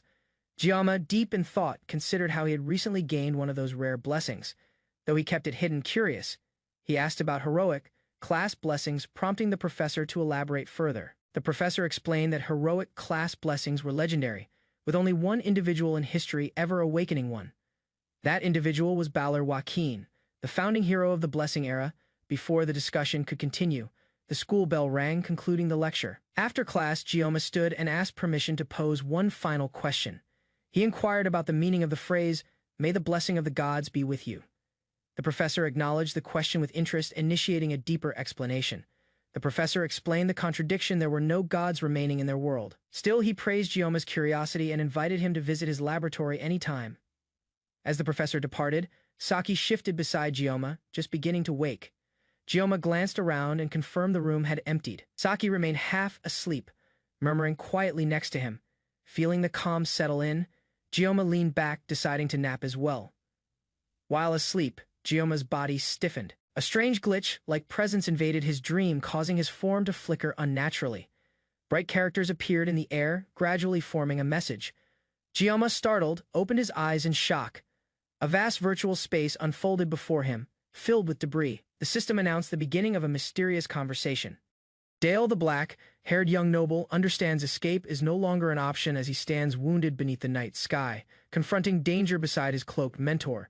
Despite the pressure, he composes himself and rejects any thought of retreat, displaying determination while the forest around them remains quiet and still. A subtle smile forms on the teacher's face as she acknowledges his devotion, recognizing that he refuses to leave her even in dire circumstances. With steady control, the teacher lifts her hand and begins forming an intricate magic circle. Drawing mana that spirals sharply around her fingers, Dale steps aside to give her room as waves of chilling energy spread outward, indicating the activation of a powerful frost spell. Dark shapes rush from the shadows, yet the expanding ice surges forward to intercept them before they can strike. A focused sphere of freezing energy gathers in her palm, releasing a blast that instantly solidifies the ground and traps the advancing enemies. Dense layers of ice envelop the creatures mid-attack, halting their movements and covering the battlefield with jagged frost formations. Figures in dark robes react with shock as they witness the entire area frozen by a single overwhelming spell. Remaining composed, the teacher evaluates the situation and observes that their enemies wield magic comparable to advanced circle practitioners. Two hostile mages step forward to confront them, demanding explanations as crimson energy begins to gather ominously around their hands. Without hesitation, the enemies release a massive surge of blazing power meant to incinerate everything in its path. Facing the incoming flames, the teacher swiftly adjusts her stance and channels a refined counterspell to neutralize the attack. Blue energy clashes violently with the raging fire, intertwining in a turbulent collision that dominates the darkened sky. As the explosion fades into scattered light, she lowers her hand calmly while Dale stands beside her, ready for whatever comes next. Realizing the enemy attack has failed, Dale, the black-haired young master, loudly calls upon the Knights of Seiken to seize the opportunity. Along the narrow forest road, armored soldiers line up their spears and push forward in tight formation, their steps striking the ground in rhythm. From within the formation, dark mana gathers around Dale as he strengthens the assault and commits all forces to the advance.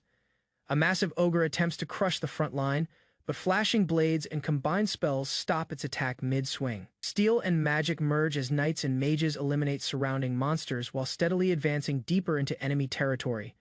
Beyond the immediate battle, two high-ranking figures observe closely, assessing the flow of combat without showing concern. The long-haired duke steps forward and warns the young mages that what lies ahead exceeds a simple confrontation. According to his stern words, every fallen ally becomes a burden they must carry, shaping the determination needed for future strength. With firm authority, he orders Seiken's mages to advance and prove the value of their heritage on the battlefield. After issuing commands to secure the key crossing with chosen elites, the Duke shifts his attention back to the ongoing conflict. Concern rises when a knight reports that the young master faces increasing danger near the front line. Reacting quickly, Cavalry units prepare to charge, their armored steps pounding against the frozen terrain. Crimson firestorms descend from enemy casters, aiming to consume Dale and break through his defensive line. Brilliant blue energy surges upward in response, colliding with the falling flames and cutting through the heat with controlled force. Although the main cavalry route remains blocked, Dale steadies himself and prepares to face an even greater challenge ahead. Fragments of shattered ice lift from the frozen ground as Dale extends his arm, drawing on the remnants of the broken barrier to ready a counterattack. By shaping those pieces with precise mana control, he creates countless sharp shards and releases them in a technique called Shard Magnum. The barrage of icy fragments streaks across the night sky and crashes into a group of flame-covered enemies, forcing them to brace against the impact. A slight expression of irritation appears on Dale's face as he notices the fire-resistant armor reducing much of the damage. Amid the swirling heat, a cloaked mage reveals that the armor's purpose goes beyond basic defense, its enchantment directly linked to enduring immense attacks. Grasping the meaning, Dale realizes the earlier strike from his teacher had unintentionally empowered the enemy, rather than weakening him.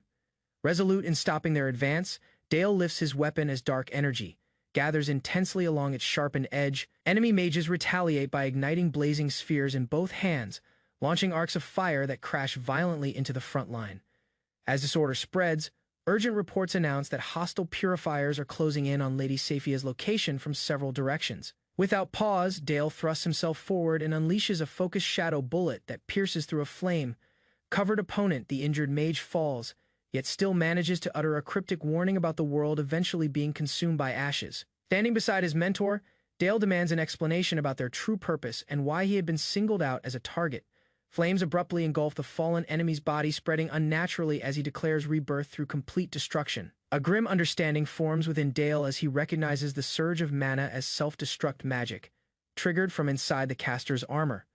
Realizing the equipment was designed to magnify a lethal explosion, he braces himself for the imminent blast threatening everyone nearby. As the enemy's body burns uncontrollably, Dale turns to his mentor and urges her to withdraw while the flaming mage declares the explosion inevitable. Fire intensifies around the self-destructing caster, expanding outward into a blinding sphere that engulfs the surrounding terrain.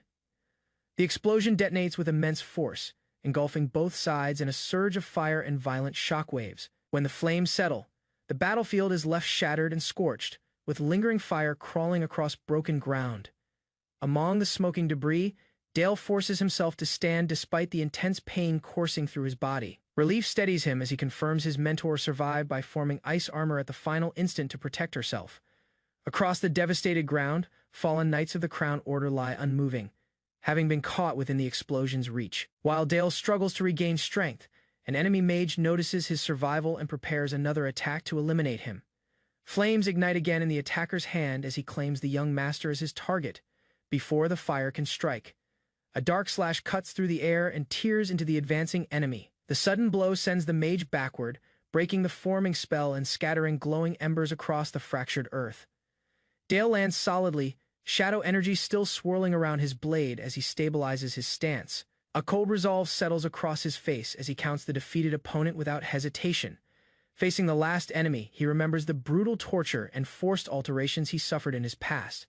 With firm determination, Dale moves forward and vows to repay every piece of suffering that had been inflicted upon him. Flames devoured the ruined courtyard as fallen knights were scattered across fractured stone, their armor shattered while a violet-haired elf struggled to stand amid smoke and blood. Pain forced her upward, eyes widening as a fierce surge of dark energy burst nearby, slicing through burning air and pushing surviving soldiers backward. From the turmoil, a young fighter wrapped in shadow rushed ahead, violet arcs coiling from his blade as he intercepted an advancing foe with deadly accuracy. A hooded noble stained with blood observed calmly from within the flames, his expression warped with satisfaction as explosions sent bodies flying upward. Fiery shockwaves ripped through the battlefield, breaking defensive lines apart while the elf realized the knights she sought to protect were collapsing within flames. Maniacal laughter rang across the destruction as the hooded figure delighted in chaos, convinced noble blood would burn brighter than ordinary lives.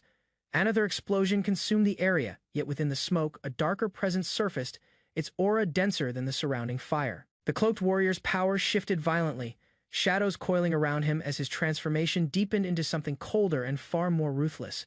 Self-destruction failed to stop him, and nearby soldiers were commanded to attack together, hoping sheer numbers could restrain the advancing threat. Multiple enemies lunged simultaneously, blades falling toward his back while firelight danced across their determined expressions.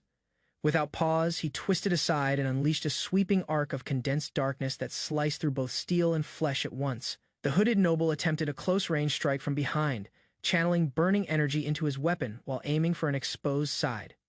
Pain surged through the warrior's body, yet he endured silently as shadow energy tightened further along his blade. A sudden violet flash cut through the noble's sight, overwhelming his attack before he had any chance to withdraw. When the light vanished, enemies fell in stunned silence, leaving only drifting embers and a lone figure standing within the shattered courtyard. A powerful explosion erupted across the destroyed courtyard, flames and debris soaring high as a hooded commander watched the devastation without concern. Among floating embers, the commander studied Dale, the black-haired youth standing amid the flames, and saw him as vengeance embodied in human form. Across the broken ground, Dale stood alone against surrounding cloaked figures, his blade lowered yet his presence unwavering. The leading commander proclaimed Dale had already failed, confidently declaring that killing him would remain impossible. Cloaked followers reinforced his claim, insisting that even the black magic tower's control over death could not surpass their determination. With fanatical resolve, several charged forward ready to sacrifice themselves, believing death for the Empire ensured absolute victory. A sudden burst of fire engulfed one attacker mid-charge, blasting him backward and drawing Dale's surprised attention. As the smoke cleared, a man thought dead stood upright, his bare chest untouched despite the surrounding devastation. Confusion spread as the revived figure struggled to comprehend his survival, while distant shapes approached through the burning haze. Two imposing figures emerged from the flames, one mounted and radiating authority, their presence silencing both sides instantly. The mounted noble was recognized as the Duke of Noir, whose mere arrival altered the battlefield's balance. Facing the remaining zealots, the Duke questioned whether any among them truly sought death rather than clinging desperately to life. His calm statement redefined courage as the will to survive, exposing the hollowness behind their claims of honorable sacrifice. One bare-chested zealot rejected his words and charged recklessly, flames swirling around him in furious defiance. Unshaken by the assault, Dale stood firm while the Duke remained behind him, signaling the confrontation had reached a decisive point. Another violent explosion consumed the charging zealot, yet when the smoke faded, his body remained unharmed, proving even self-destruction failed to end him. The bare-chested man stared in disbelief at his intact body as the Duke of Noir approached calmly through drifting ash. Before panic could spread, the Duke stepped forward and confronted him directly, forcing him to question why death itself continued to deny him. A crushing surge of violet energy burst outward. As the Duke declared that none among them had been given permission to die, dark power gathered within his palm, distorting space itself while he proclaimed that for them, the path toward death no longer remained. With the casting of a forbidden curse, shadowy tendrils erupted across the battlefield and consumed the remaining zealots entirely. Black strands tore into their flesh, merging bodies together as terrified screams rang beneath the expanding aura. From above, the Duke manipulated the writhing mass with ease, proving that survival under his control would be far more painful than death. The fused monstrosity writhed across shattered stone, its countless eyes and limbs forming a grotesque symbol of failed devotion. Coldly, the Duke declared he would not grant their desired deaths after they conspired with orcs and attempted to assassinate Dale, taking responsibility for revealing the truth. He sentenced them to remain within that twisted form as living proof of their betrayal. Silence settled as Dale observed the aftermath, the violet glow of his sword fading while embers drifted between him and the Duke. Nearby, a wounded red-haired knight weakly spoke to Dale, asking that their mission continue even as death approached. Kneeling beside him, Dale acknowledged the knight's loyalty and promised that the Saxon family would remember such devotion. As the knight's strength faded and his hand fell motionless, Dale remained beside him, silently carrying the burden of survival. Dale stood among the fallen Saxon knights, smoke passing his armor as he recognized the heavy losses and accepted responsibility as their leader. Behind him, the Duke of Noir watched silently while Dale admitted he had led faithful men to death instead of commanding retreat. Rather than criticizing him, the Duke asked whether Dale truly believed he and Seha could have faced hundreds of orc knights and purifiers alone. The Duke's calm gaze softened as he reminded Dale that he had done everything possible under circumstances that allowed no easy answer. Silence lingered between them, broken only by drifting embers across shattered stone and the faint remnants of fading magic. Determination gradually replaced guilt in Dale's eyes as he listened without lowering his head. Nearby, the body of a red-haired knight stirred as violet energy gathered at his chest, responding to an unfinished final wish.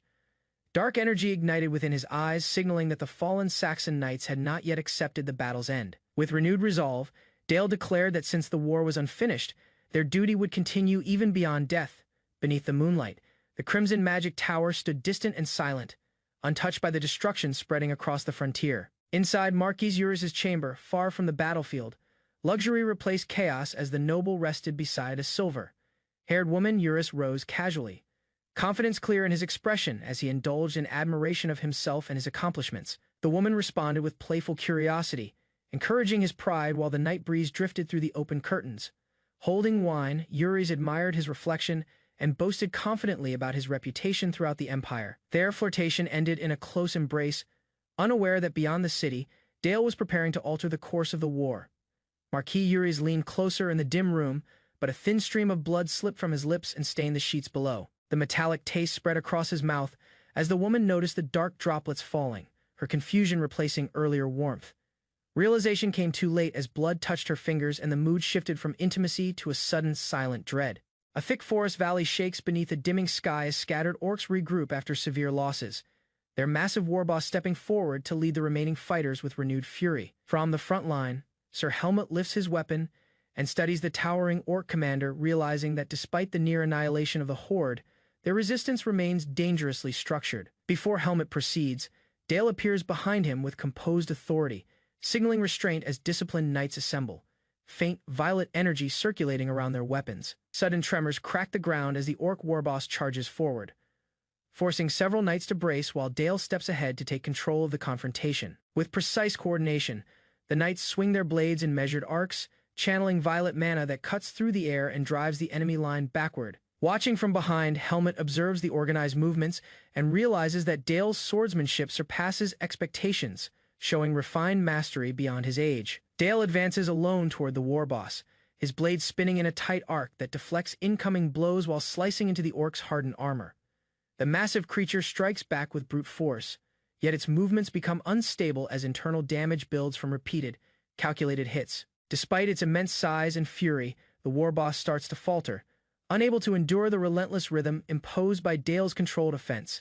Continuous rotations of the blade cut across the battlefield, producing circular shockwaves that separate the warboss from any remaining allies. The orc attempts another charge, but its momentum collapses under layered strikes that disrupt its balance and break its defenses. As the creature wavers, Dale maintains calm breathing and steady posture, ensuring control without reckless aggression. Helmut instinctively steps forward to assist, but Dale stops him, asserting authority over the battle with unwavering composure. Increasing rotational intensity, Dale amplifies his technique's output, seeking a more decisive execution to ensure complete suppression. Behind him, a horned female figure appears quietly, offering support. Yet Dale refuses her aid, determined to finish the battle alone.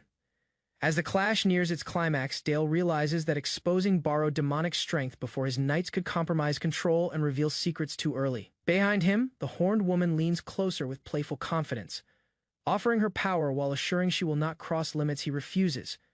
Dark energy bursts outward as she releases a portion of her aura, forming wing-like shadows that warp the air and signal immense destructive force. Rising above the battlefield, Dale extends both hands and stabilizes the surging mana, shaping it into controlled spinning currents instead of chaotic release.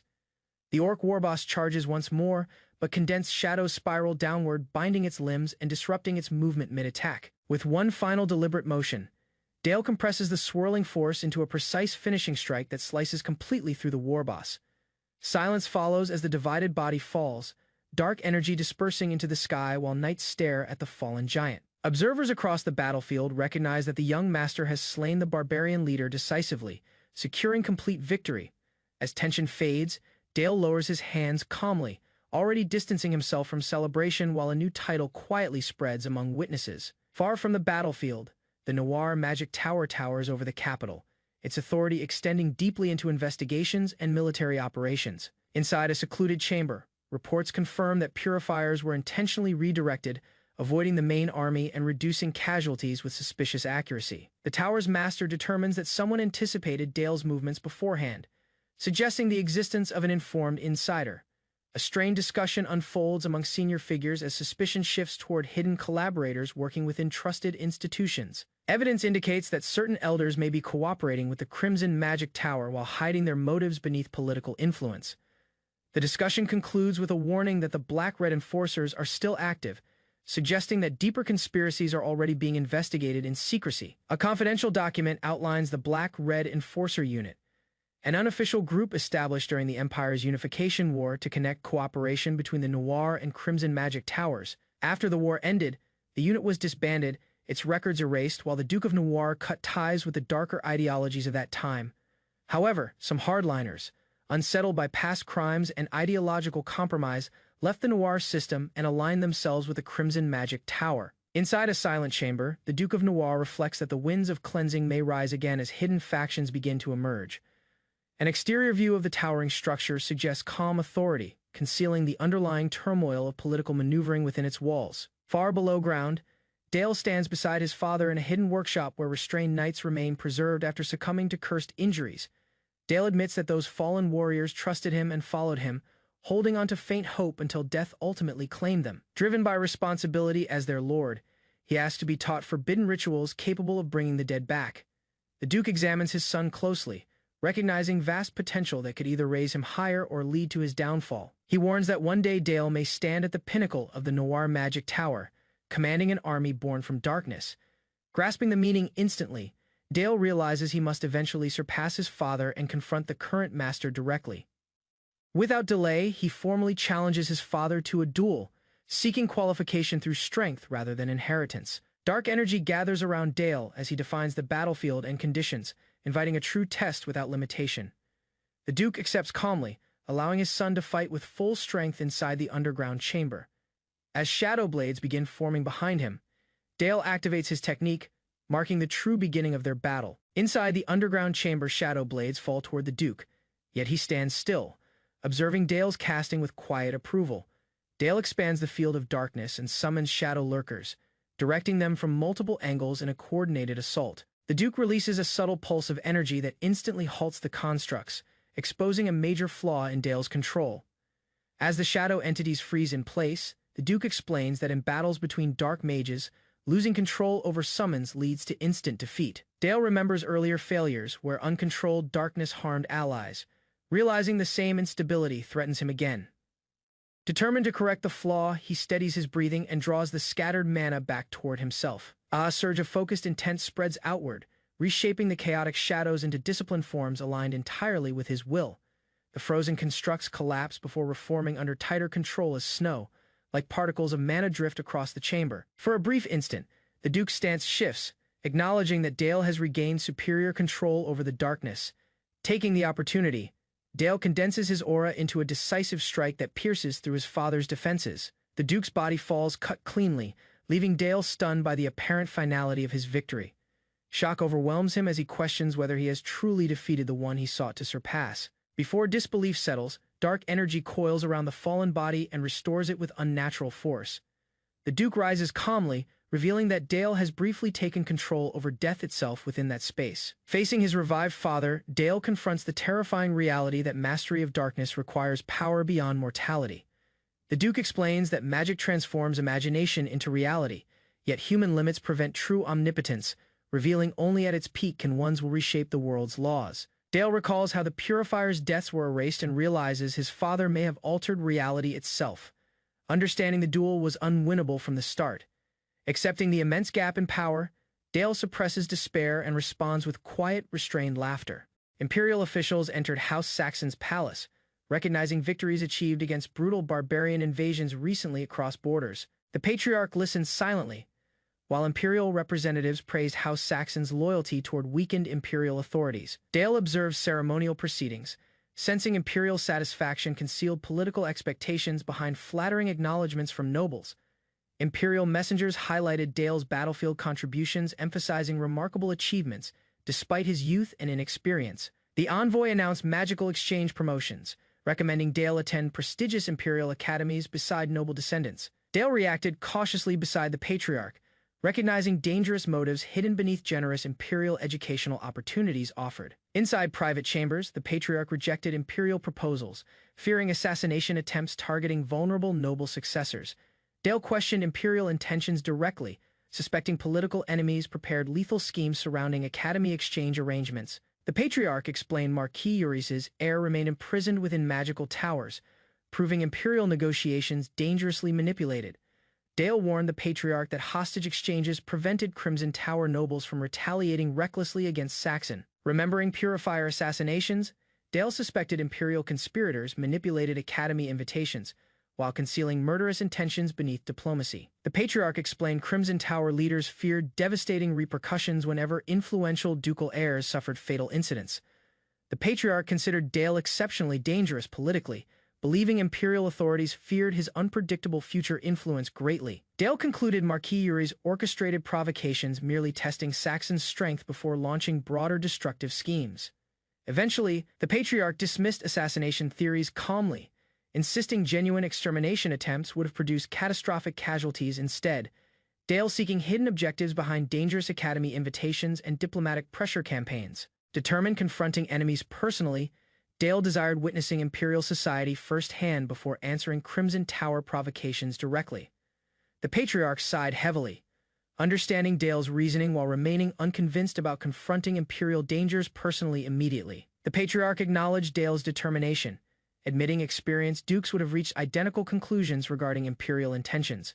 The Patriarch warned Dale that imperial nobles would abandon childish mercy immediately upon entering capital territories. Dale accepted looming dangers confidently, dedicating forthcoming imperial struggles toward protecting House Saxon alongside family honor. Within distant imperial chambers, Marquis Yuris anticipated Dale's arrival while admiring moonlit castle scenery silently alone. Yuris relaxed arrogantly beside crimson wine, expressing dangerous curiosity regarding Dale's extraordinary talents and reputation recently. Elizabeth's corpse listened as Yuri's questioning obsessive fascination surrounding Dale despite countless previous entertainment opportunities. Yuri's praised Elizabeth's blood elegantly, comparing mortality's beauty against endless immortality lacking emotional significance entirely.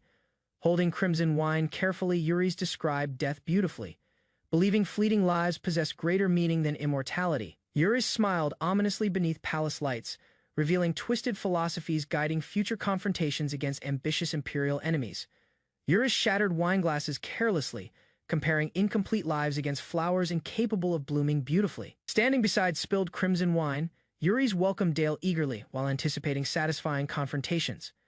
Dale's carriage advanced through forest roads steadily, approaching imperial lands carrying expectations surrounding powerful future conflicts ahead. Inside moving carriages, Dale traveled silently beside loyal attendants while reflecting uneasily upon disturbing previous encounters.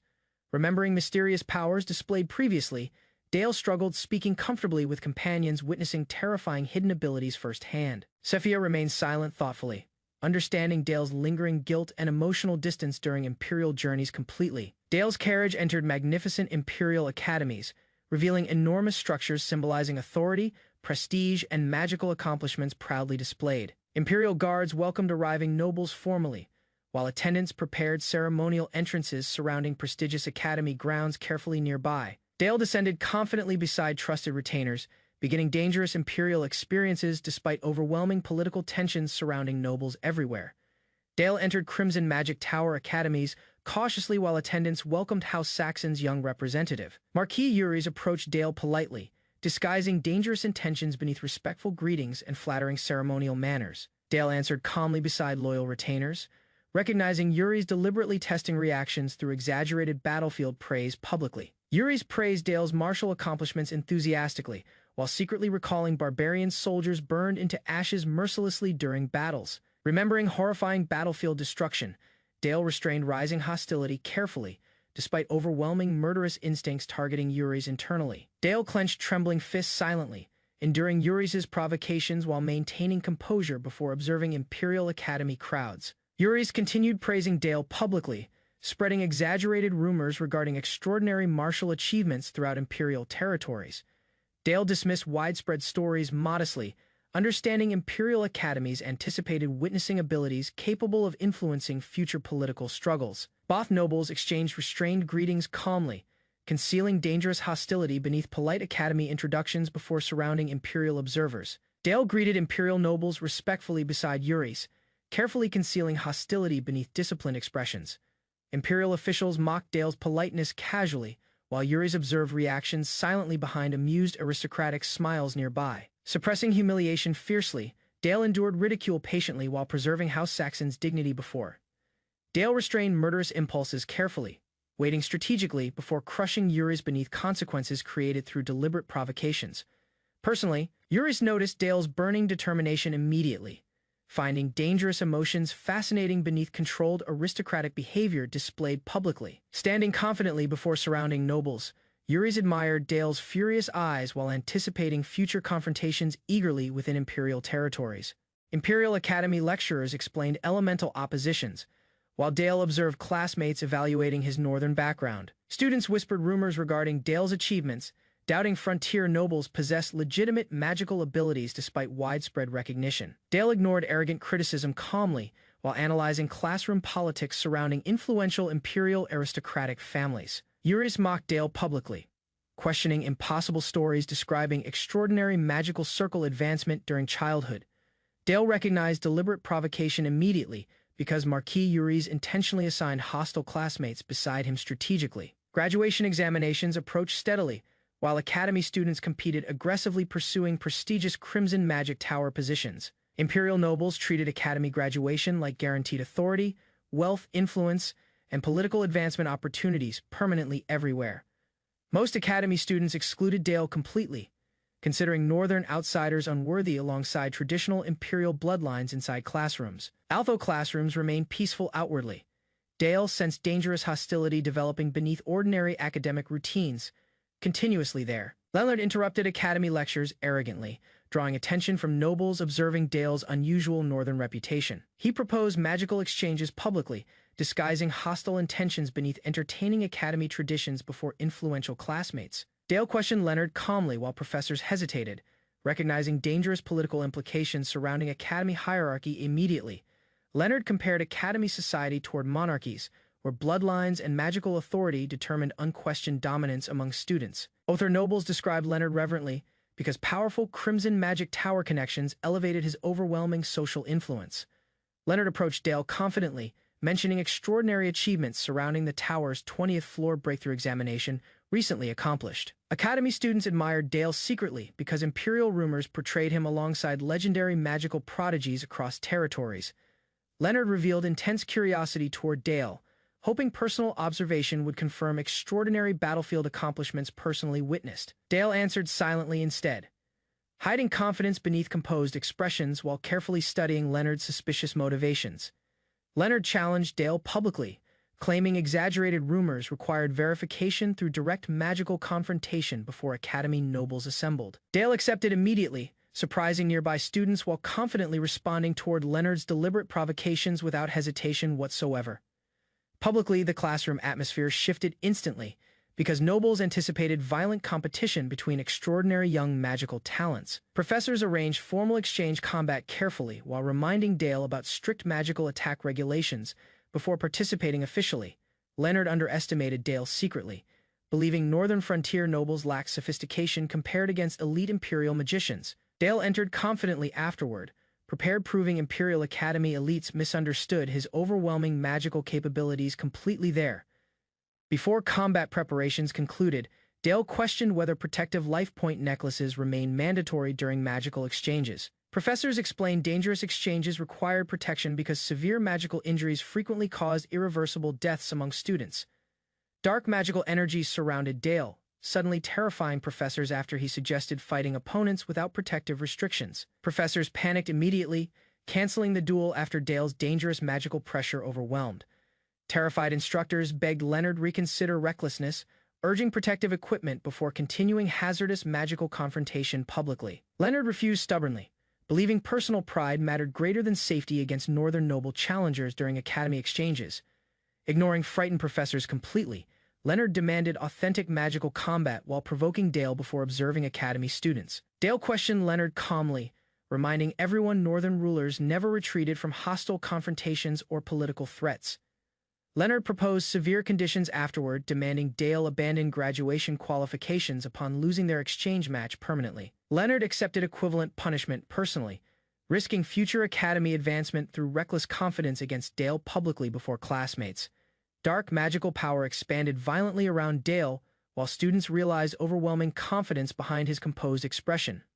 Immediately, Dale accepted every condition fearlessly, shocking academy nobles observing terrifying magical energy surrounding his entire body. Leonard activated blazing chain magic immediately, surrounding battlefield spaces with violently rotating crimson magical energy. Academy observers watched nervously while Leonard launched aggressive attacks directly toward Dale without hesitation whatsoever during combat. Dale countered instantly, releasing dark magical force which collided violently against Leonard's destructive chain attacks directly. Explosive magical impacts shattered classroom floors while overwhelming wind pressure disrupted surrounding students throughout academy arenas. Spectators struggled following movements because Dale and Leonard exchanged attacks faster than ordinary magicians perceived visually. Dark magical slashes surrounded Dale continuously, forcing Leonard retreating repeatedly against relentless offensive pressure throughout battlefield.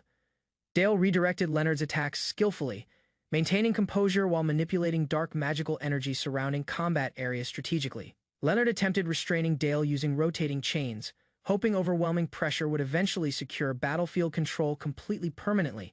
Dale suddenly appeared behind Leonard effortlessly, shocking opponents after bypassing dangerous chain attacks without injuries entirely unnoticed. Leonard unleashed stronger chain attacks aggressively, attempting finishing strikes before Dale recovered battlefield momentum.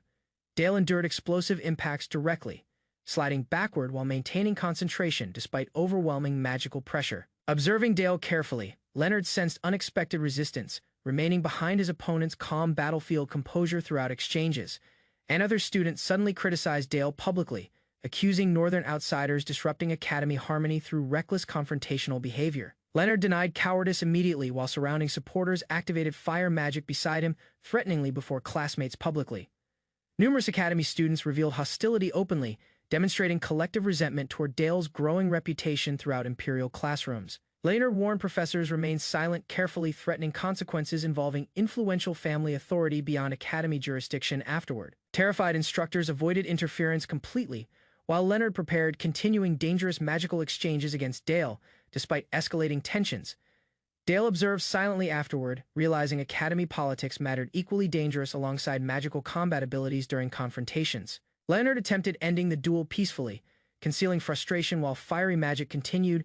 Despite Leonard's warnings, Dale rejected compromise immediately, recognizing hostile intentions hidden beneath fabricated negotiations completely. Dale released freezing darkness suddenly, shocking Leonard after overwhelming magical energy consumed surrounding classroom spaces entirely.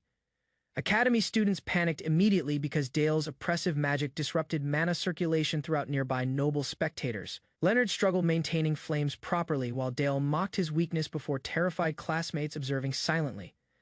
Smiling confidently, Dale exposed Leonard's incompetence publicly, establishing overwhelming dominance across the academy battlefield instantly. Dale unleashed overwhelming darkness, trapping Leonard inside distorted magical territory while suppressing surrounding flames. Leonard struggled desperately against crushing pressure, realizing Dale controlled battlefield conditions beyond ordinary academy standards. Dale dismissed Leonard coldly, considering the arrogant noble disappointingly weaker than anticipated during combat examinations. Dark tendrils restrained nearby students effortlessly, while terrified spectators watched Dale dominate Leonard without resistance. Leonard attempted final retaliation desperately, yet overwhelming fear disrupted concentration before meaningful attacks materialized against Dale. Frightened professors interrupted immediately, begging Dale spare Leonard before catastrophic injuries permanently destroyed academy reputations. Leonard collapsed helplessly completely, coughing painfully while Dale maintained absolute control across frozen magical territory. Turning away calmly, Dale assured professors nobody would die despite overwhelming magical superiority displayed previously. Humiliated completely, Leonard realized Dale intentionally spared him, leaving unbearable disgrace before observing academy nobles. Moonlit academy streets remained restless, while nobles discussed Dale humiliating Leonard during dangerous magical examinations. Leonard assaulted terrified servants violently, blaming academy disgrace upon failures connected toward House Walter leadership. Furious accusations echoed endlessly, because Leonard believed weakened reputations threatened future authority among imperial aristocratic families. Terrified professors begged forgiveness repeatedly while Leonard punished subordinates mercilessly inside luxurious academy quarters. Nearby students observed silently instead, recognizing Leonard's unstable temperament caused increasing fear throughout influential noble circles. Leonard demanded complete isolation immediately, refusing sympathy while alcohol barely restrained overwhelming humiliation and frustration.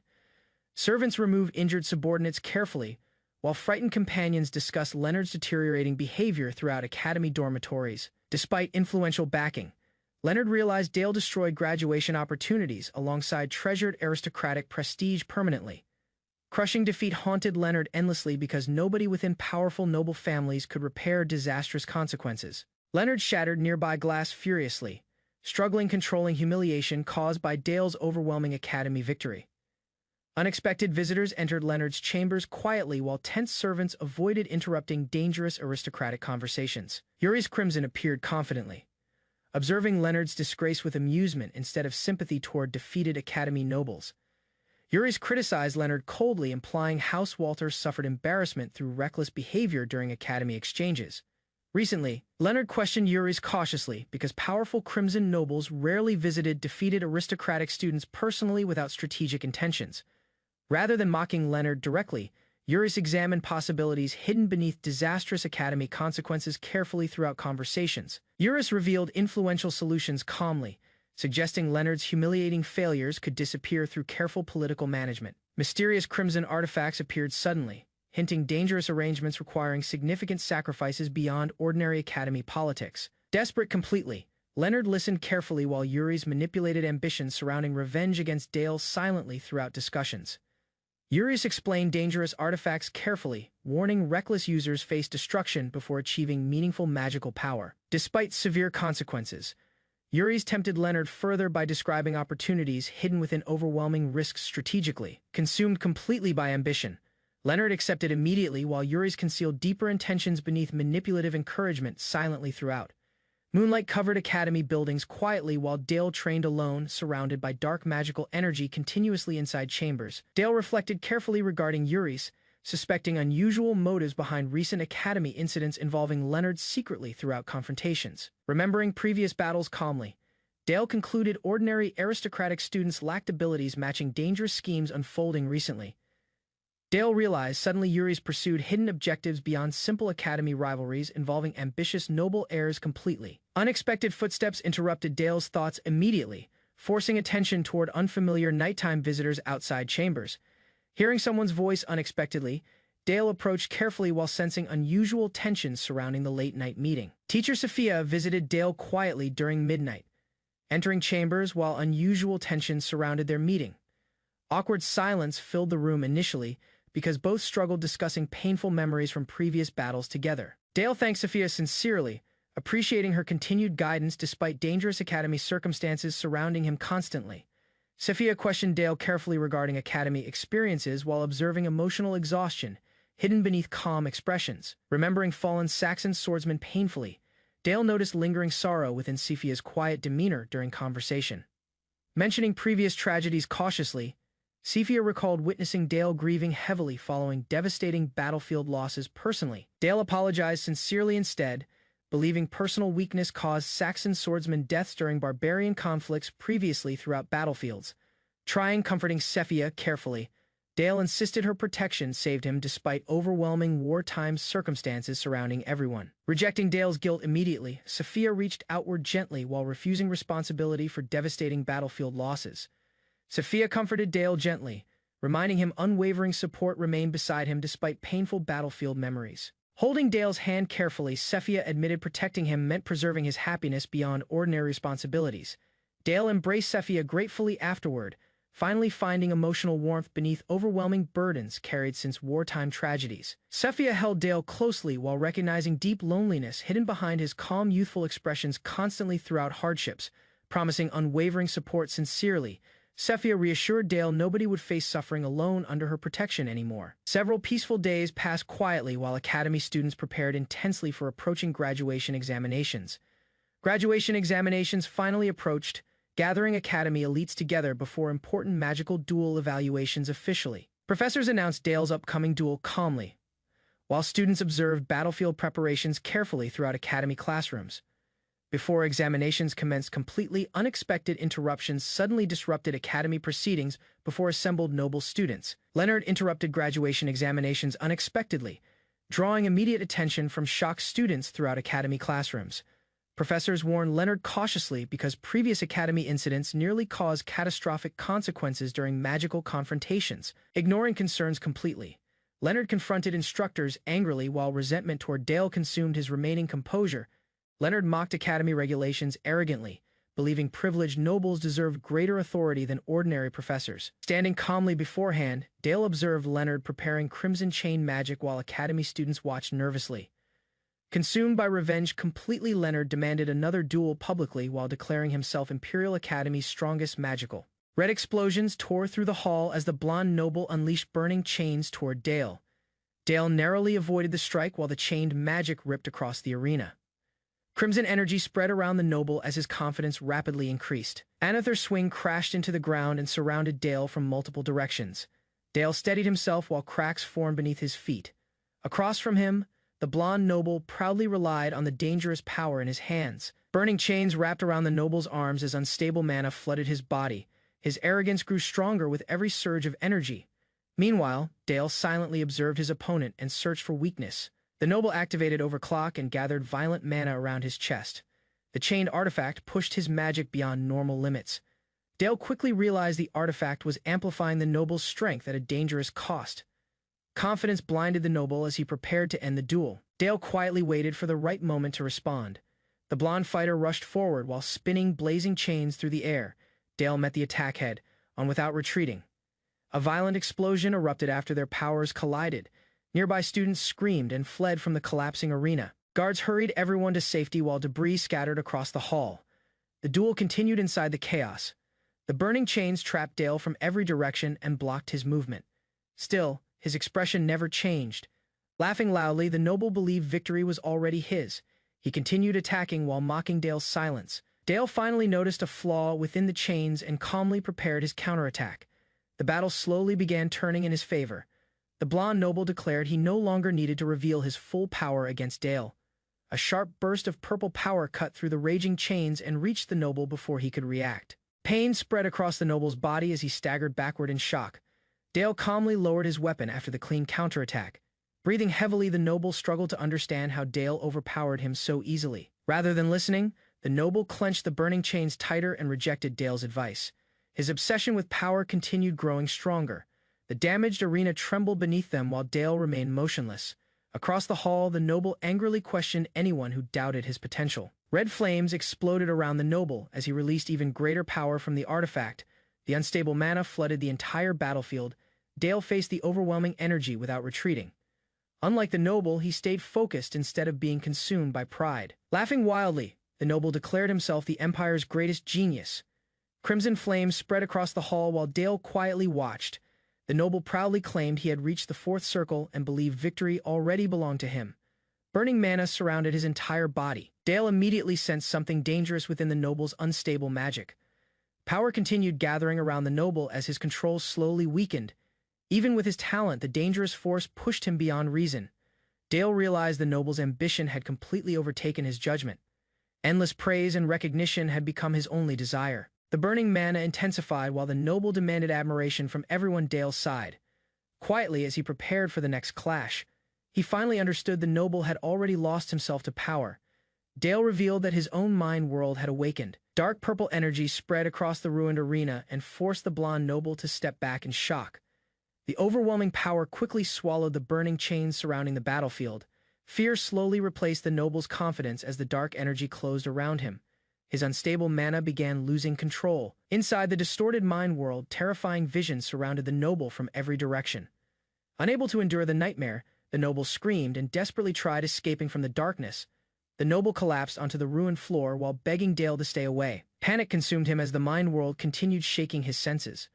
A shadowy figure appeared before the noble and questioned the price of the talent he desired. Fear finally broke the noble's pride and confidence. Overwhelmed by guilt, he repeatedly apologized while the dark energy slowly faded away. As the illusion vanished, Dale quietly stood inside the destroyed arena. The violent duel had finally ended. The noble knelt before Dale while students and teachers watched in complete shock. Staff members quickly moved in to escort him away. Rumors spread throughout the academy after the battle. Many believed the once proud genius had suffered a mental breakdown. Dale silently left the damaged hall while everyone remained speechless. Far from the academy, the Walter family learned about Leonard's defeat and collapse. The news spread rapidly through the mansion. Leonard apologized repeatedly before the family elders while struggling to face his failure. The burden completely crushed his remaining pride. Silence filled the mansion as the family realized Leonard's downfall had stained the Walter bloodline. His obsession with power had destroyed everything. A red-haired man visited Count Walter shortly after Leonard's defeat shook the family. The mansion remained silent while tension filled the meeting hall. The visitor calmly pretended to sympathize with the family's humiliation and loss of reputation. Behind his polite smile, the red-haired man blamed Leonard's failure on weakness and poor judgment. The visitor assured Count Walter that he held no resentment toward House Cyan despite Leonard's defeat. A suspicious smile appeared as the red-haired man spoke about revenge and restoring pride. Strange red energy flickered around his hand. Count Walter became uneasy after hearing the proposal. Nevertheless, desperation pushed him to continue listening. Several days later, the academy returned to normal classes after the violent duel. Students continued discussing Leonard's collapse and sudden disappearance. Dale quietly listened while rumors spread through the classroom about Leonard's unstable behavior. Even so, he felt the situation had not truly ended. The atmosphere changed when a new instructor suddenly entered the lecture hall. Dale immediately sensed something unusual from the visitor. The red-haired man introduced himself before the students and announced he would replace the absent professor for the day. His calm appearance hid dangerous intentions. Whispers spread across the classroom as students recognized the mysterious instructor named Yuris. Dale carefully observed the man from his seat. A faint smile crossed Yuris' face while his eyes briefly met Dale's at that moment. Dale realized the academy was about to face another serious problem. Yuris began the lecture by discussing Leonard Walter's recent downfall and the pressure placed upon him by the academy. Several students lowered their heads after hearing Yuris speak about fear, talent, and failure. Rumors about Leonard's collapse were openly mentioned before the class. Yuris calmly watched the students while continuing the lesson. A confident smile appeared on Yuris' face as he warned the students not to become weak or talentless. Nervous tension spread across the classroom while many students avoided eye contact. The atmosphere gradually became heavier. Without hesitation, Yuris shifted the lecture toward the Empire's violent history and old wars. Dale immediately sensed something unusual. Yuris explained how endless wars forced the Empire to seek stronger magical weapons and soldiers. Massive casualties shaped the Empire's decisions. The lecture soon focused on a secret force known as the Black-Red Enforcer Unit. Dark energy flickered around Yuris while he calmly described the organization's role after the war. Dale carefully listened from his seat. Shock crossed Dale's face after hearing the Forbidden Unit mentioned openly. Painful memories connected to the war immediately returned. Yuris then revealed the horrifying truth behind the organization's experiments on humans. Innocent people had been repeatedly tortured for magical testing. Disturbing images of burned victims and failed experiments filled Dale's thoughts as the lecture continued. The classroom remained unsettled. Some students struggled to believe such cruelty truly existed inside the Empire. Others silently listened while confusion spread through the hall. Yuris criticized those who judged the past without understanding war. His lecture gradually became harsher and more aggressive. Dale carefully watched Yuris while sensing hidden motives behind every word. The mysterious instructor appeared to be testing the entire class. Yuris questioned whether Dale also rejected the harsh truths hidden behind the Empire's history. The discussion soon shifted toward the Duke of Noir and the collapse of the Black-Red Enforcer Unit after the war. Dale already understood the story being told. Yuris explained that morality had weakened powerful leaders who once pursued forbidden knowledge. The classroom quietly listened to his dangerous ideas. According to Yuris, the Empire attempted to erase every trace of the Black-Red Enforcer Unit after the war ended.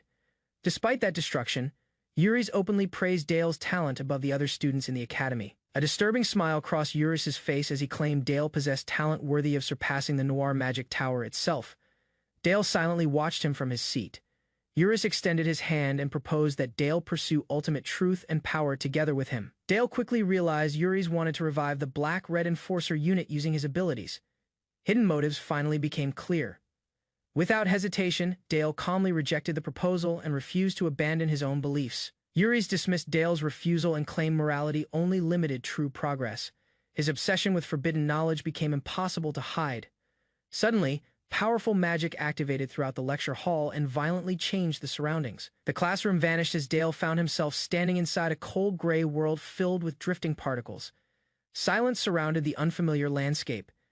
Dale initially believed snow was falling around him inside the strange mind world. The ashes slowly gathered across his hand. After looking closer, he realized the drifting particles were not snowflakes at all. Burned ash covered the empty world instead.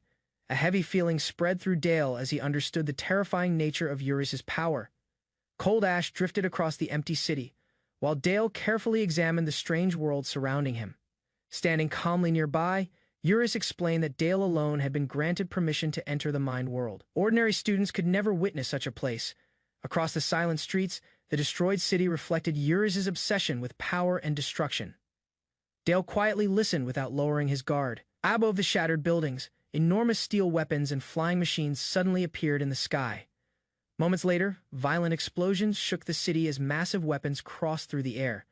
Unlike normal mages, Eurys admired overwhelming force above everything else. His words focused entirely on domination through fire and steel. During the discussion, Eurys described countless sacrifices made in pursuit of greater truth and ultimate power. To him, those losses carried meaning. Soon afterward, the topic shifted toward the Black-Red Enforcer unit and its failed experiments. Eurys believed the organization's actions had value despite the cruelty involved. Meanwhile, Dale silently realized that Eurys completely misunderstood the Empire's true strength. Rather than reacting emotionally, Dale calmly observed the distorted ideals hidden behind Eurys's lecture. Far more knowledgeable than Eurys expected, Dale already understood the forgotten truth connected to the Empire's history. His expression remained steady throughout the conversation.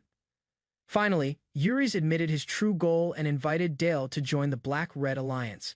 Ash continued falling around the ruined city. Without showing fear, Dale silently listened while Eurys offered ultimate power and forbidden knowledge. Calm confidence remained on Eurys's face as he encouraged Dale to consider the proposal carefully. Before leaving the mind world, Eurys hinted that another important matter still remained unresolved. Eurys explained that Leonard Walter's family held deep resentment toward Dale after the duel. Calmly turning back, Eurys revealed that Leonard's father had once commanded the Black-Red Enforcer unit. Rather than offering sympathy, Eurys described the situation as a simple transaction between powerful figures. Standing before Dale, Eurys suggested eliminating Leonard's father in exchange for future rewards and influence. Without reacting emotionally, Dale continued listening while Ash drifted through the ruined city. Tension quietly spread between them. Soon afterward, Eurys ended the strange lecture and prepared to leave the mind world. A faint smile remained on his face. With a simple gesture, Eurys dissolved the distorted world and returned both of them to the academy classroom. Before departing, Eurys hinted that Dale's answer would eventually reach him through another source. Dale watched silently while the instructor walked away. Later that night, Dale rested alone inside the Duke of Noir's mansion while reflecting on the encounter. Dark memories about war, destruction, and the Black-Red Enforcer unit resurfaced inside Dale's mind. He realized Eurys's ambitions threatened countless innocent lives. Determination slowly replaced hesitation as Dale decided he could never allow such disasters to happen again. His expression hardened with resolve. Suddenly, a violent explosion shattered the roof above the mansion and interrupted his thoughts. Smoke and debris filled the room while Dale prepared himself for battle. Purple energy surrounded his body as he searched for the attacker. A familiar figure rushed into the destroyed room and urgently called out to him. Teacher Sophia had arrived during the chaos. Another explosion erupted nearby as the mansion continued shaking from the attack. Dale quickly realized the danger surrounding the Duke of Noir had already begun. Dale remained inside the ruined battlefield while Leonard confronted him with burning anger. Red flames surrounded Leonard as tension filled the area. Fury consumed Leonard after his plans and reputation were destroyed during the duel. His hatred toward Dale continued growing stronger. Crimson energy exploded around Leonard as he prepared for another violent clash. Dale calmly faced the threat without retreating.